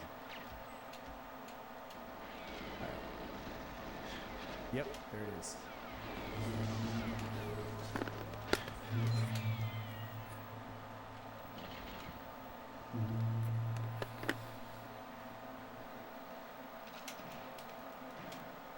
So there's always two notes that I can hit, and it's the height from the lid to the floor and the width. And they're very close together because the width is a little bit narrower, or a little bit shorter distance than the height, the floor to the lid. So the notes the resonant frequencies are quite close. They're like within a half step of each other. And if you hit them both, you hit one and then hit the other, they sort of do this thing, you know, they have a third beat. Yep. The length frequency, I can't hit. I hit it a couple of times in one or two boxes, but it's so low, I'm like, just trying, it's too low for me. So this video, sort of the audio comes in and out, there's no audio in these parts. But when I'm toning, I'll bring the audio in. Yeah. There's the opening. There's the little cutaways.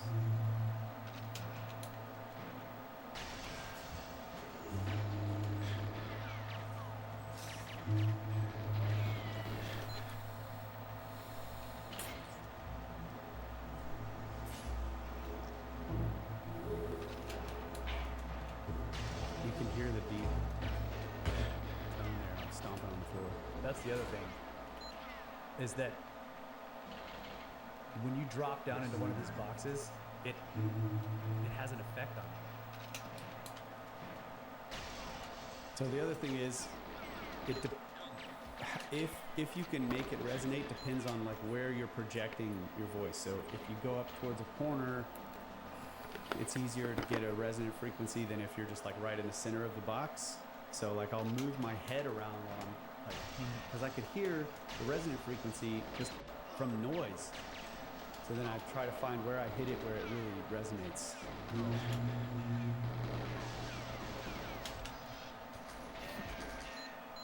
And my flashlight's on.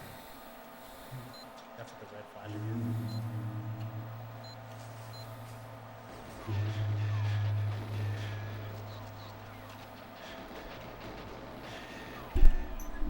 So that's the lower resonant frequency, so floor to ceiling. And then the higher one is the narrow width.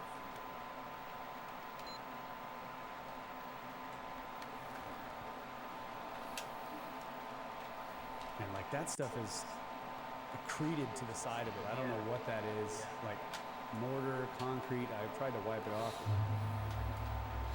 Oh, there you're trying to hit the low end. Yeah, I hit it. I heard it. Yeah. I hit it on that one. Yeah, so there are standing wave frequencies for each dimension. That's right. Yeah. So there's 3 different frequencies at which you can get a resonant response. Let's back that up. Barely hit it right there. It's just right at the bottom of my register. Let's listen.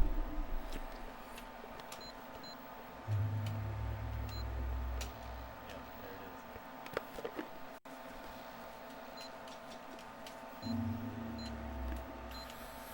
there it is. Not very good.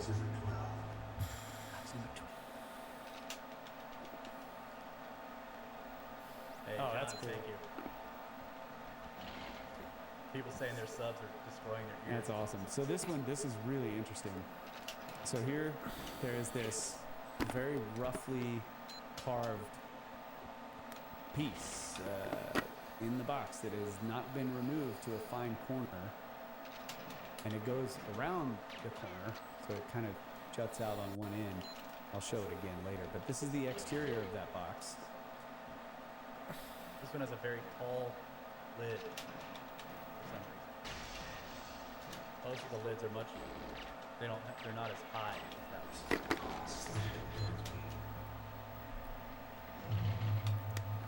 Same box, but that wall that I was just showing from the outside is literally like, it's steeply slanted in. It's inside? yes, it's strange.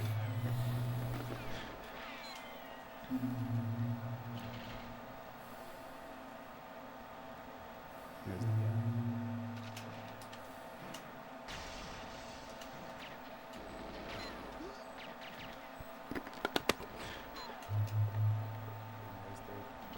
the floor, the ceiling height. Can't hit that lower. So there's the outside of the box at that same place where that huge piece is left in the interior. So they have removed it. So there's the piece in the interior. You Yeah. can see it's bigger on the right side. And then when you're outside the box looking in, the cutaway goes along that edge there and is deeper on this side. Boom. Yeah. So in my opinion, the box is unfinished, or later Egyptians came and tried to carve that thing out to a straight corner. 2 big scoops taken out of the floor. 3.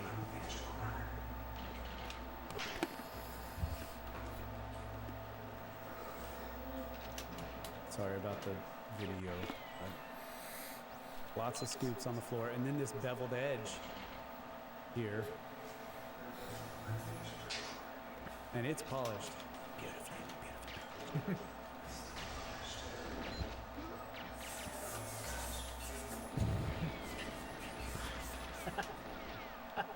So that's the exterior of the box, and this is one of the things we were trying to look at down here.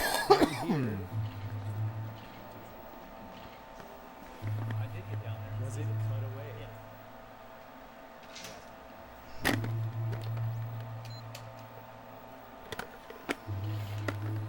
Toning on the inside, can anyone hear?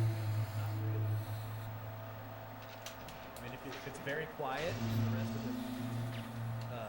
the site and you're paying attention, maybe you could hear it a little bit, but it doesn't really get outside of the box.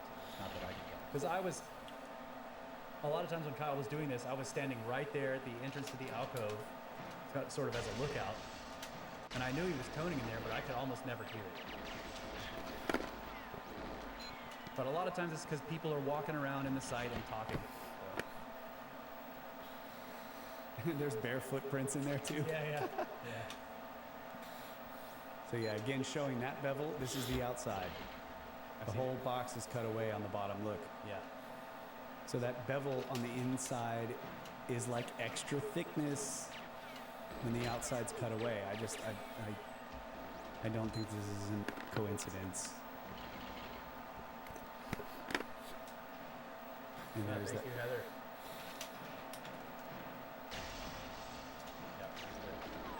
So that's the corner, that corner piece left in. And I need to get better pictures of this, but you can see down there, the corner is either broken away or maybe it's cut away. I don't know. I need to see it in more detail in the future. Box number 16. This,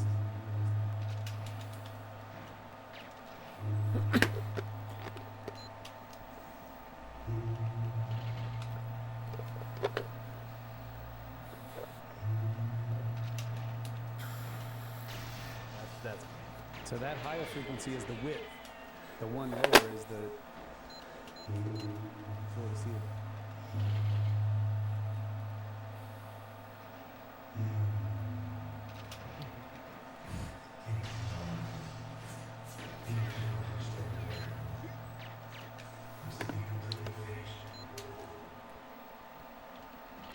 Still a gap all the way around that ceiling. And there's the scoop marks. Yep. There's vertical markings on the inside of this box in the corner. But again, it's so beautifully polished when you're looking straight Come on. on, man. Yeah. 1, 2, 3, 4, 5. Like somebody with that scooping tool who's just.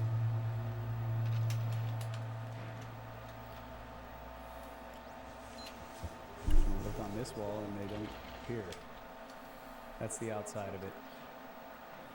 That splatter. Yeah, people are pouring water in those Yeah. holes to kind of clean them out.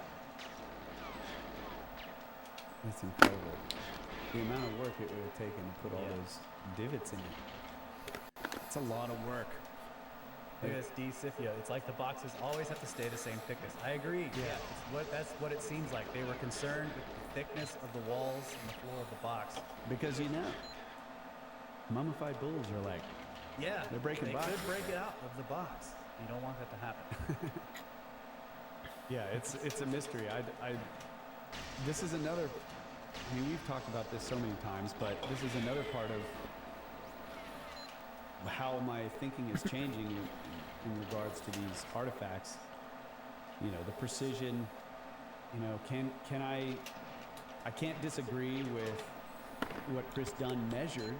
He found very high degrees of precision in the interior of the places where he measured. But it's clear, precise angles are they're not everywhere, and they're definitely like intentionally way off, like the one where the wall, the inside, one of the narrow walls of the inside of the box is just like slanted to a high degree on the inside, and it's purposeful. So this is where I just always have to go back to, like, it seems like the state of the art, and this is Chris Dunn's point, not mine, but the state of the art of their abilities was this high degree of precision. Yeah. And then I would add to that, it was not their intention. And he points this out about modern precision, that you don't need the handle of like a car key to be a precision object. Yeah. But it is, because that's the state of the art of the devices that are making it. Or like your trash can doesn't have to Yeah, be. it doesn't have to be a precision curves and straight lines, but they are, because that's just the state of the art. So whatever these tools were, obviously they were capable of controlling them in such a way to produce high degrees of precision. But they chose not to do that. Yeah. A lot. Yeah. And I don't know enough about precision engineering to make the claim that the areas of high precision were not or could not be accidental or coincidental. But that's what some people are claiming. It's like, well, you know, you make a whole bunch of boxes, like, and you've got all this surface area. There's going to be some surfaces that are at right angles and flat.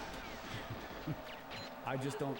I sort of tend to agree with Dunn that's extremely unlikely. Yeah. I would like to know. This is what I'm saying. I'd like to go back in there with better light and some tools to measure those corners. You know, like how precise are those right angles? Even if it's only like within 4 to 6 inches from the corner on either side, because maybe that's inside one of those scoops, right? And you go up and down, and you just want to see, like, is this a 90-degree turn, and does it propagate all the way up and down? And then I would like to be able to measure one face to the other face and see, are they directly parallel? Right. And how often does that take place? I want to show this again because it's clear that in the corner of this box, the last or first pass with this tool, whatever it was, or the lapping stone, or however they did it, not claiming I know how they did it, it's like this was the most care. Yeah. This lap right here. And then the next ones were like a little less like, whatever. But this inside corner, that's where they got it the flattest and smoothest. Yep. Really cool. And then I have a video I could pull up of the when we were in the museum, and we were looking at one of the unfinished boxes where they clearly cut the corners deeper initially when they were roughing out. The corners went in. So you have these two walls coming together like this, but they actually cut the corner deep. And so all the flat surface area of the interior of the box was rough and like sticking way further out than the corners. It's like they established the corners first. It was like that on the box in the museum as well. That's what I'm talking about. Oh, okay, the box in the museum. Yeah. They established those corners. They roughed out those corners first. Yeah. And this makes sense, especially if you were using a lapping stone. If you had a corner like this, and you're trying to lap to flatten, you're going to be running up against this wall, and so you're going to end up with a ramp. The corner's going to ramp up to the wall, because of course the corner of your lapping stone is going to wear away first. It's going to round off. So they actually cut these corners in here deeper. How to do that? Anyway, can't do it with my hands.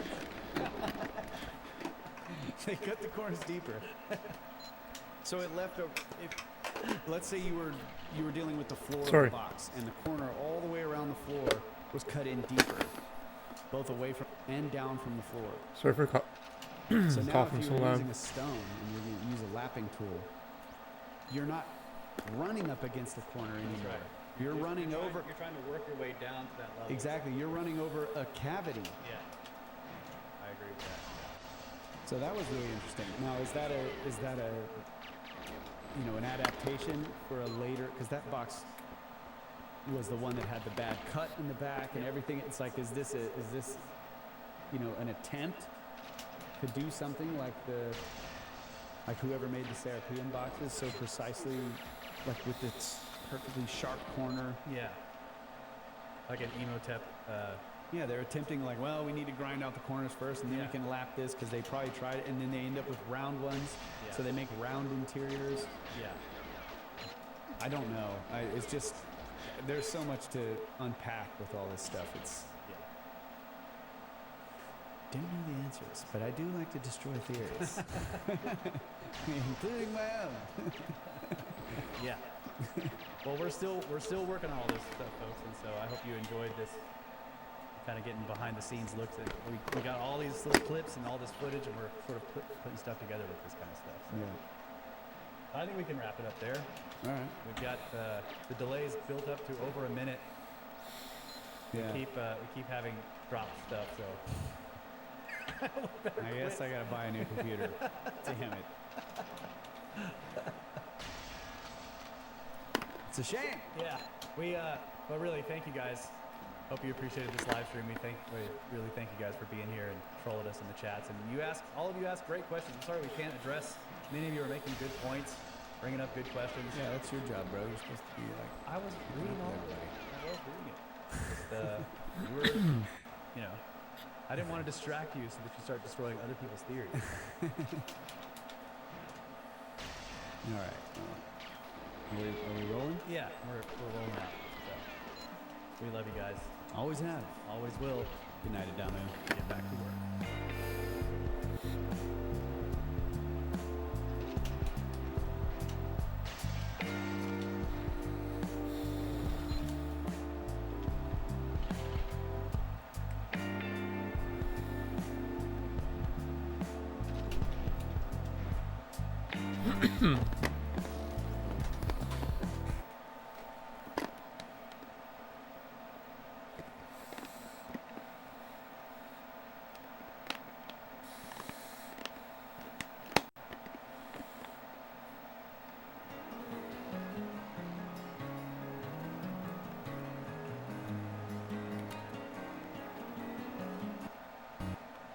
By 10 tangent cube of science, where we are nestled amongst the dusty bones of an ancient seabed high atop the Everest Plateau, back in Texas after 6 weeks in Egypt and then 2 weeks sick.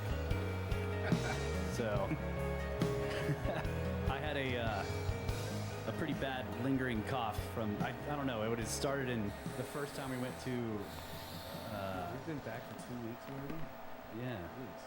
Yeah, it's like I picked up the cough. It started in, which it usually does. The other times we've gone there, I start coughing in Luxor, and then it lasts up into Aswan, and then we went to the Fayum and it got worse, and then we went back to Cairo and it started to get better, and then we went back to Luxor and it came back, and and then it got worse and worse, and then we flew back here, and then I picked up all the pollen and everything that's happening here for spring, and it got worse again and got really bad. So. It's finally calming down. Everything's settling back in. Kyle's back at work. I'm sort of back at work. I've done some work. We did some. What did we do? We did some racking. Yeah. But 6 weeks in Egypt. Did we learn anything? Did we find any answers to any mysteries? 44 days. 44 days. 44 days. Yeah, long time. We learned some stuff. Oh yeah, and Ben's here with us. Yeah, I've been waiting. He's probably been waiting for you to mention that. Yeah, sorry, Ben is joining us. Sorry about that. I'm out of practice. It's all right. Come That on, was your man. return, Ben. Yeah. What have you been doing? Not much. I was in the same position. I was a little worn out. Probably needed a bit of downtime more than anything else, just to not be moving Yeah. constantly for a few days. I was a little ill, just the usual exhaustion. I mean, I was tired. I at the end of that tour, I mean, it was fantastic. I mean, it was a fantastic trip. I'd say this. We went from deserts to oceans. We did scuba diving. We were at the Red Sea with pyramids, climbing around. And it's we don't set a super hectic pace. Oh but my it's, god. we're there to see stuff on these trips, and every day involves bus rides, or we're in jeeps and boats and planes, and I mean, I was kind of counting down the flights by the end of the tour on how many flights it'd take to get back home, and then and being a bit of a homebody anyway, I was just I was a little ill for a couple of days, but I think sleep ultimately fixed that. But I just found myself to be just terribly behind on everything else. Like you take out 6 weeks, and it's just like, man, I've got a lot of stuff to catch up on. Yes. Yeah, absolutely. And the scuba diving was awesome. Mind blowing. Yeah. 80 feet. We're not supposed to go that far. Yep. Busted through the limits. A little below the floor of our open water certification there, but it was There amazing. were no police down there. Yeah, turned out. Did There was- not get busted. there was You're fine. No There one to was- stop us. There was It's fine. there was one time when our guide like grabbed Laura and just like pulls her up. Yeah, because she kept going Yeah. down. It's sinking. Yeah. It's like, And we were on a wall. We were on this beautiful wall dive in the Red Sea. Oh my God, yeah. And it kept going. that was incredible. Yeah, it was cool. And you were right. It's open. I think, yeah, your open water is 18 meters, and then advanced is 30 meters. And then Yeah. there's a deep dive at 40 meters, which is NARC territory. Yeah. NARC territory. But, yeah. Yeah, I think we got, what, yeah, was it 80 feet? I guess 26, 27 meters, I think, was Yeah. the deepest dive. My spiffy, fancy new dive watch said 81 feet was my max depth. I think Laura was Okay. below me when I was down there. A little bit. Yeah. Yeah, it's fine. Yeah, it was amazing. And, you know, it's for anyone who hasn't done that kind of diving, you don't even realize. I can see how you can easily go too far if you're not really paying attention. Because, I mean, we're just going down, you know, and I'm looking at the fish and the walls and just how amazing it is. And then I look, my watch hearing this. starts. Come on, man. Yeah, my watch starts tapping me. It's like, bzz, bzz, and I look, oh man, all the numbers are red. It's telling me I'm too deep. Yeah, wall dives are tricky. I've done a bunch of them. You do have to watch your depth because it is easy to just sort of diagonally just drift down, and then you find yourself, I'm like, damn, I'm at 35 meters. I shouldn't be here. Yeah, I mean, it's fine. You have to just take it easy going back up, but it limits your bottom time is the main thing. yeah, The deeper you go, I mean, most, you know, recreational diving those tables are very safe. They're built around all sorts of different physiologies, and it's mostly about how it's all no decompression diving, so it's all about how slowly you ascend back up and Yeah. you do all that safely. It's fine to go down deep, but all it does is just use more air and you shorten up your dive. So I've done a lot of diving, and over the years, I mean, I love sort of 15, 16 meters is fantastic because you can be there for an hour, you know, Yeah. and you see all the stuff. So. I can't be there for an hour. Not on a Russ is the 15. air hawk, Not on a bro. 15-liter tank. Our dives were Yeah. what 45 minutes, and every time I Russ had blowing clouds in there just. I was watching it, yeah. Yeah. Yeah, you were buddy breathing with the instructor. I think, Yeah. every time. Yep. He'd grab you. I'd run over and look at your thing and like I'd tap the thing and say he's at 70 bar and I was Yeah. like, "Oh, come here. Yeah, we're Put still you at on- 40 put you on feet. the hose. Put you on the hose for a few minutes. Yep. Just extend it out. Yeah. Yep. Nah, it was good. It worked out. Yeah, that stuff all comes. Just need a bigger tank. We Or had a the big shorter tanks in dive. the end. Yeah, I know. Yeah. No, those weren't the big tanks. Come on. They were bigger tanks. Give me an 18 Sort of or a bigger 20. tanks. We'll just get you two. Yeah. There you go. Yeah. Yeah. It But- was incredible, man. The boat, like we rented the boat, and I was expecting like a little speedboat or whatever, Yeah. and it was this huge boat. Yeah. And we went to the dock, and there's like all these people crowding onto these boats, and we had our own. I was Yeah. like, wow, how did this happen? This is cool. It's like a triple decker boat. It had Yeah. 3 levels. Like, Yeah. Was it 3 or 2? Yeah, it's 3. Yeah. Well, 3 if you count the engine room, I guess. But yeah, it was very cool. But you could have put 60, 70 people on this boat. Yeah. I don't know, 50 people maybe. But we had, 10. Yeah. So it was good. Yeah. And yeah, so Lila. that's the plan for the next one. I think we enjoyed it so much that I think the next, and Yusuf loves it too. He keeps talking about getting certified. He did do the intro to scuba dive, so he did a little bit of that. Just where they put you on and operate the gear for you and take you down Yeah. 5 or 7 meters and float around. But that's the plan for the next one, is to try and do an extension for people that are interested in getting certified. We can, you can get certified in the Red Sea, and it'd be a really great way, I think, to end a 2-week trip in Egypt would be to let's go and spend 5 or 6 days on the Red Sea, which is just beautiful, chill. You don't have to dive or do anything, but it's just a beach, snorkel, coral. And for people that want to dive, and they want to, even if they already are certified, if they want to get certified, we can make that part of it get certified. And at the end, we all go out on a boat, private charter on a boat. We all go dive and snorkel together. Yeah. It's a fantastic day out, and I think that'd be a lot of fun. And then, yeah, because in the future, I'd love to. Come on, man.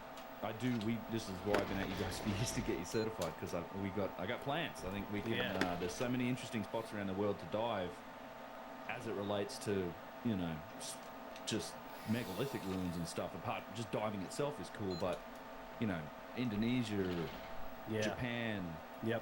Malaysia, all these places. There's a lot of these places to go and dive on. Nanmadol, all these other things. Yeah. I think would be really interesting. Graham Hancock, as you know, spent years and years doing that, investigating these things underwater. I think it's a huge part of this. So Yeah. That's the plan. Yeah. What was it? The last day in Aswan on the Felucca ride. Ben and I sat up on the top deck on the couch on top of the boat. We didn't get off the boat the whole time. We went to the beach. We sat on the boat and we discussed future plans. We did. And like, where are we going to dive? How are we going to do it? Yeah. Where are we going to go? We looked at maps. We're like, yes, we can circle around here. So we do have plans for that. It's going to be awesome. And yeah, it would be cool if we take people to Egypt and then some of them want to do this extension and they get their certifications. And then we go on some dives there in Egypt. And then those people might want to go with us to this like extended Exactly. dive tour. Yeah. It's my plan to turn this whole thing into basically a dive tour. Because diving's way more fun. I mean, it's not way more fun, but it's fun. It is. I'm just like, we can actually train the audience, the people that want to come on these tours, because it'd be a lot of fun. Yeah. And it'd be fun to take people to some of these spots, man. And you know, just I think you could mix it with regular diving because there's just in those parts of the world. I mean, there's just incredible diving everywhere. Yeah. But you know, South China Sea, the equatorial Southeast Asia area is full of amazing diving. I spent years doing that when I lived in Singapore. And Yeah. that would be fun. So what are some of the new stuff that's happening there? Really interesting. Like, for example, at Abu Sir and Abu Ghurab, they've been doing some work. Yeah. Right? And so there's a causeway that comes down. And, you know, later we might do some lives and show this, but for now, I'll just describe it. Because we all have pictures and videos of this. But there's a series of pyramids there, and they do have causeways. And one of them has a causeway that comes down Abu Sir, and it comes down into the desert. And it kind of vanishes, sort of disappears, like a lot of these causeways do. Like they've either been dismantled or they're totally buried. But it's noticeable in off a couple of these pyramids. You can see the causeway sort of goes down, it disappears, but then farther out in the desert, there's this hole in the desert where there's grasses, scrubs, and trees growing. Right. And at Abu Sir, they have gone into one of these holes where we had previously seen it full of grass and trees and stuff, but they've burned all that up, cleared it out of there, and started digging. And there is some kind of structure there. Like a valley temple. Yeah. Potentially. It's whatever the structure is at the end of the causeway, it seems like. Yeah, that's really cool, that area, because I've got footage from back in like 2016, and maybe even 2015, where we were bushback in that area, like trying to get into those reeds, because we heard story, and Yusuf at that time, who I just met in 2015, was telling me, oh, there's blocks in here. You know, there's channel blocks and there's tube drills, but they're in these blocks, and so you're bush bashing, you can't really get in there. It's just like thick reeds and bush, and you worry about snakes and stuff. And so I've tried to get in there a couple of times, and so I was super happy to see, oh man, they've actually cleared this out. Yeah. And not only that, they've actually excavated. Yep. And they've cleared out this area that's like full of granite and basalt and these precision cut blocks and a bunch of brand new tube drill holes that I've never seen, like really, actually some really good ones that have been preserved. Beneath the sand or whatever's there, but there's, you know, it's 100% in line with everything else that's at Abu Sir. But yeah, fantastic to see some new work coming up, and yeah, I'd love to. That's one of those future videos I want to make, just looking at some of that new stuff that we saw there. Yeah, and it's hard to tell exactly what would the structure have looked like, but it seems like from like looking down the causeway away from the pyramid to the right, there was what looks like I don't know what you call it, architecture, but like a porch. It's the exterior part of the temple, but it has this beautiful section of there's a basalt blocks, right? And Yeah, and And then the walls too are encased in basalt. the wall is encased, and it's like beautifully done. With they're not square. They have tilted lines, and the blocks are bigger or smaller, in this sort of like classical cyclopean style. Yeah, but it looks like it would have been there too, like a granite gateway. And there's column bases too. So there must have been big columns there, because there's big columns at the other end of the causeway. Right. These granite columns at the other end of the causeway at Abu Sir, at least at the I think that's Nusra. Is it Nusra or is it the other one? Sahu Ray or something, I think. But yeah, I think there must have been a structure with column bases, a roof. Yep. A gateway going into it, this sort of typical kind of granite gateway, and that's where we saw some tube drills in the granite blocks that were there. Yeah. And it has that same sort of flat basalt floor, and there's all these bits of stone laying all over the place. The typical kind of combination. Yeah.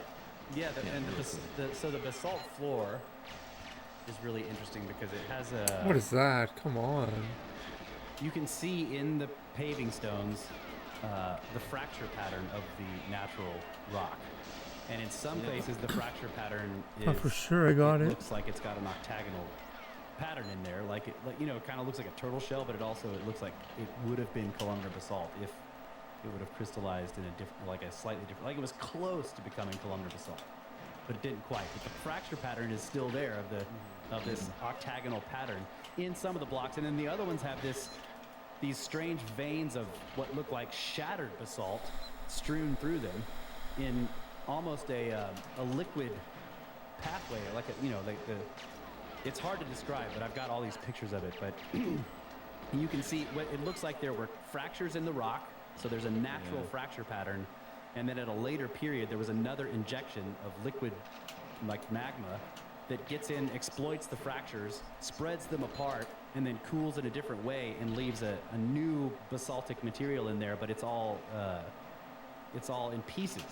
But that material was taken from the quarry and then polished into the floor, to the floor tiles, and then over time, those newer flows have the material has fallen out, and now you see like it looks shattered, like glass, like it's been exploded. But I think that's just a like an effect that's happened to the basalt itself. But initially, when we went there, I thought, what happened to these tiles? I was thinking that this happened after the construction, but I think it must be, it must be part of the rock itself. But I don't know. I'm not a geologist. I have no idea. But that was my idea from seeing it this time. I was thinking, what is the purpose of building a temple at the base of the ramp? That you need to slide your stones up to build the pyramid? Yeah. Is that just like, this is part of the job? We're going to build this giant ramp up to the pyramid from the valley that floods by the Nile, and then as soon as we're done with construction, we'll build a temple where it floods. What is the deal with that? Because the idea, that's not just a ramp. In that causeway, it's a causeway. It was cased. I know it's a causeway, but I'm just asking these standard story questions. They say that the causeway was the ramp that they brought the blocks in on the boats, and then they drag them up that ramp to build the pyramid.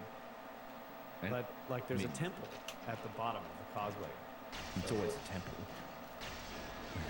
It's just nothing else. It couldn't be anything other than a temple. It's right. A temple. But that's a particular causeway. That one also has channel blocks running. Like, that's the one I point at that shows there is channel blocks that run all the way underneath this thing, like subfloor infrastructure. We saw a lot of on this tour. In fact, I found a few new blocks of it and a few new examples of it. At Abu Sir, though, there's the end of that causeway that used to be in the dirt before that reedy patch. That's now buried again, but you used to be able to see where that channel block, there were blocks right at the end of the causeway that went under it, and now that's all covered in sand now.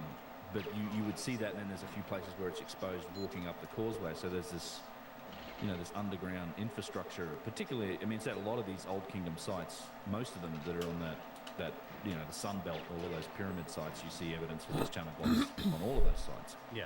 But at Abu Sir, it's still pretty intact. Like, they were, in fact, that might have been the reason they tore up the big area in front of the pyramid so much, is to get it, if there were copper pipes in those or something, some sort of infrastructure. Yusuf thinks they might have actually been ripping up the floor to get at the copper, because you still see the channel blocks that are running all under this big square, this big sort of, basically the pavement, what was beneath the floor of this big structure that sat in front of the pyramid. You've got these channeled blocks in the ground, and they run all over the place under the ground under there, and there's wide joins, and they have all this complex arrangement. Not a rope. The rope guide argument it for doesn't the channel. work, It's like, what? No, there's why, like, you got a rope that wise. It splits two different directions. I don't know. And then there's bowls, to collect the rope. I don't know. It doesn't make any sense. There's bowls at the end of it, right? And so some of this stuff, we see the quartzite bowls that these things exit into. which are hard to make out of a tough type of stone.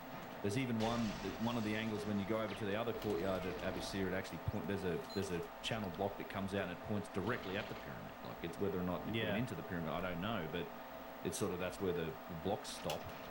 But who knows what was there before that? It's the rope guide theory. What's up, Ayofi? Trying to explain the channel block that's in the. How are you, Ayofi? How you doing? That big granite block. Thanks for the nice words. That one could be a rope. Wow. That one, yeah, but that one, I mean, it just doesn't That's so make any nice of sense you. to me at all. It's just, it goes under the wall and into the. How are you? like, Welcome. it comes Welcome, Ayofi. out of the ground in the temple and then goes beneath the exterior wall of the temple and into the bedrock. There's like an alleyway there that's basically a small space that's between the outer wall of the temple and the bedrock cutout that they put the temple in. What an interesting way to enclosure wall. Yeah, an enclosure wall. And this channeled block set goes beneath. Dives into it. Yeah, and then just dives into the bedrock there. It goes down again. And it just doesn't make any sense. Yeah. And we got in there for the What's first time down too. there? We got into that alleyway. Yeah. Sorry, Colin. I didn't Yeah. No, I'm talk just, over you. what's down there? I mean, it must be going somewhere. Well, I mean, and you've got to get access. Like, there's a channel. Like, whether or not it doesn't matter what you think was the purpose of that channel block. Like, you don't put a block in with a channel, and you have to get something in there. Like, it has to be. Yeah. It's obviously functional. I don't care if people think it's a sewer or whatever it is. Whatever you think it is, there's something at the other end of that. Right. Yeah. There has to be. Yeah. So how are you accessing that? Is there just some passage going into that enclosure wall somewhere? There's no obvious. There are doors sort of outside the Sphinx temple that are closed that go in that direction. It could be underground. I think It could be.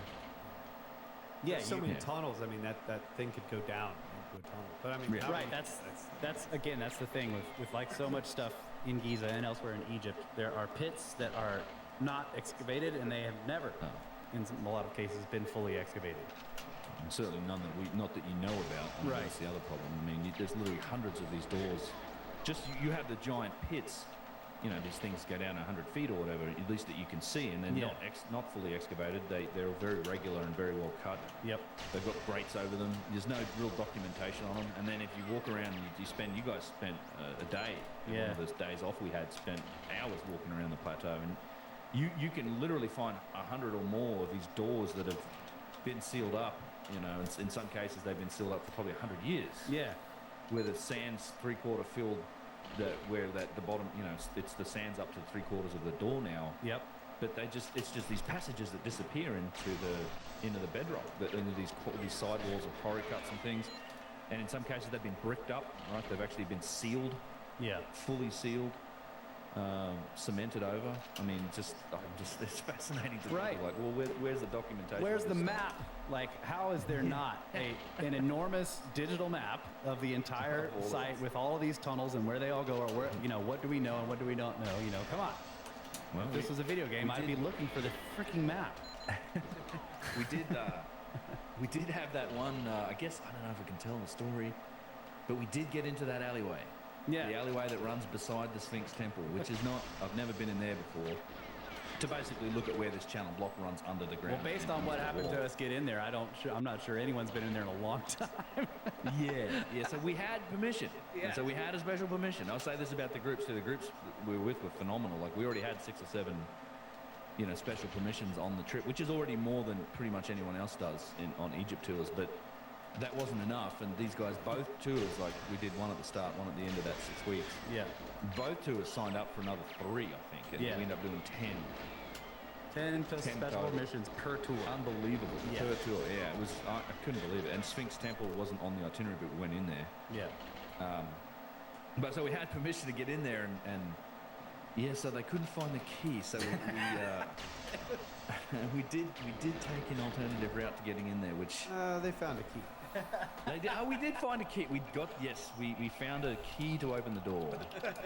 But yes. Yeah, in the shape of a Universal key. It reminded me of the universal scene. key. It was, yeah. It reminded me of the scene from Yo, what up, though? What up, Jones brother? and Last Crusade, where he's in the library, right? And I she duped stomps into 23 the again. I got books, and he's 23 like, again, bam, brother. Right when she stamps the book. Yeah. It was a, We're heating up, man. they We're had all fucking. this thing in the whole, and we're all out It's there gonna going, happen Yeah. tonight, hopefully. we're all like, Let's do it.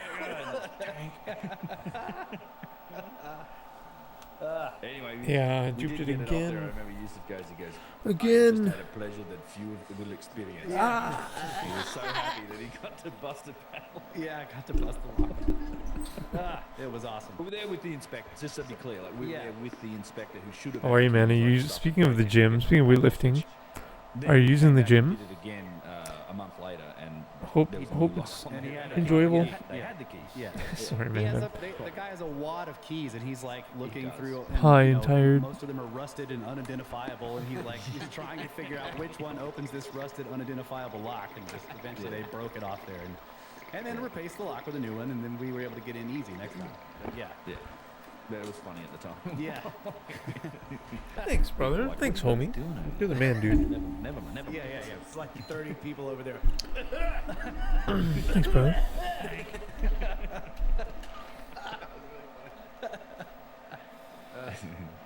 They're great, Yeah. great groups. Both. Yes. Man. Both Oh. groups were great. Yeah, it really was.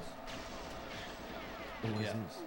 Yeah. It's really crazy how close Kratos and I have been. Like, we've just been, like, friggin' robbed a lot of times. Much like the Sphinx, the Sphinx temple is also cut out of the bedrock, at least the back half of it. And yet, the outer wall on what, the north side, is like 12 feet away from the bedrock cut. Like it's strange that 24. in the back of the temple itself is rock cut. There's like Yeah. the walls are made of the bedrock. Yeah. And yet on that side, on the north side, they didn't Blocks. make rock. They didn't make the wall out of the bedrock technically. I mean, I guess that could have been the outer wall. But it's just strange. It's just Oh, an man, empty thanks, brother. hallway Yeah. that has nothing but that channel block section cut into the ground. Yeah. Maybe there's more under the ground. I don't know, but it's just so strange. Like, okay, they cut the bedrock down, then they moved like 12 feet over and build a wall out of the bedrock Yeah. blocks that they just cut out of the wall. It's strange. I mean, so much about It is that odd. temple is an enigma. Yeah, you're right. I think what you're pointing out is that the part of the temple that's closest to the Sphinx is the bottom part of it is rock cut. It's rock cut. It's cut out of the bedrock. Yeah, and there are Yeah. they left walls standing that are just bedrock. Yeah. But then this part where they have obviously also cut it out of the bedrock, they nevertheless stacked blocks to make the exterior wall of the temple 12 feet 12 away from feet the wall. away from a bedrock wall. This is like, it is very strange. And just spending that much time, or as much time as we have, going around and looking at the engineering aspects of these buildings and sites, like it's clear that they had their reasons. They had a plan. They were masters of their craft. So that's the curious thing about it.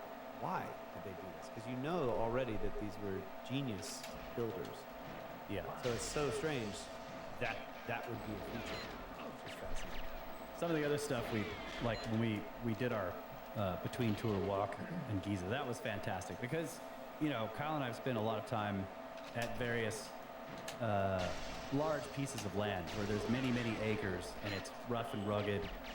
And if you spend some time out there and walk it, instead of just driving down the roads, but you actually get out and you walk the land, Oh, you go I'm just the between worst. different, I'm so terrible. Yeah, you wander it. You go between the different landmarks. You walk up and down the canyons. You check out the hilltops, but you do it on foot. You really get a much better feel for the land itself. And so every time we've gone to Giza, it's been in the context of like we drive up there in the bus, we all get out of the bus, we check some things out, we get back on the bus, and then the bus circles around to another place on the plateau, we get back out and we do so this time to go out there, we just went in the main entrance, well, the entrance near Yusuf's shop, and just spent all day walking.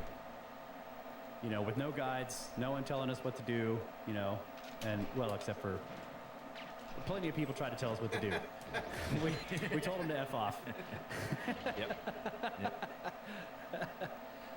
Discovered the secret. Yeah, there was just so much amazing stuff, like climbing around, and you realize like there is, well, for one thing, just doing, like I was saying, just walking it, I got a much better feel for the size of the place. Like we actually walked between all the pyramids, we checked out all the satellite pyramids. We went to the edges of we went down to Kinkawas, walk through that area. We've been there before, but you know, to walk through this stuff instead of being taken there. But yeah, looking at the satellite pyramids, it's very interesting because both sets, there's 2 sets of 3, one set near the Great Pyramid and the other set near Menkaure. The first thing I notice is that both sets have this similar aspect where there's one that looks very pyramid-like, and then there's a second one, the one in the middle, that looks more like a mastaba, and then the third one is very destroyed. Both sides have this. It's really strange that there's in such similar conditions, you know. That's interesting. Yeah. Those satellite pyramids are fascinating. There's something that I like your point about walking around. I've done the same thing in the past. I didn't go with you guys that time. I was a tired little boy. And stayed at the hotel. I told him. No, I was like, I'm not going to the pyramid. I told him, I was like, we're making all the discoveries. He was like, I had a great nap. Yeah, I did. Yeah. I had a good nap. I'm like, I've seen it. I've seen it. I discovered 4 hours of sleep while you guys were walking. Yeah. I have done the same. I'm glad you guys did that because I've done the same thing. Yeah. A few times. And it's just for a minute. Those satellite pyramids are interesting because I finally used this. I think you're trying to tell me this for a couple Had of to years. YOLO it. He was pointing out something The that I key pickup finally was really perfect. on this trip, which is that there is very strong evidence for basically 4th dynasty recycling and construction Yes. of those. I've been saying this too. Of those satellite pyramids. Like those things are made, and it's very clear when you see it. They're made from recycled blocks that they got from somewhere else. Yeah. And apparently there's no debate that this is all standard model says they're 4th dynasty, like queens and daughters or whatever. Well, the daughter, there's a funny story the about daughter Cooper's story, daughter, yeah. right? The daughter story. It's a little. Yeah, we're trying to explain this to some of the girls on tour. What is he saying about this? Well, the story goes that Khufu was broke at the time. Yeah. When he was trying to make this pyramid for his daughter, so he decided to rent the daughter out. Yeah. And, One stone per suitor. Yeah, 1 stone per suitor. So she was a busy girl, and that's how we built the pyramid. And Yusuf always then picks up a small rock and goes, "How much do I get? What do I get for this stone?" Yeah. It's a hilarious story. It is a funny story, but yeah. Wait, depends is on your that perspective. Egyptian Egyptian myth about this, or I is that a don't know joke? where it comes from. Yeah. I mean, it's some sort of myth from time. I mean, it Yeah. is a story that comes down from. I don't know where it comes from. I've not really done the research. I can't imagine Yeah. it's particularly accurate, but there is some sort of rumor. Well, just yeah. a dirty rumor. Yes. Right. False fake news, but But yes, the those evidence things for are the very recycle. Yeah. That's really cool. There's quarry mark, like literally you see the shapes. They're stones that have finished surfaces, and in fact they may have come off some other structure. Yeah. That then these finished surfaces have got quarry marks on them, where they were basically painting like fix this, like chip this off, like straighten this out and make it into that pyramid casing stone on the outside, because it's that Tura limestone, but it's come from somewhere else. And then you can see where they've done it, and there's unfinished parts of it, and then there's blocks where they never actually started to touch them, and it's not in that pyramid shape. It's really interesting. I'm like, yeah, they were definitely pulling stone from somewhere else to make these things.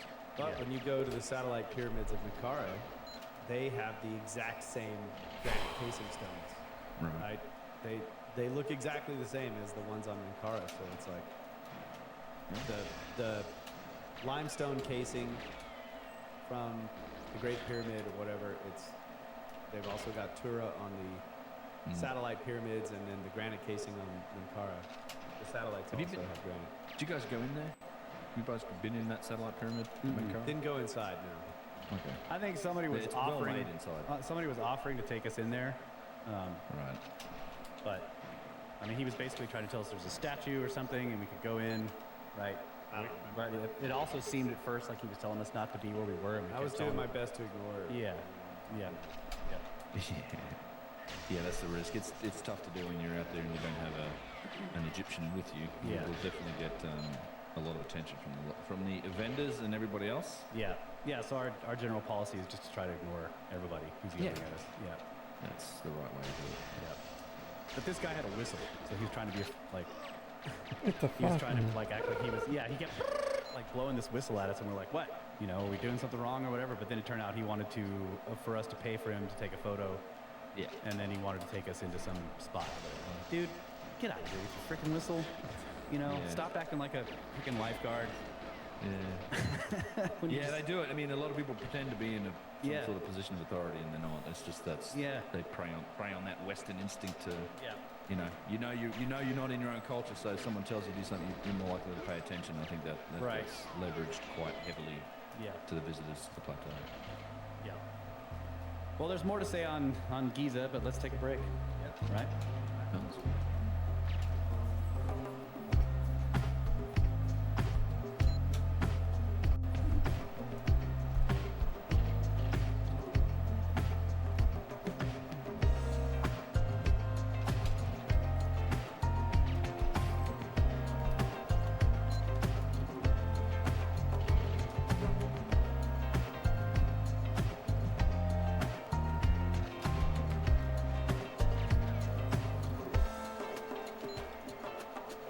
And we're back, ladies and gentlemen, Brothers of the Serpent podcast.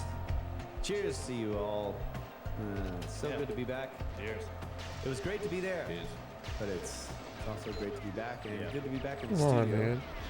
doing the podcast. Great to have Ben on, as usual, or a swapcast, however you want to describe it. Yep. Yeah. Maybe he will actually publish another podcast. You should put this on your podcast feed. Probably going to happen. I do need to make some more podcasts. Yeah, I was so excited. A new Uncharted X podcast had come out. You need to invite me 4 on. months ago. You need to invite me on. I got hot takes. Yeah, Russ's turn next. Yeah, it's my turn. That was good. No. That was fun. I need part 2. We'll definitely do part 2 as well. I think we should do it. So, the thing that really struck me this time in Egypt was this idea of the primordial mound. I know I talked about it a lot while we were there, but a little window into that idea, I think, was the first time we went with you in 2022, 21. Was the Kent Kawas pyramid on the plateau. Now that primordial mound is exposed. Now you can see they literally shaped the bedrock into this somewhat angular shape, and then they've stacked, there's a bunch of blocks stacked on top of it, but you can see the depressions on the sides where they had kind of fit other blocks to it to make what I would assume would have been a pyramid shape. And so that was kind of a window into this idea of the primordial mound, this natural bedrock that exists that they didn't remove. So then we went to the mountaintop pyramid. I keep forgetting the name of it. Abu Rawash. Fascinating. And it's very similar to Kent Kawas, but huge, much bigger. And I kind of see that pyramid as the same thing. Like what we're looking at there is the primordial mound that's at the top of this mountain. And you can see Come on. sort of stairs This is that it. cut it. This is the one. They shaped the bedrock. And the bedrock itself is kind of, it's not good. Oh. I'm just so fucking I just wouldn't terrible. consider I'm it just great structural terrible. material. Yeah. There's a lot of different layers of limestone, some of which are like a really loose conglomerate. Some are highly fractured chert. It's not very well solidified. It's full of fractures. So you could just see it's just falling out of there. There's some chalk layers, really soft stone, and there's a lot of what's the crystal? The calcite crystals. Yeah. And big layers of it too. And you get up there, and the first thing I did when we got there the first time is I just started walking around it slowly and looking at how they literally at the bottom of it, they're fitting granite casing stones up against the bedrock. Yeah. So like that bedrock, that was the outside of the pyramid. And of course, as you go up, you can follow the angle. It's truncated, like the bedrock's cut off. It's this huge flat area up there. If you climb up on top of the bedrock, you can walk around. It's just giant. So they flattened the top of it. And then there's just massive limestone blocks laying around up there that must have been part of the core masonry. So they literally built like a hat.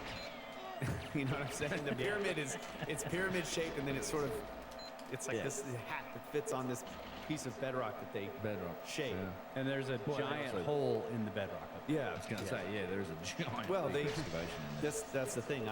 The way I look at that now is like, okay, this is how they're. Oh, they're come on. If that preparing was for the first internal bullet, subterranean imagine how chamber fast and that'd be? possibly upper chambers, That'd and be then so they've got fast. they've made this huge, like a hallway into the center of this primordial mound. Yeah.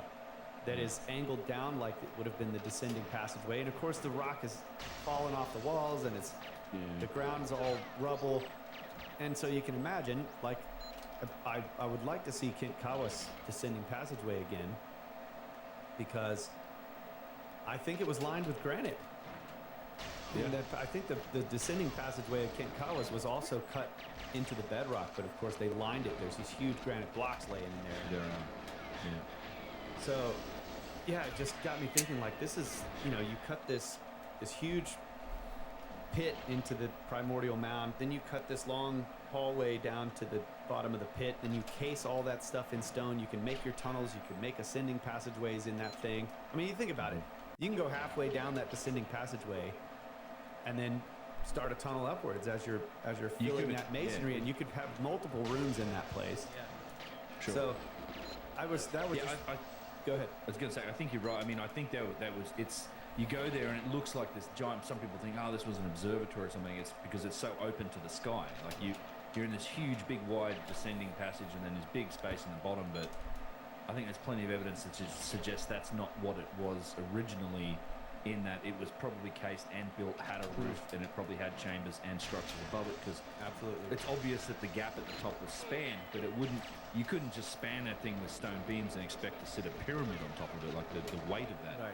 You have to build that support up from below, so there's probably, I don't think it's smaller it. I don't chambers, think it and is. could have been multiple chambers all the way up into the structure. Absolutely. And from a construction standpoint, this is genius, because you think it's a lot of work to cut that huge channel down in there and then cut this giant pit. But if you started from the ground surface, you would have to quarry all the blocks somewhere. So you'd be cutting way more. Yeah. In this fashion, you're utilizing the ground for almost a third of the pyramid's height, perhaps. The bedrock itself, and all you're having to do is cut this channel in this pit, and then you can fill that in with the really nice, Some of those are high still in quality there. stone. Yeah. There are a few really There's high some quality ones. high quality blocks laying down in the bottom. Yeah. Some fitted up against the wall. And there's granite too. Yeah. Yeah. Not just limestone.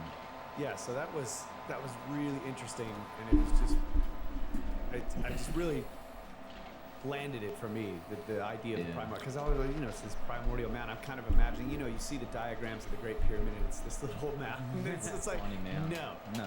I mean, I would be willing to bet inside the Great Pyramid there could be A shaped bedrock gigantic shape. plug. Yeah. Well, yeah. And I was going to say, that was something I learned too from you guys looking at that, because it's not just the center of these things either. It's these pyramids all have bedrock features too. Yes. We were talking about the Sphinx temple, where it's got walls made from bedrock. I mean, I've talked about it and done videos on the middle pyramid, or Khafra pyramid, having that, there's the southwestern corner, there's like 7 courses of it are carved directly from the bedrock, and it folds in. But it's probably a lesser known fact that not to the same extent, but you also have big bedrock features that serve to lock in the Great Pyramid as well. So it's not just this primordial man in the center. There's these bedrock blocks in it around the corners, and you guys are pointing out, I think, that was the thing that blew my mind. Eastern corner? The northeast corner of the Great Pyramid, that was the part that blew my mind. I was like, it's flint. It's literally like A massive flint nodule. Humongous flint nodule, and it's got this natural, like, weird winding cave that goes in there. I think in the more I observed it, it looks like it may have been a massive fossil bed, like just a huge collection of maybe all these different shells. There's like the big spiral ones that are in there, and I know some of those are out in the limestone bedrock as well, but it looks like it possibly was some kind of big, maybe a coral feature full of all these shells or whatever, and it just, I mean, it's flint. Yeah, but it's like knobs. It's got all these knobs and weird shapes in it. But shaped into you know, basically that stepped stair-step shape pattern. of the pyramid, Yeah. and also not ever intended to be exposed to the outside because the They casing cased it. stones are all gone, and then, like, you know, you've got another 4 or 5 or 6 feet of stones that are outside of this, but they actually this is so much more effort to, like, lock that structure in or something. Like it's a and you see it. There's other blocks around there too that are bedrock. Yeah. Like individual blocks that are like, okay, this is like a key that then this serves to kind of lock that structure. I mean, not like it's going anywhere, but they I don't know, man. I wonder why they did this. Like, what, I mean, is it not easier to, from a planning and logistics perspective, just like, all right, we're going to cut this thing flat, or at least we're just going to level off and we're just going to plan this with blocks? But no, we're going to shape these particular areas on each side of it that are just going to be from bedrock that just are still attached to the ground. Then we can build the structure around them. Yeah, that's the crazy thing when, I'm sorry, but when people say, like, oh, you know, they flattened the bedrock and the whole thing is like flat to within, you know, a quarter of an inch or whatever over all this space. And it's like, well, no, actually, they just cut, like, if you think of that northeast corner, there's like, we're going to make this cut here out of the bedrock, and then we're going to fit a stone to case it, and that stone where it sits is going to be within a quarter inch flat of the whole thing. It's like, dude, this is nuts. Yeah. I mean, it is nuts. And you can see that. I just love the idea that, you know, the foreman out there, and he's looking at the architect, and he's like, why are we leaving this thing of flint? And the guy's like, so it doesn't move. He's like, well, it's 6 million tons. Move. See, this is the other thing that comes up to me, and Who's going to steal it? the Sphinx Temple drove this home too. That they have to be cutting the bedrock at the same time that they're casing it. Yeah. I came to this conclusion from really just like obsessing over these two hallways in the Sphinx Temple, and I'm just like, there's no way the bedrock cutting guy can come in here and just decide to leave these random angles sticking out of what otherwise would have been a straight hallway, just leave like a big chunk sticking out of the wall. Yeah. He can't make those decisions without the stones casing it being there, ready, being prepped and being put in as it's being cut. So I mean, there's bedrock nubs in that place. Like, they literally do this in the floor, in like a smaller version of what the pyramid is. Yeah, if you think it's sticking up out of the floor. If you think of an architect designing it on paper, he doesn't know what's under the bedrock. So the architect designs it, then the limestone cutting crew comes in. They would just cut it to match the design. But no, that's not what was happening. Somebody was cutting as the building was being built at the same time. It's like, so that's what I was going back to this chunk in the corner of the Great Pyramid. But, well, you know, we can go a little speculative here and say maybe they did know what was in the limestone before they cut it out. Well, they just were like, yeah, this one spot, leave that nub. Yeah, 1 foot or there's a diameter. There's a dense collection of flint right here. We're gonna leave this as part of the corner. It's 6 meters down. Yeah, that I'm not talking about that.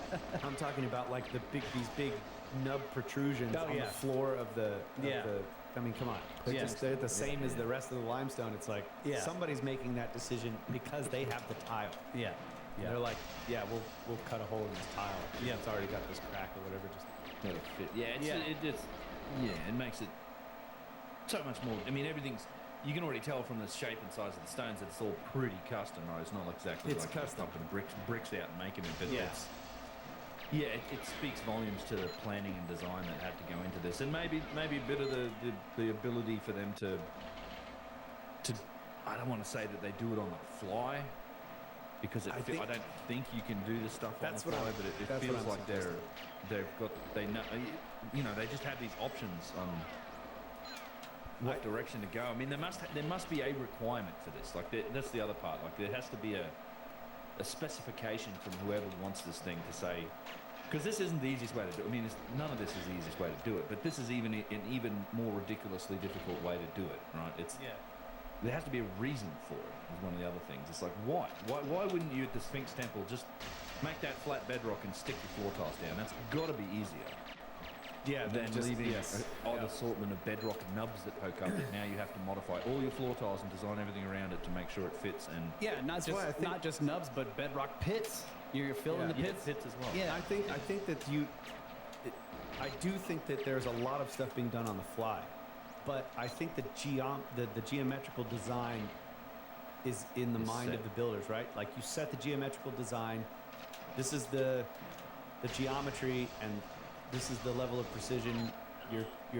I mean, obviously the design can be very precise, and then the builders are, even though they're making decisions on the fly man. using the natural medium that they're working in, they're always working to that geometrical design specification. That's kind of the way I think about it. And then, of course, there's these tolerances, which is what we've talked about in the unfinished presentation, which is like you've got all this excess material. You're just trying to make sure that it surpasses the lowest tolerance of how and then you remove material. yeah. So as long as it follows that, you're good to go. And And you I come kind of back and smooth it all out. just later. come back and flatten the casing stones on the inside of the Sphinx Temple after it's done. Yeah. You know, and then in some cases, like you were pointing out in the King's Chamber, that was not what they did. yeah, They cut everything beforehand and stacked it precisely. Yeah. yeah, There's no the blocks going around corners. yeah. King's Chamber's a bit different, isn't it? It's just like perfectly well made Yeah. and designed and plopped down. It's the outsides of the King's Chamber that are flattened and softened in place. Like the above parts where you can see it in the pictures of the relieving chambers. They were Yeah. scooping material out, removing Yeah. material there, and then above that, it's flattened flattened it. probably previously, and then above that, there's more scoops and stuff. So I wonder Yeah. what the King's Chamber looks like on the outside of the blocks. yeah. I think we've seen it. I Yeah. think you're probably rough. Man, I'd love to get into that Caviliers chamber. 'Cause you Yeah. actually I think go we've and see seen some it. of those blocks. I think we've seen roughly what it looks like, and that would be In the southern southern shaft and, and at the bottom of the in the bottom of Step pyramid. the step pyramid. Yeah, that's what the outside of the King's Chamber looks like. And those both, like, again, like the southern shaft, I'm just like, yeah, this is pyramid prep, like right here. I mean, Yeah. it's a shaft, and then they just didn't have the angle. Actually, they may have. I have some video of it. Looks like it was. Well, the possibly southern bigger. shaft, people won't know what that is. Like that's another. I mean, that was also a first for me on this trip, getting in there. Yeah.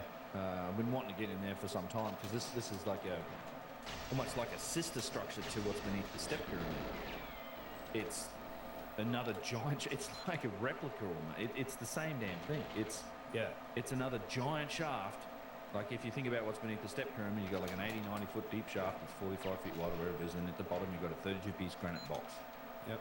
It's like a built chamber, Yeah. more or less. And then in the southern shaft, you have a giant shaft. It's outside the pyramid. It's outside the courtyard of the pyramid. It's a giant shaft. It's 8,900 feet deep. It's 45 feet wide. And at the bottom of that, you've got a 32-piece granite box, basically, or an enclosure. Yeah. Or a chamber. Is it? I mean, it's how many bloody burials does Joseph need? It's just Right. Like with Nefer and all his pyramids. It's Is- like Isn't there's it another shaft similar? just like it out near Wini's pyramid. Yeah. So doesn't this kind of remind you of the test passages near the Great Pyramid? Yeah, It's like- gotta go see all the way those. to building a whole box. I have to freaking see I know these they tests. did. They Granite. built a box. You're right. I mean, but it's like there is a similar thing to this, right? There's a place where there's like a model of the stuff in the Great Pyramid, or at least parts of it. I feel like I feel like it's all that there's something to this design. Like I've said this before, but when you go into the King's Chamber, you just happen to go inside the box. Like everybody's like, oh, I want to get in the box. In the King's Chamber, you're already in the box. You're in the box. You're in the big one. You're in the box. In the big box. Yeah, that's right. It's because when you go to other ones, it's like you get down there or up there or wherever you're going to this chamber, and there's a box. There's this granite box. Yeah. The Great Pyramid, and I guess there's maybe is there another granite chamber you go into in another pyramid? I can't remember. Many of them. Yeah, Yeah. I mean the third pyramid, Kara pyramid, Kara the has a Pyramid, granite chamber. They're all granite boxes. You go They're all inside. granite I mean, it was rooms. just the one that you walk into it. Yeah. Right. This granite room. Yeah. So it's like those. I feel like the step pyramid And the southern shaft are weird because you actually come to the outside of the granite box. It's like the tunnel should actually go in To the inside. Yeah, yeah. You're not supposed to be out in this antechamber. Outside around it. Yeah, yeah, yeah. This is not supposed to be seen. Yeah. And It the feels to me walls like- yeah, probably were there's cased. Yeah. And well, there's a whole other that other shaft that's near Winnie's. Actually, I might switch it up and just play Breath of the Wild tonight. We don't know how deep it is because it's That not actually very- might be it looks what I like do. there's a giant box down there as well. Like you see the lid of something down there. Yeah. And just to me, I feel like at that whole area and go, well, this is the old stuff, right? And then they just decided, well, we'll build a pyramid over this one over here because maybe there's other tunnels and other things going off from that one. We don't know if there's other pyramids or other tunnels and things going off from the other shafts, but there's miles of tunnels beneath Saqqara. But just the fact it's a carbon copy of what's beneath the step pyramid is just insane. Yeah, and the question is which one is the copy? Yeah. Well, yeah, I just think they're both. Yeah, I mean, my brain goes to like, well, these are old. These are functional. They're older. They were doing something, and then later on, it's like because I firmly am in the camp of like, yeah, the step pyramid probably was the first pyramid that dynastic Egyptians made. Yeah. I think they made it. It's a tremendous effort, like 400,000 tons or something, and You know what it's done with smaller stones. You can look at it and see it, but I think it was. Yeah, I'm completely on board with that, but I think they built it over the top of pre-existing hole in the ground. Yeah. You know what I was thinking of about this, like how there's this the small version or whatever, and then next to it there's a larger version, and then it kind of reminded me of the of like what we do with particle accelerators. They're all connected to each other. Like I know this is like I'm that way. Let's go to particle accelerators. But you build, you go there. You have a small one, and you look at the history, even of CERN, it's the same way. When they start up the particle accelerators, the smallest, oldest one starts first. They turn that one on, and it begins the acceleration, right? And they run that one for a while until it gets to its max energy level, and then it's got a tangent that goes to the next big one that they built 20 years after they built this first one, and then it circles on that one for months until it gets that's crazy. It's shunted over to the biggest one, to the Large Hadron Collider, and then it circles in that one for a couple of months. Fake news. But they are all connected, and they start with the small one, and that's what it reminds me of. Like you got this one hole, and it's got a little box, and they're like, wow, this is kind of cool, but it's not quite giving us what we need, so let's build another hole with a little slightly bigger box. And they're like, well, this is actually working out. Well, let's build another one with an even bigger box. And this box will be big enough where you can walk around in it. Yeah. Yeah, and that's the King's Chamber. Yeah. Yeah, it could be. I like that analogy. That's apt. Yeah, it's like there is. That's why I was saying it's like they're not a copy, but is there a development? Right. Well, that thing blew up at some point. Yeah. So let's hope that doesn't. Hopefully, the analogy doesn't carry over to the Large Hadron Collider, because They kill a lot of monkeys for science. A lot of animals were killed for science. During the eclipse. Perfect. Sounds like a good plan. I'm not justifying it. Well, it takes like months to get it up to speed. So But yeah, a lot of animals are killed for They science. won't be making black We holes don't out know of if that. they've I'm been not doing it for agreeing months. with it. I think it's really It takes them unnecessary. 6 months to cool it down.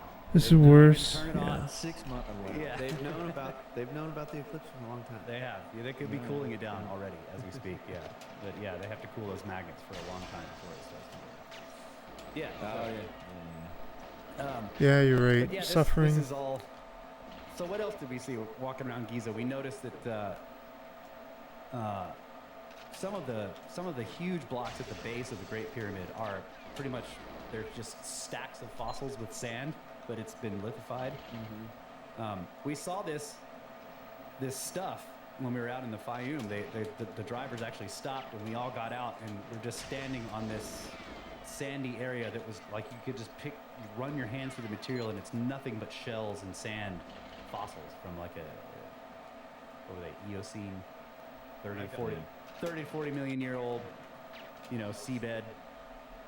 And there are blocks in the Great Pyramid that are basically made of compacted lithified versions of this stuff that we were picking up. Fossiliferous. Yeah, extreme. Like all it is fossils. Not a good building material.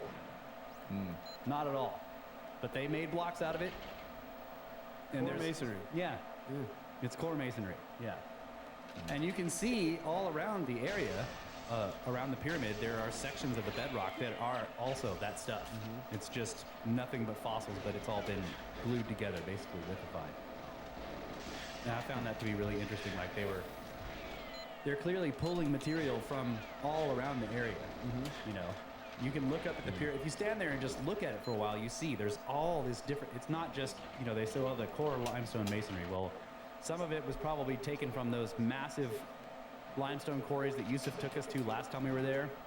These gigantic holes over in Cairo, like across the river. Yeah, across the river there are these enormous. They're not like normal quarries where you're digging down. Somebody dug into the cliff walls. Yeah, they were following layers. Following layers and that's leaving the these gigantic caverns. There's another thing I noticed. Speaking of layers, like in the tunnel under the Great Pyramid. I mean, under the Step Pyramid. They basically tunnel down through all this crappy limestone, and then they hit this, you know, like 8-foot thick, really solid layer of good Tura, and that's where all the tunnels just Go on. Let's dig the tunnels in the hard stuff. They dug a shaft all the way down, and then they hit that hard layer, and they're like, that's the roof. Yeah. For the tunnels. Right. And the tunnels just go everywhere underneath that hard layer. Yeah. And that's where they set the box. It's like, yeah, that's kind of what I'm thinking. It's like they're masters of this stone. They know what they're doing. Yeah. Like you can see it in the Osiris shaft as well. When you get down to the first room, they're following this particular layer of stone when they're cutting that big room. Yeah. And then they go down again, and then they hit another hard layer, and then they cut a big room out. Because it's like it's a solid roof for you know, you wouldn't want to dig a big open area In the crappy materials. Yeah, exactly. Yeah. So they just go down until they hit that hard layer, and then it's like tunnels on. Let's go. Yeah.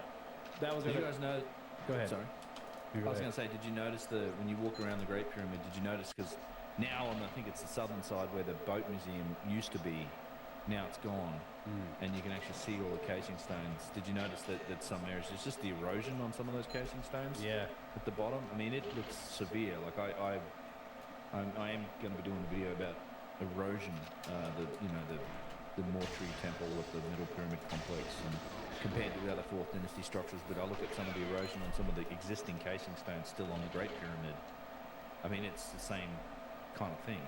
Yeah. Looks pretty severe in places. Other places not so much. But some of those casing stones look pretty heavily eroded. They also have been plastering them. This was pissing us off that day. Remember we saw all those casing stones where somebody has come along and tried to repair them to fix the erosion.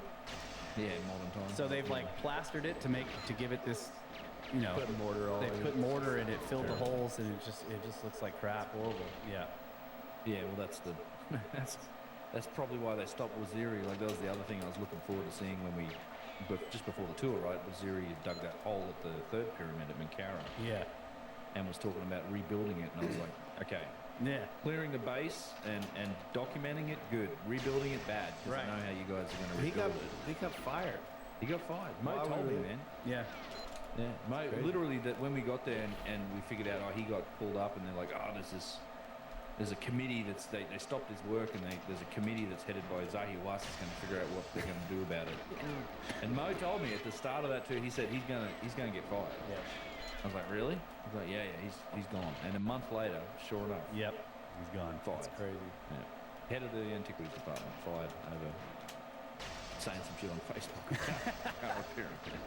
Digging a hole. You dug a hole in the wrong spot, son. Yep. And they filled that shit They in. filled It the was hole really in. annoying. Yeah. Yeah, we turned up and I'm like, damn it. And you see all this fresh dirt there. Like, really Yeah. wanted to. Because if you guys haven't seen that, go out and find it. You can look at like the excavations at Menkaure Pyramid. I think the video's on Facebook. But they dug down. I mean, where the entrance is, it's another 2.5 courses of stone beneath Yeah. the ground. And I'm they're sure there's a massive flat granite blocks. I'm sure there's a flat granite platform there too, like on Well, the other that's what- side.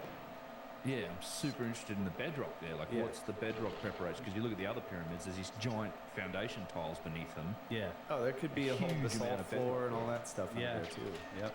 Yeah, who knows? It blows my mind that we've never cleared the bases of some of these monuments. Like, these are I don't know if you get any more famous than the pyramids of Giza. Yeah. Yeah. but we just have never cleared the base of the Menkaure pyramid. We've never cleared the base of the red pyramid. I mean, the bent pyramid's still got rubble around it. More or less, I think they've exposed the corner points at least on that one. But you know, the red pyramid, the Menkaure pyramid, you can't get to. You can't see the base of it. Yeah, the casing stones just go down into the sand, and that's it. I would say one other thing about the erosion on the casing stones, it's very clear when you look at all the different structures on the plateau. The stones at the bottom are extremely eroded, like laterally. They've got all these deep fissures in them laterally, and I'm definitely on the wind and sand erosion for. In that camp. Like, this makes perfect sense. You can see, like, there'd be these little eddies, of sand just grinding away at that stone on the bottom. So, of course, it makes sense that the builders would put, or at least, they don't have to be the pyramid builders. They could be repairers or whatever. But put granite on the first two courses. Yeah. You know what I mean?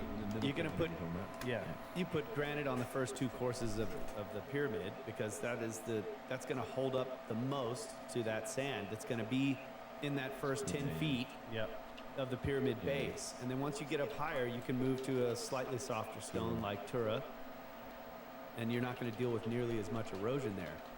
So it's a I wonder if they did it'd be interesting if they did a site study. And they were like, well, where the Great Pyramid is, it's not going to have such a big problem.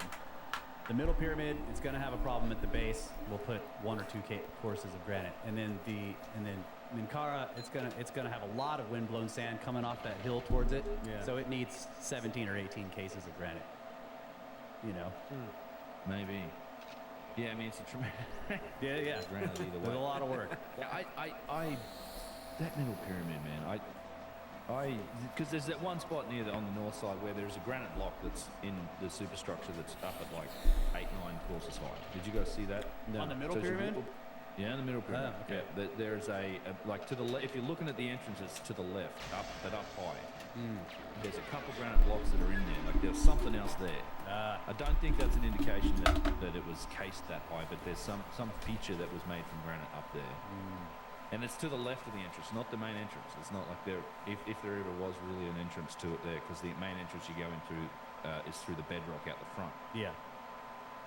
And then I just got to looking at the pictures of the pyramid and from all these different angles, and I just keep noticing that at some point, it's the first 5 or 6 courses.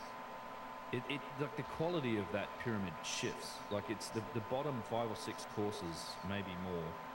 7 or something like this, but you can see a noticeable shift in quality, and it's just like I don't know if it almost looks like 2 different periods of building to me. Was this like a platform at some point? Yeah, maybe it was encased in granite up to that point. It may have been a step on pyramid. top of it. Yeah, a step. Yeah, it could have been something, and then later on it was built into a true pyramid encased with the Tura limestone. I don't know, but it doesn't surprise me at all. It wouldn't. You just because you go look at the higher levels of the core masonry of that thing, and it's quite poor. Like it's a noticeably lower quality of core masonry than what the Great Pyramid is. But the bottom courses are way better. Like there's megalithic blocks in there that are a couple hundred tons or 150 tons or so in those bottom courses. But that's not the case the higher up you go. It just shifts. There's a dramatic and obvious shift in like architecture. So. I don't know. It's worth more investigation, but I keep looking at it and going, this is like this thing is something else. Like I'm not sure it was always a pyramid. Yeah. Well, that made me think of the satellite pyramids. Yeah, I was gonna say. I kind of got that idea about all of them. Yeah.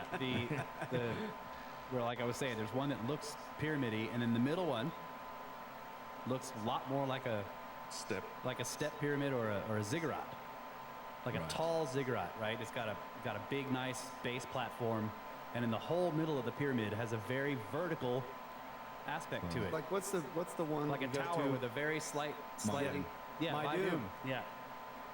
That central structure. I mean, come on, they built that first. Yeah. Oh, 100%. And then it was pyramided. The casing came later. Yeah, it was pyramided. Yeah. So it's like, okay, I could give Khufu credit for turning the Great Pyramid into a pyramid Yeah. because it was something else first. Yeah. Yeah. It was some other structure that may have been highly degraded, like starting to fall apart. And he's like, Yeah. This is why maybe some of these kings, did this for multiple sites. If they weren't burial sites, maybe they did want themselves buried in them at some point. But like, why would you build multiple? Yeah. You only need Snapdragon one for is yourself. 3 of them. Yeah. Are they? Did they decide to start making these structures to protect these much older original structures, these core structures, whatever they were? Which is what, this goes back to the whole primordial mound thing. It's like something was going on. Yeah, and that makes sense too. If these old kingdom kings were, they were not like Ramses. Right. And they were closer, much more connected to. Yeah. So they honored these structures. They repaired them. They cased them over to keep them from falling apart more than they have. But they didn't claim them by writing their names all over them. Right. But some of the stones may have mason marks that say, "Yeah, we're the gang of Khufu." Right. Or, yeah. Well, even then, I'm not that particular glyph I've got issues. Yeah. That particular one, I Mason agree. marks and other ones, and to be fair, there is they found one of the exterior blocks at the Red Pyramid supposedly has Snefru's name on it. Similar thing. Yeah. Supposedly. But yeah, I mean, but that concept of revering and protecting and preserving almost that older architecture, that's not unique to that area. I mean, this is a super common theme you see in South America and Peru. Same thing, right? Exactly. Where you can see the obviously much older layers of architecture that are then built on and protected and almost lovingly kind of encompassed by the later megalithic builders, and then the Inca would kind of do the same thing. The Inca came along and, all right, well, we're also going to put our touches on this and build on top of it and encircle it. It was almost there's this concept of this encircling and protection, circular protection of the older work. Yeah. So, and there's even and in Egypt, there's even later versions of that where they were mud bricking, encasing all that stuff in a mud brick wall. Yeah. Just- I love this too because you've got the superstructure. Obviously, it's sticking out of the mud brick. You can see these megalithic limestone blocks, whatever they are, just corners of them or whatever sticking out. They use this method of making these mud bricks. It's like, it's fine because they're going to put a roof on it. They're going to put this Tura limestone roof over the mud brick, and it's going to preserve it. It's going to preserve that inner structure. And even though the limestone was quarried away, the mud brick is melting away. Like, you're still only seeing like a little corner. It's whatever is in there is still protected thousands of years later. So the mud brick, I think, it's not necessarily like a lack of the ability, because they still may have cased it and finally worked that casing stone. And they could have built the casing stone to high degrees of accuracy, but it's like, this core masonry can be whatever, and it's like, depends on economics. There could be giant mud brick pockets in Giza pyramid. We just don't know, But they're all like the entirety of the middle pyramid is basically unknown. That's what Scan Pyramids Project found, the mud brick section. Pocket. Damn it! Thought it was the Different throne of ones Khufu. move differently through mud brick. I knew the throne of Khufu was going to be in there. All right, another break. Yeah. We'll be right back. Take a look.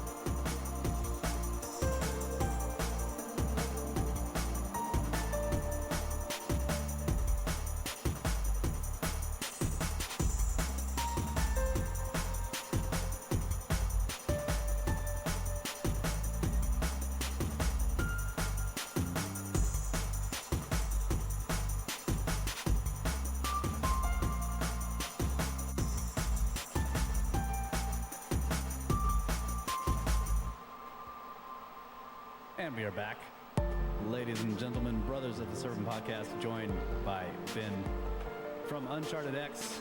We have half our pyramids tied behind our backs just to make it square. We've been talking about Giza. We did so many things on this trip. I mean, 6 weeks, we did a lot of stuff. But one of the things we wanted to get to is our explorations in the Fayum in between the tours. So we had like 10 days, something like that, in between. So the first 3 or 4 we spent in Cairo, right next to the plateau, and that's when Kyle and I went on our walkabout on Giza and found many things. We took a bunch of videos there. We'll be publishing those soon. But then we went out to the Fayum and did some trekking around in the desert. And the first day, the first day in the desert, we went out and went to, what was the place called? Qasr el Saga. Yeah. So there is a what looks like an old kingdom style. It looks like similar to the Valley Temple, much smaller, but similar to the Valley Temple in construction. Was that sandstone? What was that? It was either limestone or I don't know if it was sandstone. It might have been limestone. Could be one of the two. But similar in style of construction, just out in the middle of nowhere. Yeah, out in the desert. It's just now, if you look at the historical records and read some of the published work on it, they suggest that this used to sit near where the flooding would come to. So there's this large sort of flat area, and it would make a big lake during flooding seasons where the flooding was particularly high. I think I got another half hour in me, and then I might play Breath of the Wild. If you're looking at a map Slow the vape. of the Nile, it looks like almost like a I'm great gonna try to squeeze out another half branching hour. off of the Nile. Yeah, that's the way I always think of it when I see it on the map, and you can tell because it's green. So it's an oasis, Big depression. Yeah. huge depression that the Nile flooding would sort of branch off the Nile and fill this whole valley. And it's quite beautiful down there. But then on the ridges around it, that's kind of where we went. Yeah. Driving out on into the mountains. It just changes from green to desert. You climb up these mountains and you're just in the high desert, and down below you can see there's lakes down there. It's a beautiful area.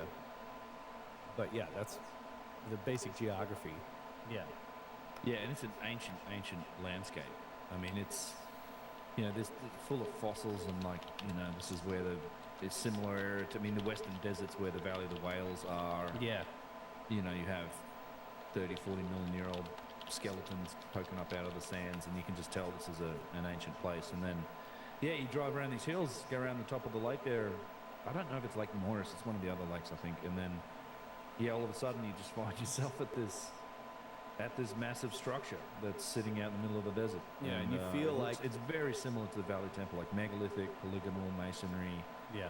You've got chambers behind the walls. It has bull-nosed chapels. It has all these similar features. It's got architecture like the Valley Temple. It's got bull noses and curvatures and cornice blocks like both Old Kingdom and the boxes on Elephantine Island. There's flint everywhere around the place.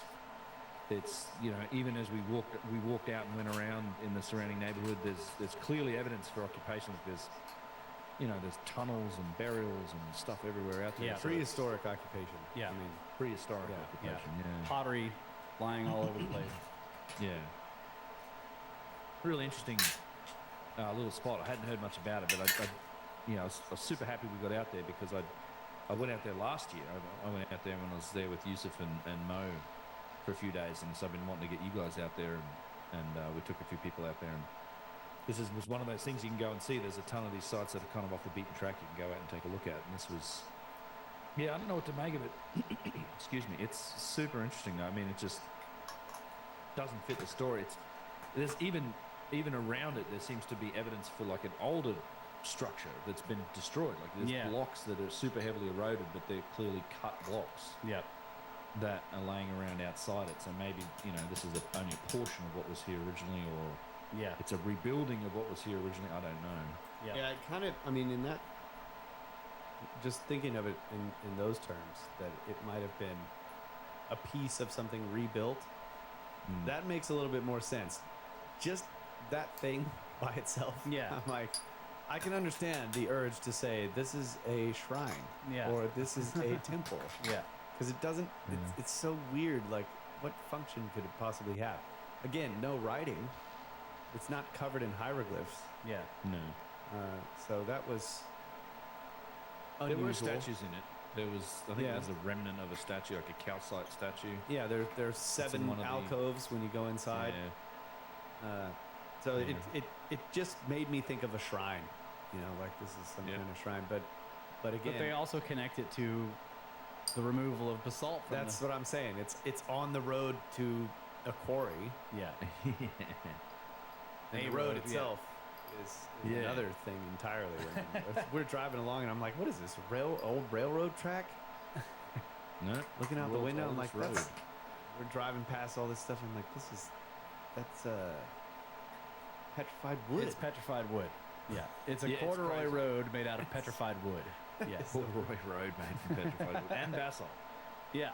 And basalt. So there's literally like, this is, describe it to people, you're out in the desert, this is the western desert, and you're just shooting out in these dunes, and it's this crazy desert landscape. And then for a portion of this, we're driving towards these mountains in the distance, and you just notice that you're right next to this.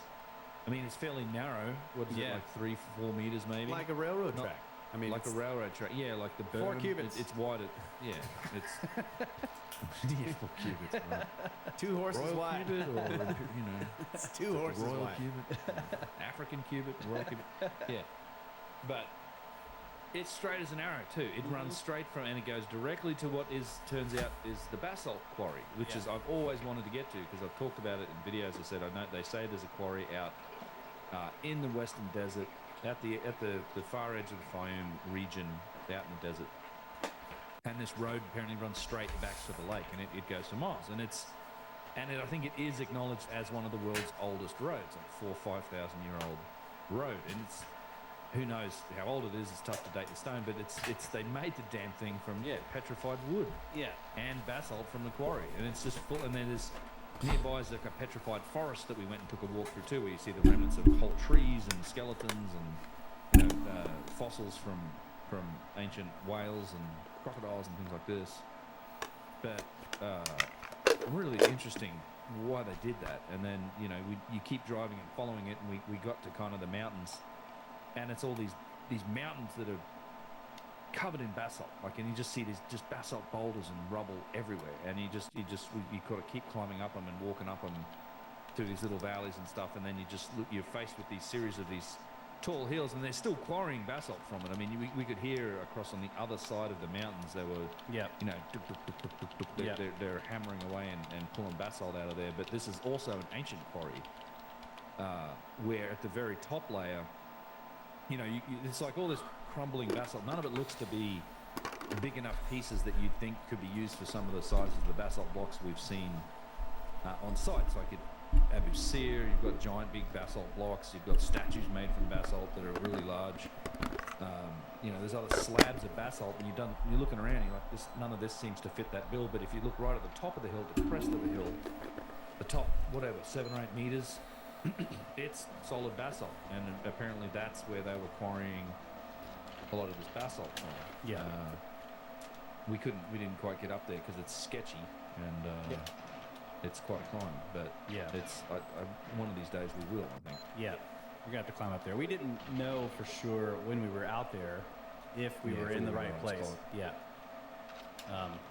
But later we were looking at some of the maps and the papers, and we're pretty close to the right spot. And if they're correct, then up at the top there were like 4 different areas where they've marked as ancient quarries. And supposedly there's saw cuts and stuff up there too. Yeah, so the same sort of stuff you see on exactly. That was what we wanted to get out there to see. Like, are there the same cut marks, witness marks, and stuff in these quarries as what we see on site? I'm just trying to imagine that road. Like, they literally took this, like, oh, there's a log laying over there. Yeah. It's basically stone. I mean, they just laid them all down one after the other. I'm trying to imagine driving on a road made of logs, but these are stone logs. They're narrow, and it's just, I don't know. And then underneath the stone logs was some kind of calcite or some other limestone material they were using. It's like, I don't know. Just trying to imagine. Okay, we're gonna climb up this mountain. cut this huge basalt block off of it. And then you're gonna drag it down this road made of petrified trees. It's crazy. Yeah, it's odd. I mean, we don't know what that finished surface of that road might have looked like, whether this is still part of its foundation or not. I mean, if there was something on top of that. I mean, surely they could have flattened it just like they flattened granite. Yeah. So it might have been nice. It was just amazing to see that they actually used, the logs as though they were logs and laid them down one after the other. Yeah. You could Stone see logs. the round ends sticking out with the wood grain in it on the side of the road. It was pretty amazing. Yeah, it's very cool. Yeah, and then we found the petrified forest and went for a walk through that, and then I think we also hit the Valley of the Whales when we were out there. But the Defium's such an interesting place, and then there was quite a bit of dooning, as you were saying. We did some dooning. Yeah. Trump AI is getting better. We did spend a few hours playing. Trump AI is getting wittier and funnier. Driving Remember the first iteration of Trump? Get It on the was women just like crazy. screaming. You get on the peak Like, of I'm this the best. dune like this, it's like It's gonna way be up there, huge. and it's just this corner, and the Jeeps are driving on that corner. You're looking down. It's like, oh my god, that is so. And then you see, we're in the back, my Jeep with my family in it. Laura and the kids, they're in the back. I'm in the passenger seat, and you see the Jeeps in the front just go off the edge, and they start drifting down the side, and Laura starts screaming. It's gonna be huge. As soon as she sees it, she's like, no. And away we go. We go down the edge too. Oh my god, it was epic. Yeah. And you get the hilarious. sandbars. Yeah. The window's halfway down, and it comes off the tire and just washes you. Yep. Yeah, there's no AC, so you're like, you start getting hot, so you roll the windows down, and then the wind picks up and just Ben and I get coated in sand. Yeah. We're like, well, we were in the silent. We just sat there. It was stuck. hilarious. yeah, we were totally quiet. I'm telling you this. Yep. I knew it. They were in front of us, and Laura and the kids are just screaming their heads off every time we do something crazy. And then at some point, we're driving along, and I just tell Laura, I'm like, I bet that Jeep up there is completely quiet. And sure enough, we get to the stop point. The Egyptian guys were awesome.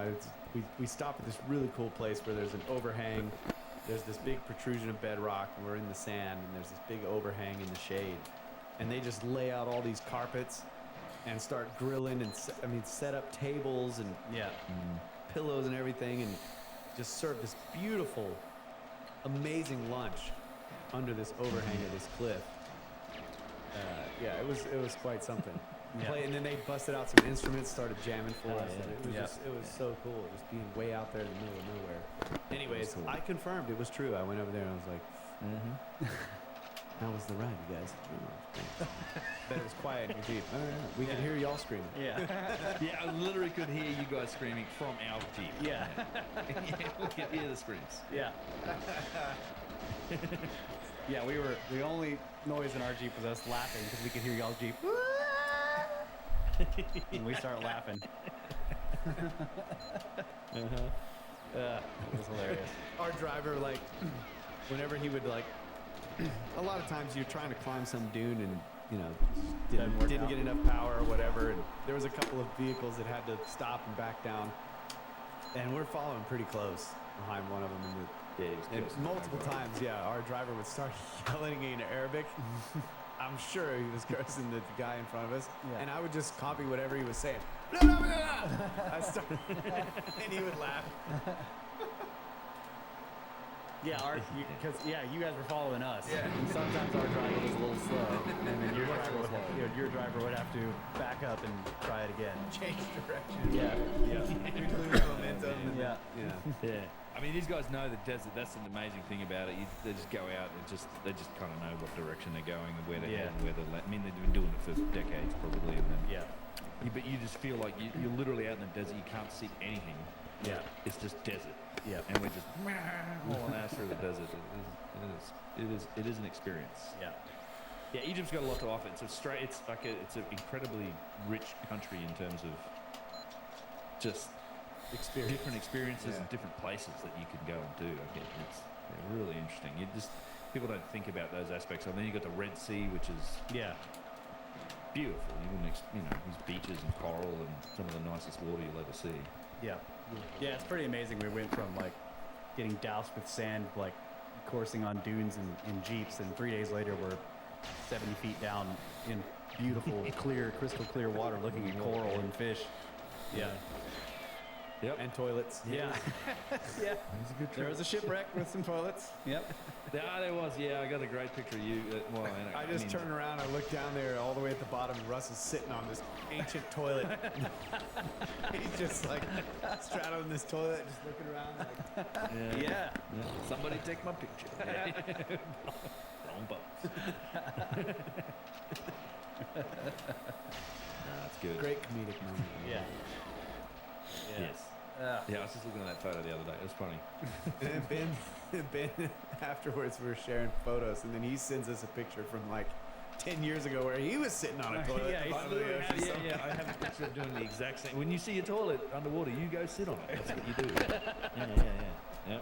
I sat on a toilet just like that. That's what I was laughing about. Underwater, I think I was laughing. Yeah. I saw you sitting on it. I'm like, uh-huh. You did the right thing. Yeah. Ben is a fish, ladies and gentlemen. I don't know if you guys know this, but I turn around and he's doing flips. You did amazing. No. For you, I was so impressed with your dive. Honestly, like you were worrying about Laura because Laura came with us too on the dives. You were driving this super complicated iPhone supercase dive computer thing, taking pictures, and you had no problem managing your own dive. And this is kind of was your guys' first real dive, like real ocean, proper dive out, and you just handled it like it was nothing. That was super appreciate impressive. it, man. I did have some ear problem. We all did. Just trying to. Yeah. Just the congestion. We all had some congestion and some. We were questioning whether we were even going to be able. Ben and I were just like, well, let's do a shore dive the first time, and like we'll get down and see can we even utilize it. Yeah. Because for me, I hadn't been diving in more than 10 years. So, but I did awful lot of it back in the day, and I love the water, and I'm comfortable. I think the most important thing is as long as you're comfortable and you don't panic, and you're you can handle yourself in the water. As long as you remember the fundamentals of diving, you click right back into it, which is what happened. I was fine. But I was a bit worried because I'm like, diving while you're congested, you got sinus problems is never a great idea. Yeah. But it was fun. Yeah, you were funny too, though. You get down there'd be some fish or whatever. You had your GoPro. He's just like the fish. He's just. Yeah, that's right. Whatever it was. Yeah. He's got this little thing. He's poking stuff. Yep. He's got a little stick, metal rod. He's poking shit with it. Yep. Yeah, I did. I saw the footage of you when those little fish were biting your fingers. You would you started to play with those bottom feeding fish, and then you had to snap your hand away because they started like, oh, we're going to eat your fingers now. Yes. Yeah. They definitely took some bites out of me. Yep. It was good. Yeah. It was fun. But so then we came back and did it all again for the second tour, and it was just as epic. What was interesting actually, one of the aspects of doing two tours, and we started off by talking about some of the new work that's happening on some of these sites. Abu Sia's been cleared out. Even Abu Ghurab nearby has, they've exposed some structure in the sand out the back of that. Yeah. One thing I noticed, I don't know if you guys noticed it, but and this was like, I wonder how often this sort of thing happens. Because so the first time we went to Abu Sia, or Abu Ghurab, which is the Sun Temple, the obelisk base. There was an archaeologist that worked there, and they had excavated out the front of it, the courtyard, the big area in front of the obelisk base, and the Hotep, and they cleared it all out. And they've exposed the bedrock, and there was some mud brick stuff, and there was all these features. They dug it right down to the bedrock, and he's walking around barefoot. We're all hanging around waiting for them to leave so we can do our thing. Yeah. And Sorry he's about that. taking all these pictures of it and stuff. We see him documenting it, and I thought, oh, that's interesting. And I know they've been working on that site for the last couple of years, but then we came back a month later, and it's all buried again. Yeah. They buried it back again. They literally took it up, they dug it up, they documented it, and then they reburied it. Which in principle, I'm fine with, but it's just like, where does that data go? I'd love to know, like, is this going to be in a paper, or is it just something happens in academia, or does it come out 10 years later? That's the weird thing. About we just never know what gets done, and we don't know what's in the archives. I mean, they've got no. who knows. That's I Well- mean, that goes back to your point too about like a lot of this stuff was published, you know, like Petrie stuff he was publishing, but there's so much. Did anyone ever excavate these shafts on the Giza Plateau? It's like, where's No, that no. data? I've tried. I mean, doing the same thing in the pyramid, right? Obviously. Yeah. And we went into the Great Pyramid, and we went in. We do a special commission. We end the tours with this awesome 2 hours inside the Great Pyramid. Go into all the chambers, blah blah blah. And you know, there's the first time we went in there is not as much stuff. And the second time we go in there, I mean, for starters, the Queen's Chamber is just full of a workshop in there. There's like a Circular drop saw, a miter saw. They're doing woodworking. They got like there's cables going everywhere. And then you know, the first time we saw it, there was obviously an electricity cable going up into the chambers above the King's Chamber, the relieving chambers. So the access to that's at the top left corner of the Grand Gallery, 20 feet up in the air, and there's a cable going in there. And then the second time we go in there, there's actually the ladder for it. Yeah. The It's strapped ladder to the that's railing. And I asked him, can we get this ladder out and get up in there? He's like, no, you can't do that. I'm like, God damn it. What are you doing up there? That there's a cable. I know I'm sure they're drilling for this new void is what a spec's going on. Yeah. But who knows? The thing that's really funny to me about that ladder is like in Chris Dunn's book, the Giza Power Plant, when he goes through the history of discovery, and I think it's Davidson or somebody. Yeah. It's like, there's this tunnel up in the top of the Grand Gallery. We got to get up there, and they tie 2 ladders together with rope. Yeah. And me and Russ were laughing like, dude, you're at the top of the Grand Gallery. It's so sketchy. Yeah. You're gonna tie 2 ladders together and to get up in this hole. And when we get there, they have 2 ladders tied together with rope. Yeah. I was like, I know what that is for. Exactly. Yeah. Still the same methods. Yeah. And it's just strapped to the railing that's in there that helps people walk up and down the Grand Gallery. I'm like, God damn it, can we just untie this and pop it up and go and see? You know. No. But But yeah, there's a power cable going up there. They're doing something. Yeah. Yeah, that thing's been running up there for a year or so. I mean, yeah, they've definitely been in there. I mean, they closed that pyramid, as I've told people, like last year in the summer for 3 months. I mean, so they, you know, I had heard various things about, you know, obviously they found that first chamber, the new chamber that's underneath the chevrons at the main entrance. And somebody told me that, they knocked a hole in that. I mean, they drilled, they put an endoscope in there and took a look. And then somebody told me that, they cut a hole in it to actually go in there. Although, Russ, you and I did actually manage to get up there on this last trip and take a good look at it. In big the dark. tubes up there, In the as a matter dark. of fact. To be fair. In the dark. Yeah. Yeah, you're not supposed to. They told us it's not so to use stupid. lights. Yeah. Yeah, you can't go up there these days. Yeah. You used to be able to. Like, there's literally a built like the way you get into the regular pyramid and just the main entrance now, the Mamoon's hole. Yeah. They build a staircase and it's like you can just walk up there. There's also an existing kind of staircase that they built. Yeah. Up to the main entrance, but there's a gate and they won't let anyone up there now. But back in like 2016, you could just go up there. Like you could just walk up there and take a look. Yeah. But I mean, at some point they're like, now this is all off limits. You can't do it anymore. But of course, you know, we're there for 2 hours. It's night time because we're doing our private entry, and we just, hey, can we go up there and like, okay, make it quick, no lights. Yeah. Because otherwise, the cops out on the plateau get all excited when they see lights, you know. Yeah. Up on the outside of the pyramid. Yeah. Like somebody's trying to climb the pyramid. Yeah. And I really wanted to get up there because I knew there was, and I'd seen it before. There's a big granite block with these massive tube drills. Yeah.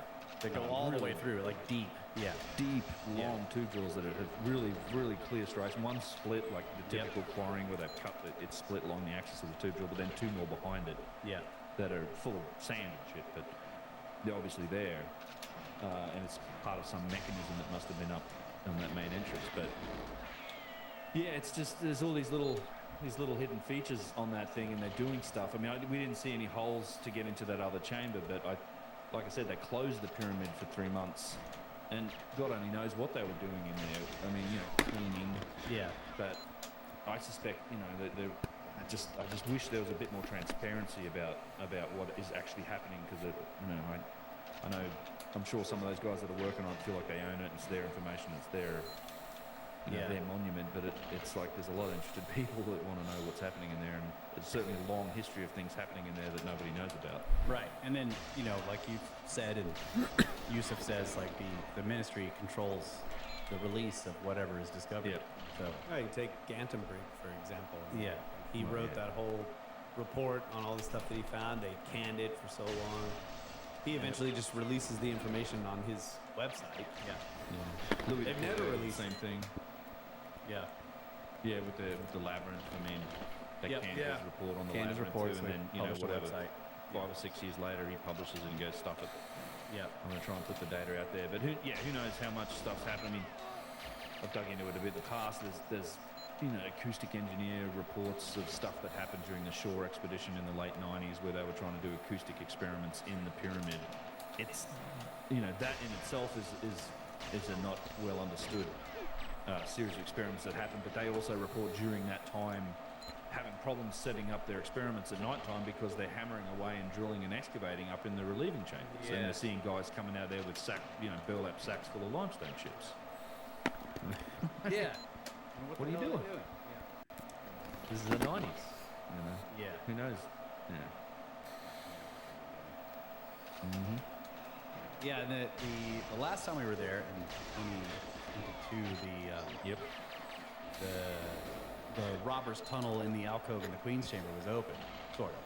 Right. When we went in there. Yeah, sort of. Yeah. This time, It wasn't locked. This time it was completely sealed off and locked, and I guess that is the place where the Scan Pyramids guys put their. At least that's what I've read. That's where they put their actual the active plates, right? Because that's you can put it in there and you can lock it away. It's not going to be disturbed by any tourists, even if they're coming in and out of the Queen's Chamber. So we couldn't get in there this time. But the Queen's Chamber, half of the chamber was sealed off. You couldn't get to the back half of the chamber. Yeah, I mean, literally half. Yeah, from the shaft entrances, the two little shaft entrances, from there to the back half of the chamber was completely filled with equipment and materials and boards, and it was sealed off. Tape. Yeah. Caution tape. Caution tape, yeah. And same thing in the descending passage, right? All the way up. Normally you can turn left and go up to the top of the descending it's passage. full of and stuff. It's full of stuff. Yeah. There's lots going on. I mean, I know they closed the middle pyramid for, I think they'd run and scan. I mean, I don't know if they're doing that or not. Scan pyramid stuff. Scan pyramid stuff, although I think they're also doing it in the third pyramid. There was, on the outside. There's definitely stuff happening. Yeah, they had, on the, what is it, the east wall where the other east side. The other flattened area is. The temple. They had built a scaffold there. They were running GPR up against that flattened surface, right across that prism block. Yeah. He had a little GPR unit, and he's wafting it back and forth. going back and forth on the scaffold, pointing it into that wall. I wonder if they've done some Scan Pyramid stuff down inside, and they have seen something near that face. Well, you remember we went in there, right? And when you go into the bottom of that, there's that one right at the bottom. There's a right-hand turn. And there's a gate that leads down to another chamber. And we walked past there, and there were some irritated-looking Japanese men locked behind that gate. Yeah. That's the Scan Pyramids team. Yeah. Like that was 100% Scan Pyramids guys. Yeah, they're like, God, these fucking tourists. Fucking tourists, yeah. They're probably like this stream of people all day coming past. I'm like, what are you doing in there? Like, just go away. Yeah. We're busy. Stop breathing our air. You're making it hot in here. Yeah. You're making it hot in here. Yeah. Yeah. Yep. I mean, it's cool they opened that pyramid up again. It was closed since, it's been closed for 6, 7 years. Yeah. Probably. Yeah, so that was the first time I've been down there. And it is, you go down into the bedrock, but there's blocks. Granite room. Yeah, and there's a granite room. Yeah. Yeah, but that doesn't have the curved ceiling. I'm trying to remember. It does. Yes, it's curved ceiling. Yeah, it has the curved ceiling, same as Lahoon. So Lahoon is also the granite room with a curved ceiling. Yeah. And there was another box in there, but it's now, it was what was the name of the ship? The Deirdre or something? It's sunk. Vice tried to take it back on the Diving ship. opportunity. Diving, seriously, yeah. Yeah. Well, a lot of people have been trying to find that thing. Oh, no one's found it. No one knows where it is. No, so it was a ship it's fully laden. I have the bill of. I got it from Matt at Ancient Architects. He thinks he's going to go. He wants to go and try and find it. I'm like, nice. Nuts. But he's been tracking it down. Like he found the bill of lading, like the insurance for it, and it lists like 100 plus artifacts. One of them is the box from that third pyramid that came out of Egypt, and the damn thing sunk in the Med somewhere. So, oh man, that box is currently sitting along with a bunch of other probably really cool shit on the bottom. Currently, currently, who knows, right? I mean, down there with all the other obelisks that sank and everything else that went down. Yeah, I mean, isn't there some gold ship that I saw something in the news recently about some salvage where they were trying to find this, like apparently literally billions of dollars worth of modern era worth of gold. Yeah. And some treasure ship that came out of Spain or South America or something. Just hoarding all the gold, and like it sank like, because they're too greedy. Yep. Too much gold. Too much gold. Yeah. Sunk it. There's plenty of gold. I mean, who knows? I mean, that always astounds me when you talk about the gold coffin of some of these places. I mean, obviously it's a decorative metal, but they had actually a ton of it because, I mean, it's literally like, 100 plus kilograms of gold in one of these sarcophagus? Yeah. One of these masters, the Tutankhamun treasures or something? That's a lot of gold. That was the other interesting thing, one of the other interesting things, when we were on Elephantine Island this time, we went around the backside, and Yusuf was showing he was like, there was a whole gold sifting operation here. Oh yeah, you found gold. Yeah, and he was like, look, you can just sort of push your hands through the dust and sort of shake it off, and you'll see little tiny gold specks. Because the whole island is laden with it. It's in the quartz, in the granite. Yeah. So they were mining and grinding this stuff, and then there's this entire mud brick town, and you could see layers and layers and layers of it. Oh, yeah. Off the backside. It had been washed away in some flood, so it was sort of cut. That was crazy going back there. I mean, Yeah. It's just this huge wall. Yeah. That's some All the pottery in there. Yeah, I was like, that's midden. God dang. Carl got real excited. Like, Yeah. And then it's like, let's go. I was like, no. Yeah. Yeah, that was really interesting. The other thing about that, though, the pyramid on the backside with there's that huge natural hole in the bedrock, in the granite bedrock. Yeah. And there's a pyramid back there. I don't know how big it was originally, but it's kind of a small pyramid. Yeah, I can play Zelda in like Someone 5 minutes. Just cut all the way into the center of it, kind of like they did in Kara. They're like cutting a hallway into the center of the pyramid, and in the middle is this giant natural. What are they called? Caulks? Yeah, like a caulk, a pothole in A giant pothole in the granite made by the eddies in the river. And it's like, wow. Yeah. That's where they had the Ark of the Covenant.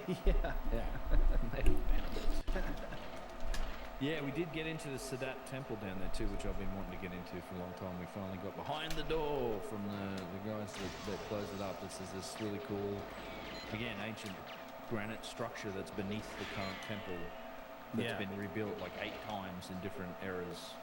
That was really cool. Yeah, it was kind of cool getting in. I've been wanting to get into that room for quite some time. Then there's another locked door over nearby that I know that there's something behind there you can't get to. That's Elephantine Island's like this mysterious place. That was cool because you go into that door and it's now underground now, but there's the huge natural boulders, and you could see like they kind of reconstructed some of the mud brick walls where the people were building shelters, and then there's like a carving on the side of one of the hieroglyphs. I don't know. It was just that was really interesting. strange place down there. Just shows you, how deeply that stuff has been buried, and this is. Yeah, it's unbelievable. I was blown away by that wall of Midden too. That was huge. Oh, it's super deep. Yeah, it's Elephantine Island's like. That's Göbekli Tepe size Midden pile. Yeah. Really? I mean, How many meters was that, Ben? Oh, it was a bunch. It was. Yeah, I mean, it was. They said. I mean, the Göbekli Tepe Midden is like 15 meters deep or something. It was something like that. I mean, that's the realm of where this big giant wall of this stuff. I mean, you just anywhere where the ground's been cut, you just see it's pottery and detritus from civilization just piled up. And if you look at the layers in detail, you can go down there's like pottery, and then all this black granite. Yeah. And then it goes down some more and more pottery, and then there's a bunch of Tura limestone. It's and where he's excavated the area where the boxes are, there's a black granite box there that's been just shattered and quarried. And I'm looking at the mid layer. I'm like, they got down to the top of that box and just started freaking just cutting into it. Yeah, I don't know what was going on there. That gold was cool. I didn't know that was there either until you started talking about it. Yeah, he was pointing the area where the guy's doing current work. Like it's fenced off, but we saw him the first time we came there. He was there, and they had workers there, and they were moving stuff, wheelbarrows and stuff. He said, Yusuf said that's where they were doing the gold stuff. He's like, over there. The gold processing site. Yeah, the processing site is over there where the archaeology is happening right now. So, yeah.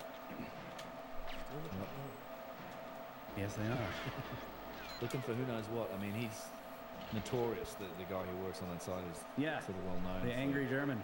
Yeah. The angry German for like finding stuff, and then he just basically builds a concrete pad over it, and then puts a door on it and locks it and doesn't hang it in there. Yeah. And no one really knows what he's doing, but he's been there forever, looking for something in particular. Yeah.